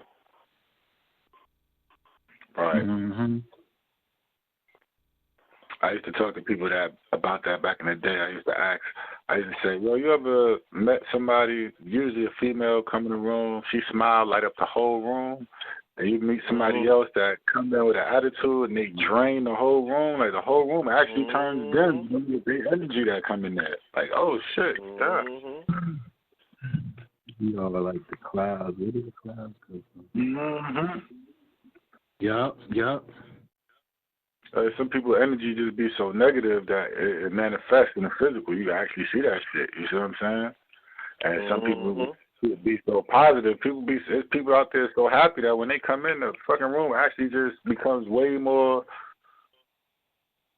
happy like. You know what I'm saying? Yep. It's almost like, if you ever been around a happy person and you was not one of those type of people, you couldn't stand the happy person because they kind of made you happy. Like their energy would touch you, and you know what I'm saying? Some people don't like that shit, though. I hate happy. Like grumpy on the right. Grumpy, right. They say silly shit to you like, "Why you always happy? Why you always smiling? What's so good about life?" You know? Yeah. You gotta ask the person, "What's so bad about it?" And they start. And then they get to the gist of their situation. They say, "Well, all of that could be changed too, if you want to change it." Then the question becomes, okay, how? And that's when the bills start. Yep.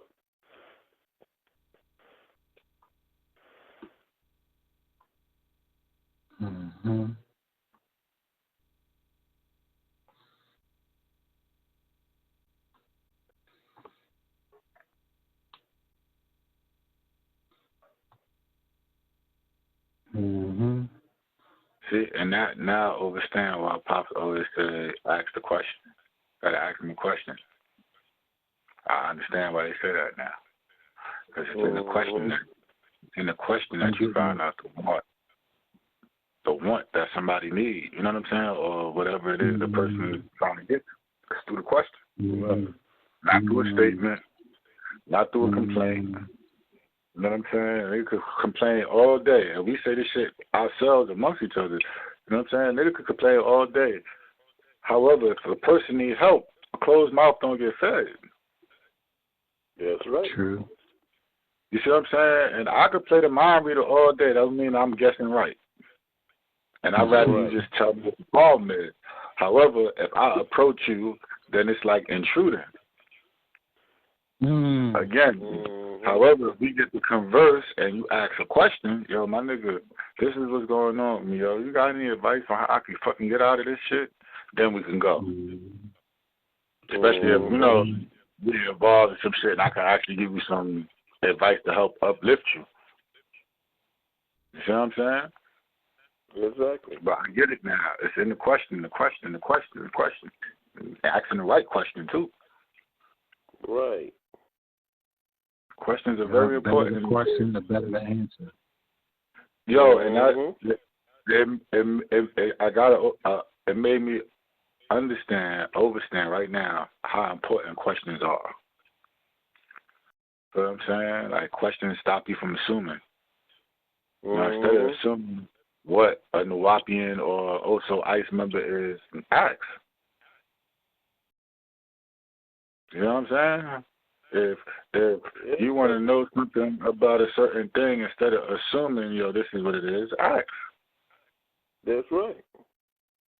You see what I'm saying? That's a beautiful part of communication. If you just ask, a lot of other shit could be avoided. Really? They're trying to guess, I guess this is what it means, instead of just asking. Right, because guessing is an assumption again.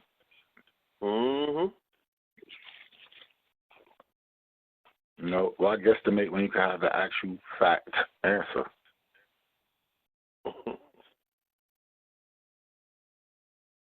Yeah.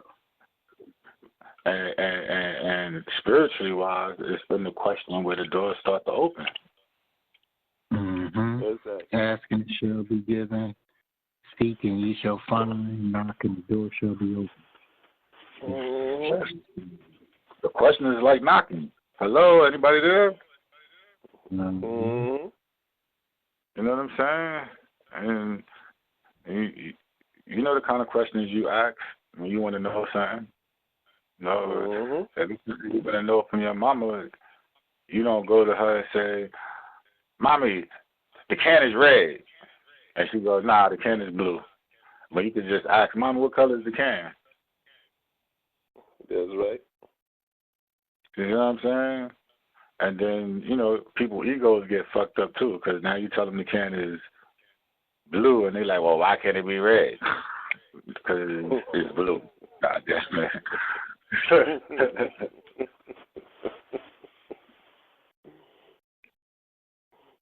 right. It is what it is. Right? And in that's when you step back and say, this person seems like they're a disagreeable being. Let me go about my business. It's whatever color you want to be. I'm gonna keep it moving. You know, or how they say, agree to disagree agreeably. Mm-hmm. Right. The best way you can, yo. All right, so I got. Like, why can't it be blue? It's like you could call it anything you want, but let's agree to call it the same thing so we know what we're talking about. And that's what I was thinking on when we had that conference call. Like, okay, what do you call it, brother or sister? Right, that's what you call it. That's the whole point. You know, it's funny, that's the reference point. But yeah, again, that's us asking her the question now. You see what I'm saying? Well, since you know this, that, and the third, how about you tell us some information? And let me ask you some questions. But see, that's the problem with people, because when you turn the foot, when you turn when you put the ball in their hand now to ask questions, the pressure of the question makes them have a emotional outburst, and now they feel like they're being interrogated. I'm not trying to interrogate you, but I am interrogating you.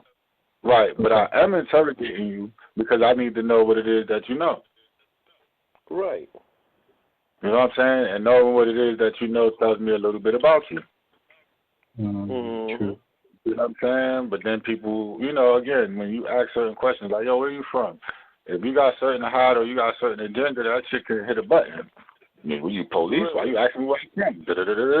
Nah, my nigga, we just trying to get a, you know what I'm saying, vibe. You know, you might be from the Midwest. I might have to approach you a certain kind of way because you're from the Midwest. I'm from New York. You know what I'm saying? I understand that me being a New Yorker, my tones and shit is different from most of the country. I could say some shit a certain way, niggas think I'm trying to get at them. Nah, bro, I ain't trying to get at you. I'm just, right, because we learn to just be real with certain shit and say it the way it is. Right? You come down south, it's a little bit different down here. You know what I'm saying? Not that they sugarcoat it, but if you're not paying attention because you such a New Yorker or northerner or moving so fast, they say slick shit on the low, slow. And because you were so fast in your approach, you missed it. I mean, you dished you the whole fucking time. You ain't even realize it. Okay. You know what I'm saying? So while we up north talk about how slow it is down south, it's the slowness that you getting caught up in because you speeding. You ain't even paying attention to what's going on. Yeah, they was patient enough to watch and assess the situation. And a matter of justice, it ain't where you from, it's where you at. That's right. Right? I'm down south. I ain't in New York. So down south, move at a certain pace. So if I want to catch what's going on, I got to move at the pace of the southern niggas down here. Exactly. Right? And that don't make them less intelligent. That don't make them stupid or nothing like that. You feel what I'm saying? You'd be surprised how intelligent these beings is down south if we from the north. And you harbor the prejudice that a lot of my northern brothers do. Tree. Yeah. I got a question for you. In that question that you posed, where are you really? Where are you really? The all. Inside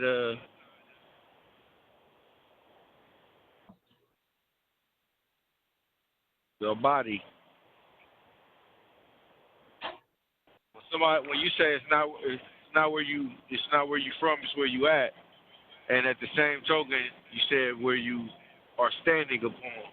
But in another light, you could also say to somebody, I'm in my skin. That's where I'm at. That's where you reside. That's cool. That is cool. So I just wanted to add. Yeah. That's good. You know, I'm not disagreeing at all. No, you good. No, I'm agreeing with you. I say, yeah, you're right. It is about, you know what I'm saying, being your being. I mean, again, you know, people got to realize or ask themselves the question, am I conscious of the fact that I'm conscious? You know what I'm saying? Go back to examine the core of your own existence. You know what I mean? Going inward again. In order for you to, I can examine the core of your existence. I can examine the core of my existence and get the realization that, oh shit, we all exist. And we are all part of this one suit. You see what I'm saying? We all come out of this one suit. However, you might not get there yet.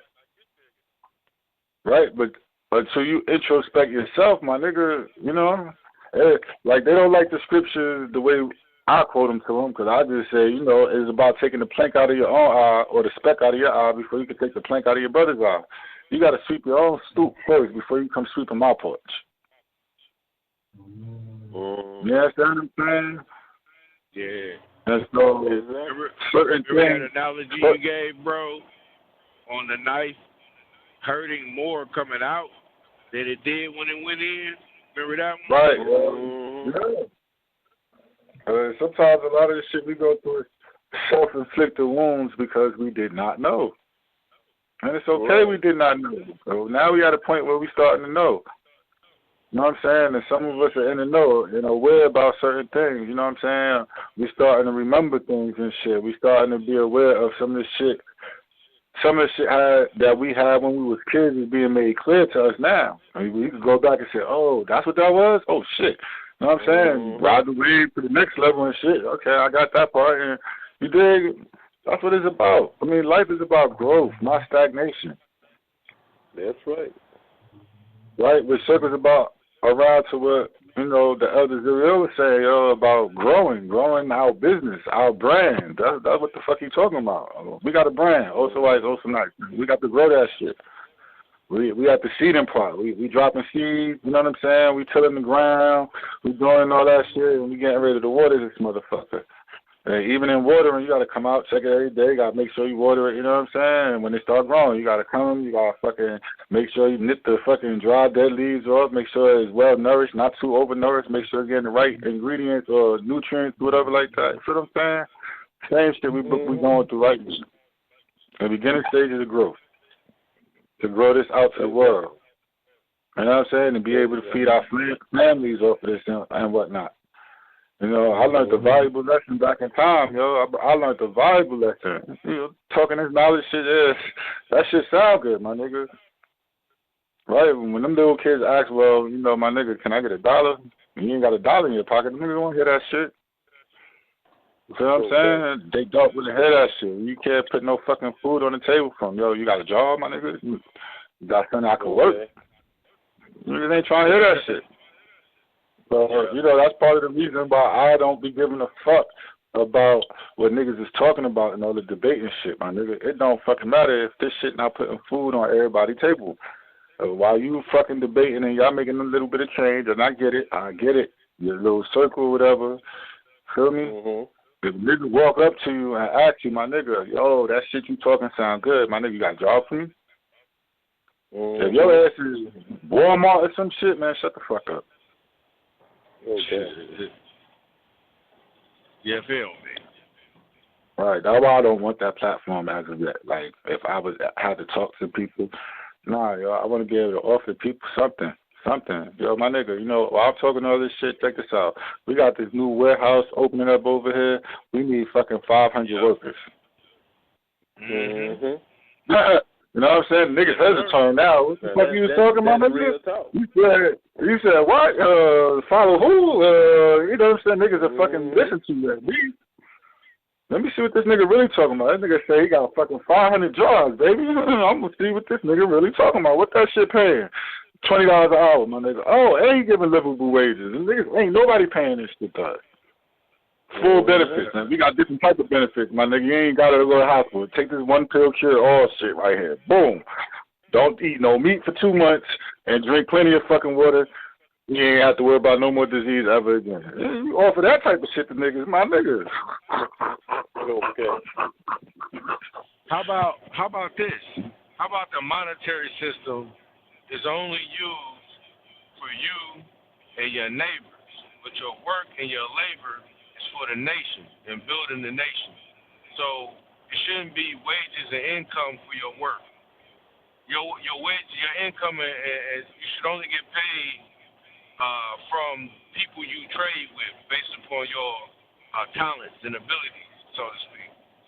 But your energy and your effort in building the nation shouldn't require a particular monetary gain, because the gain in itself is our particular visualization manifesting or coming into fruition as a nation. Right, that's the point of revenue. See, when we talk revenue, that's not necessarily I mean, it is monetary gain from the standpoint of this society, but bringing it to the nation, you feel what I'm saying, yo? Like you say, the monetary is revenue for us to feed families. So if you putting the work in for whatever, like we dealing with OSOICE. So if we all got individual projects dealing with OSOICE, you know what I'm saying? As the revenue comes in, that's the point. They start the building low. There's a set amount that goes into the fucking OSOICE business account, and then whatever your project was that you made X amount of thing, whatever the cut is, you take your cut, the rest go back to OSOICE. You take your cut, the rest go. So now your family eating. You got what you need to do for whatever other projects for OSOICE. Your family eating. Whatever you got to do, you know what I'm saying, project, your family eating. Money still in the shit for OSOICE project, your family eating. You feel what I'm saying? And you keep growing from there, yo. So now your work is, you got paid for your work. Not necessarily you got a paycheck from OSOICE, but for the work you did, you caused a monetary stream to come through. So you forever going to get paid for that if you cause one of those monetary streams and you keep up with it. And that's just like, you know what I'm saying, on an individual, if I did this, you did this, you did this, he did this, right? See what I'm saying? However, we got projects that we all working together. You know what I'm saying? And so the, like, Ant project, you know what I'm saying? Been discussing that, you know what I'm saying? We fucking get behind that shit, make that shit blow. That's a whole revenue right there coming in. So that's why I've been lately like on this, yo, what talents do niggas got? You write? You know what I'm saying? You sing? You wash clothes? We can do a laundry service. You know what I'm saying? Just, you know, kick back and forth ideas. Whatever ideas they got, how can we take your idea and use it? You know what I'm saying? Sharpen it up a little bit. Like Pop said to me the other day, I'm going to take the beat, I'm going to dress it up. You know what I'm saying? Put a certain tie on it or whatnot. You know what I'm saying? Make it look real good, and we're going to see what happens. You know what I'm saying? I was like, yo, it's going to be shot right there. You dig? But that's the whole point.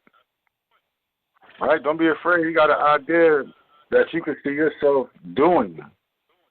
You know what I'm saying? And going about, yo, pitch the idea, my nigga. All right, what we can do to help you?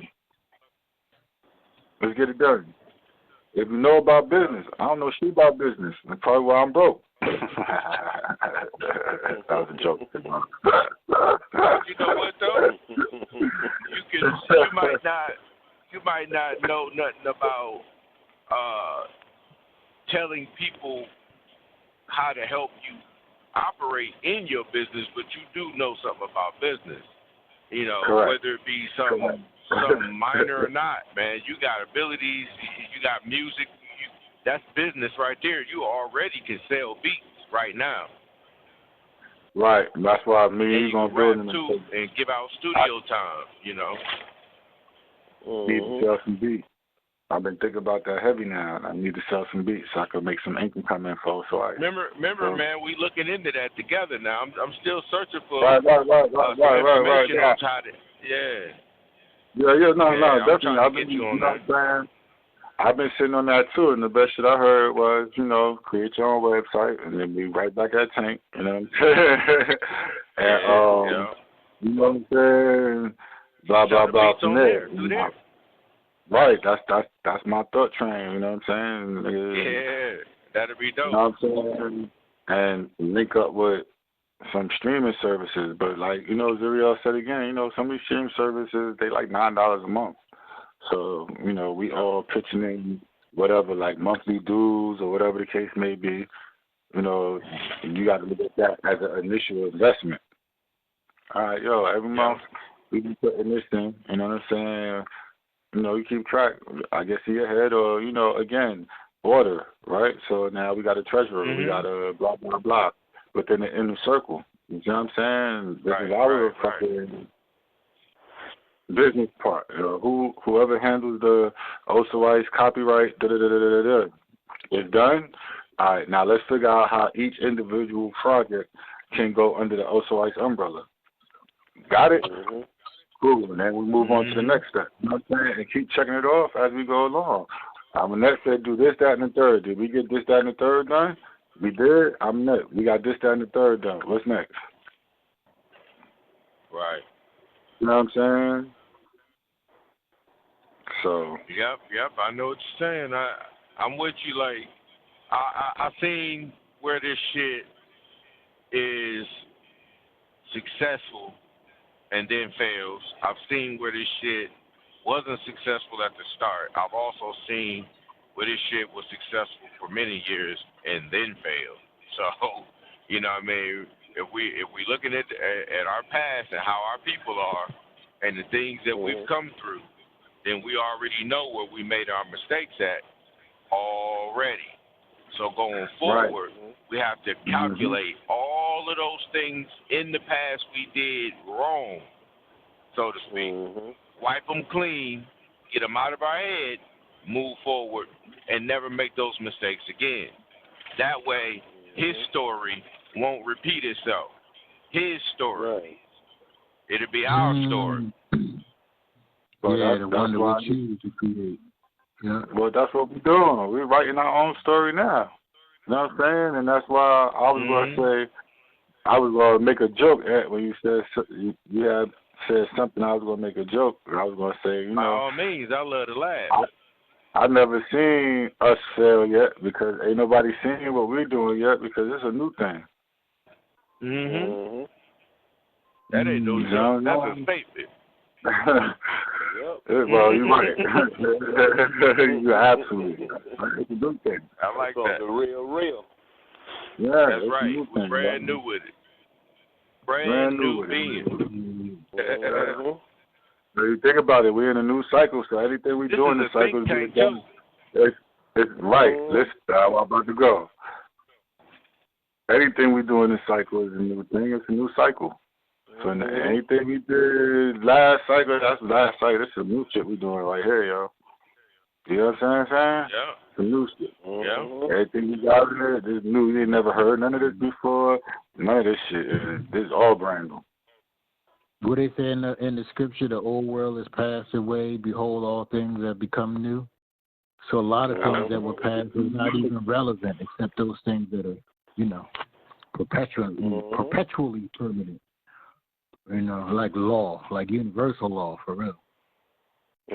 This is, and again, why there's no need for me to indulge in, like, side nothing no more, like, for real, yo, because it ain't nothing new. Niggas is indulging in old shit, so, and it's not moving our people past the buck, but yet we passing the buck. You know what I'm saying? We trying to get past the buck, but not past the buck, and yet we passing the buck. We're going to keep our children cursed. I had to make sure I apologize for sending that to y'all today. I got a notification, and I usually don't pay attention to Sarnetta's notifications anymore. But when I seen that he was talking about Baba, I was like, well, maybe Cash might want to listen to what they saying to see what this motherfucker can say to defend Baba that was defending him, you know, Brother Abdul. I just wanted to support him. So I was on there. No, that was real. That was real. It was Abdul, Brother Abdul. Okay. I was going to say, and you did the right thing. I ain't mad you sent me that video. I'm glad you sent me that shit, yo. My whole shit is, cops don't have to be defended. He has to be defending the fact that, yo, niggas know he's innocent, but his work don't have to be defended. Like, my nigga, them niggas had a chance to talk to cops. Even this day right now, you got a chance to talk to cops. You niggas could write cops. Y'all could do all of that shit if you really want to know some fucking real information. You feel what I'm saying? But again, when you slandering somebody, your intentions ain't to fucking really talk to a nigga face to face. Your intentions is to talk to him behind his face, which people say is behind my back. You understand what I'm saying, man? Yeah. Right. So that's what y'all been doing, talking behind his face.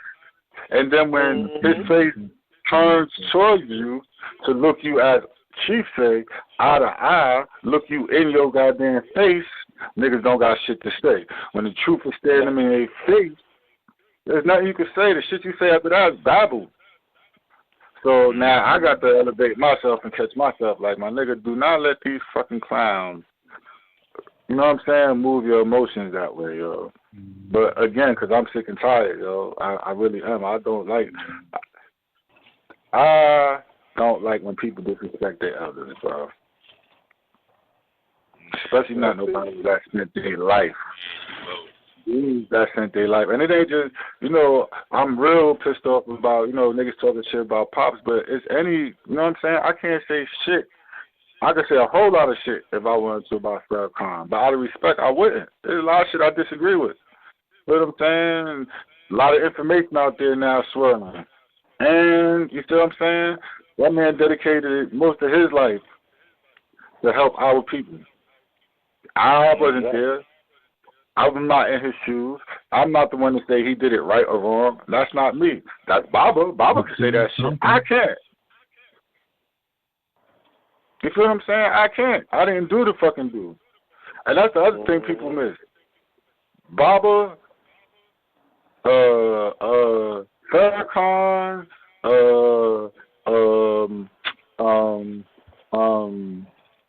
Dr. Ben, Dr.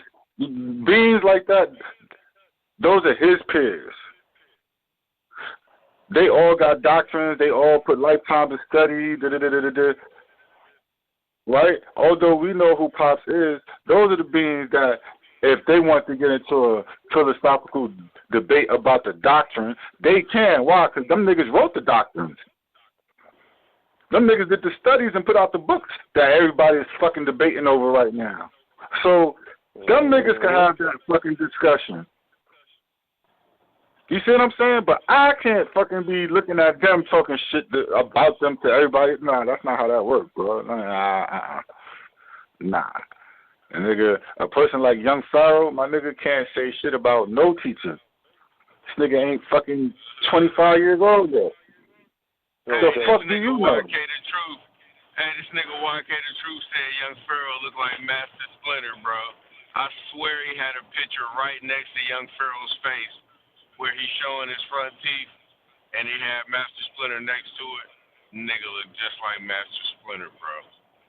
I was cracking the fuck up on the floor rolling. I said, he sure do. This nigga, I had to say that. I had to say that because Young Pharaoh strikes a nerve. He strikes a nerve. Don't let him strike a nerve. Again, it's because of his representation. It's not him alone. Right, I got you. It's what he represents. Right, I got you. But again, my shit is, again, I don't have no shit to say, like, you know, demeanor against Young Pharaoh. He has a right to have his opinion based on whatever information or study that he's been doing. However, you cannot stand on this platform and open your fucking lips up about any of the teachers, not just my teacher, Dr. York, any of my teachers.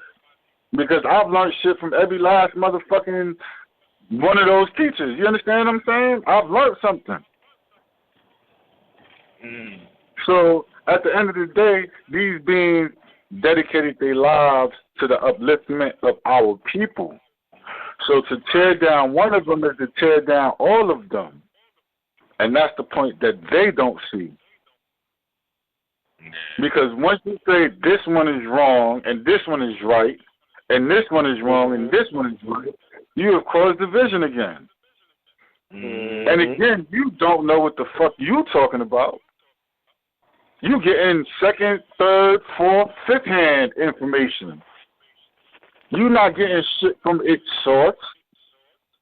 Right. You feel what I'm saying? You're not even in the families of the motherfuckers with the source information. See, and let me be clear when I say that shit, because then I have to go back and say, my niggas, do y'all not know who the Mati was? This is a fucking family. This not you, and I'm talking about, you know, those, right? So they always ask the silly ass question, well, where his information came from. And again, when niggas invaded Tama-Re back in time, it is foolish to think that we allowed the Greeks, Phoenicians, Latins, Romans, England, Britain, all these motherfuckers in and didn't know they was coming, one, and didn't disperse our secrets. Right. You know, right? Even your Bible, right? Even your Bible tell you that we was dispersed across the land. So you gotta say, all right, if there was any fucking shit that we had that we want to keep, we have to disperse it amongst ourselves and then send individual families or however it went down into different areas so that they wouldn't fuck us all up and get our shit. And it's part of the reason now why these niggas over here got this part of the information that's right. These niggas over here got this part of the information that's right. These niggas over here got this part of the information that's right. Yet y'all niggas not smart enough to put this shit all together and say, oh, okay, we got the whole full circle now. And you know what else?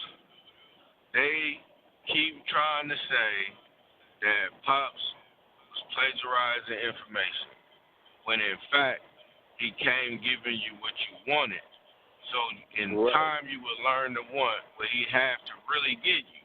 And in order for him to give it to you, he had to raise you up to a certain level to where you could understand him when he speaks to you about certain things like what we're talking about today. They didn't stay in long enough to actually get what he had to give. Because by the time he got locked up and ATUN-RE popped out to give it, everybody was scattering and running scatterbrain. Huh? You got to ask yourself. You don't know that no physical anything is a source of information. Nothing physical is a source of information, Clip. Well, I mean, not physical, but there's a whole lot of physical shit that was source of information. And you got a whole real live emerald tablet on the planet. That's a real live material source of information. So while niggas sit here and argue who built the pyramid, you got the being saying, I told you the Atlanteans built the goddamn pyramids. All right, debate over. There you go. Debate is fucking over. You understand what I'm saying?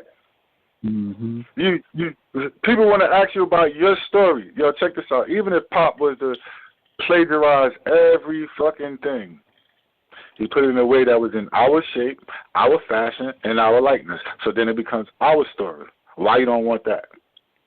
Why you want to argue me about the Europeans' point of view? I don't give a fuck about what the fuck he said. He wasn't even fucking around. Don't you know that?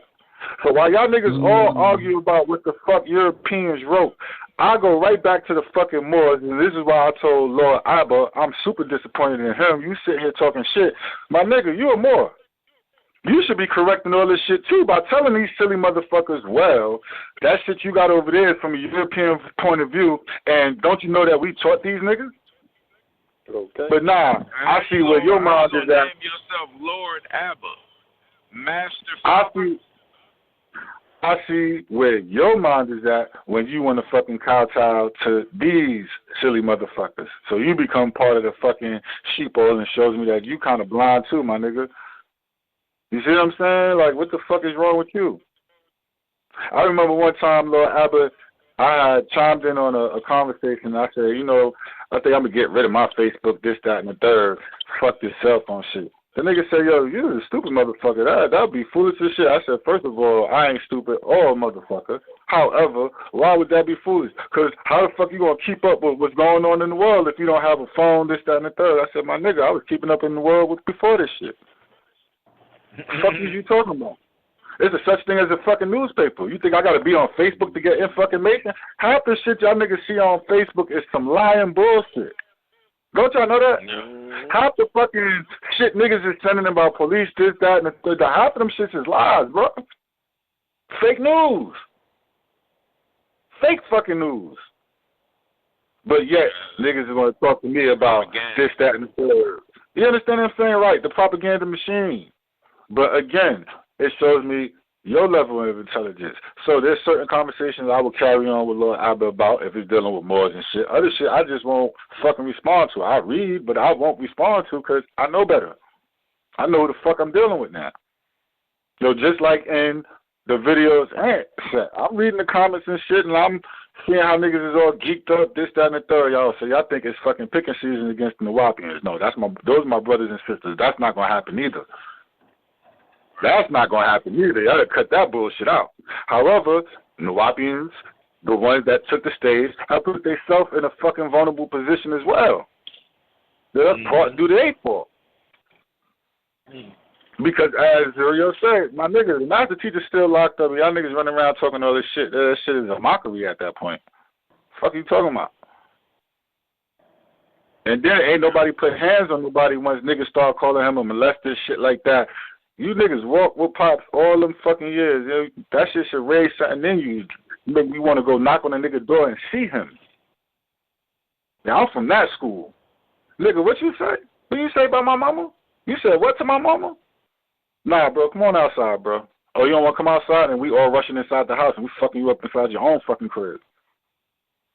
You understand what I'm saying? And no, I'm not no gangster, nothing like that, but principles that we used to live by, I see them shits have well went out the window. So going back to fucking young Pharaoh, what I was at with him was, my nigga, if you ain't 25, 30 years old, even if you was, my nigga, these niggas have put 60 years into this shit.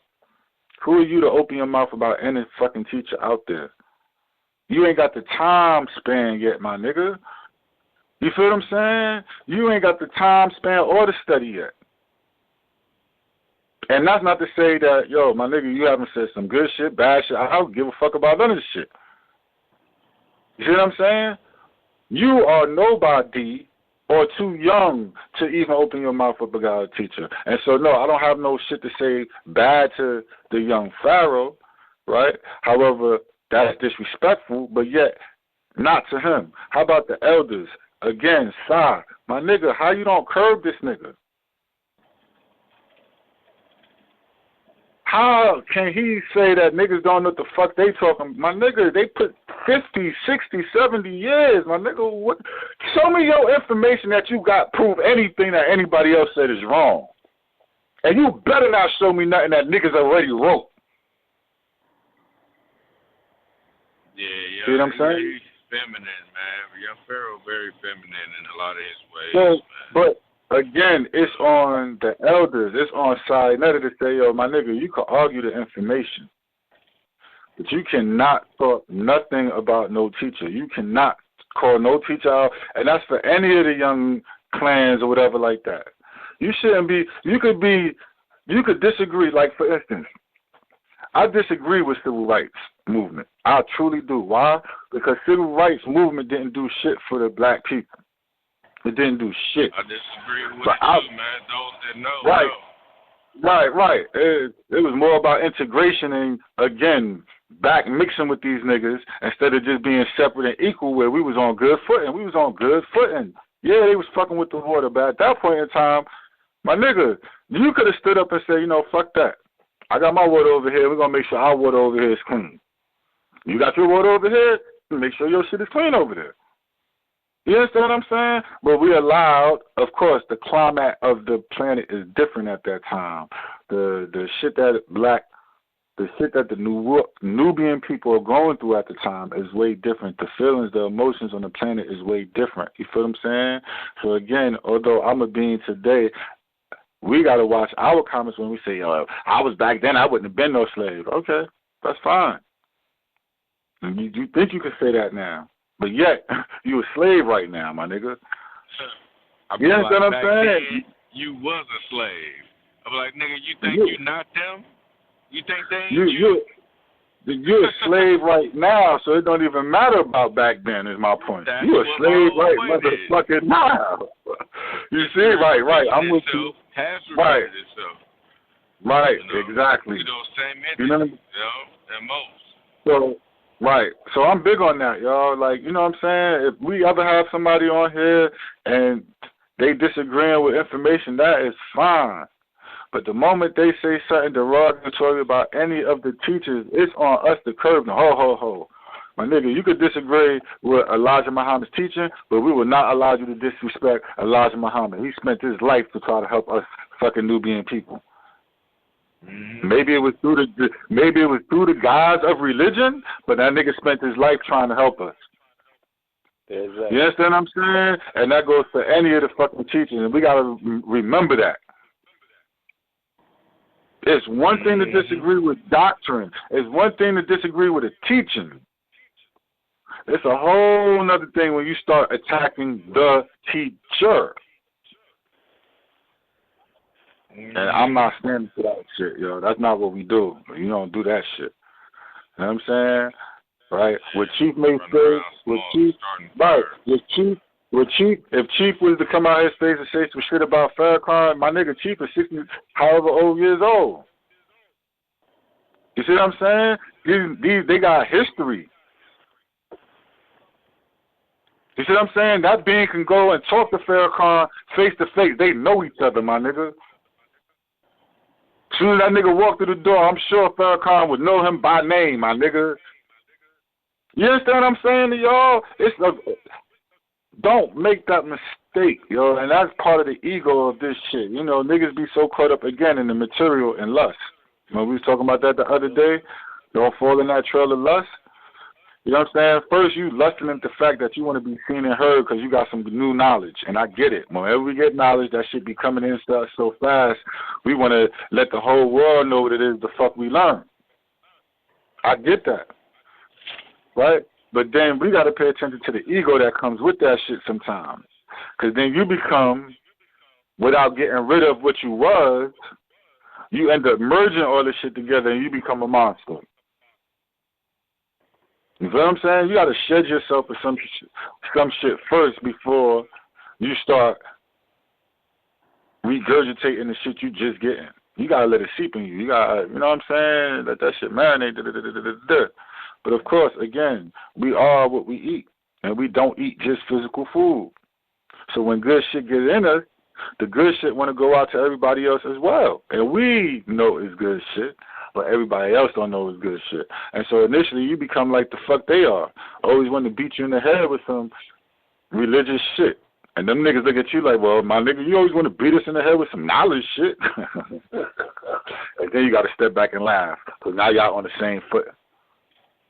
See, and that laugh right there break the whole fucking ice because y'all can have a conversation after that point. Yo, let me show you how this knowledge shit. Beaten from. Oh, listen to how we like not knocking with how you talk. I'm saying all of us, like as a people, how they got us talking.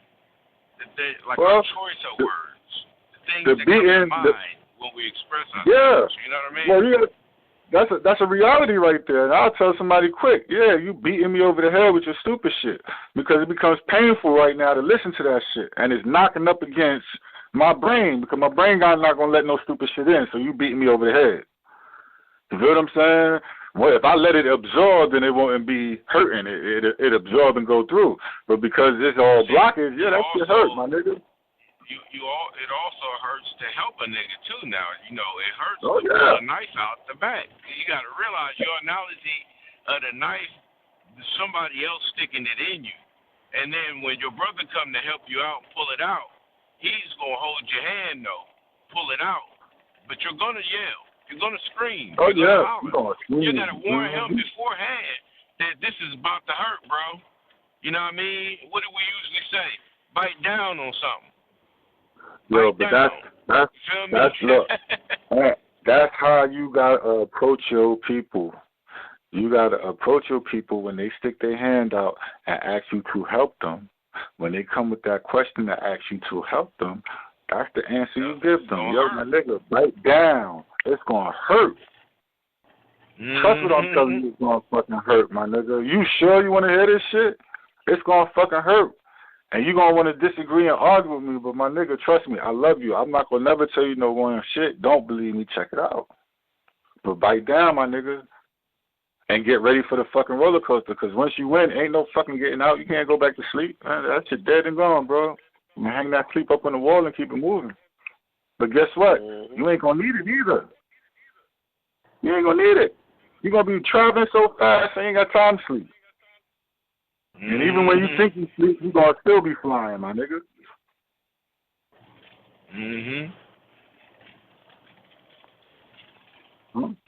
It's almost like how Morpheus, it's just like Morpheus asked Neo, my nigga. Blue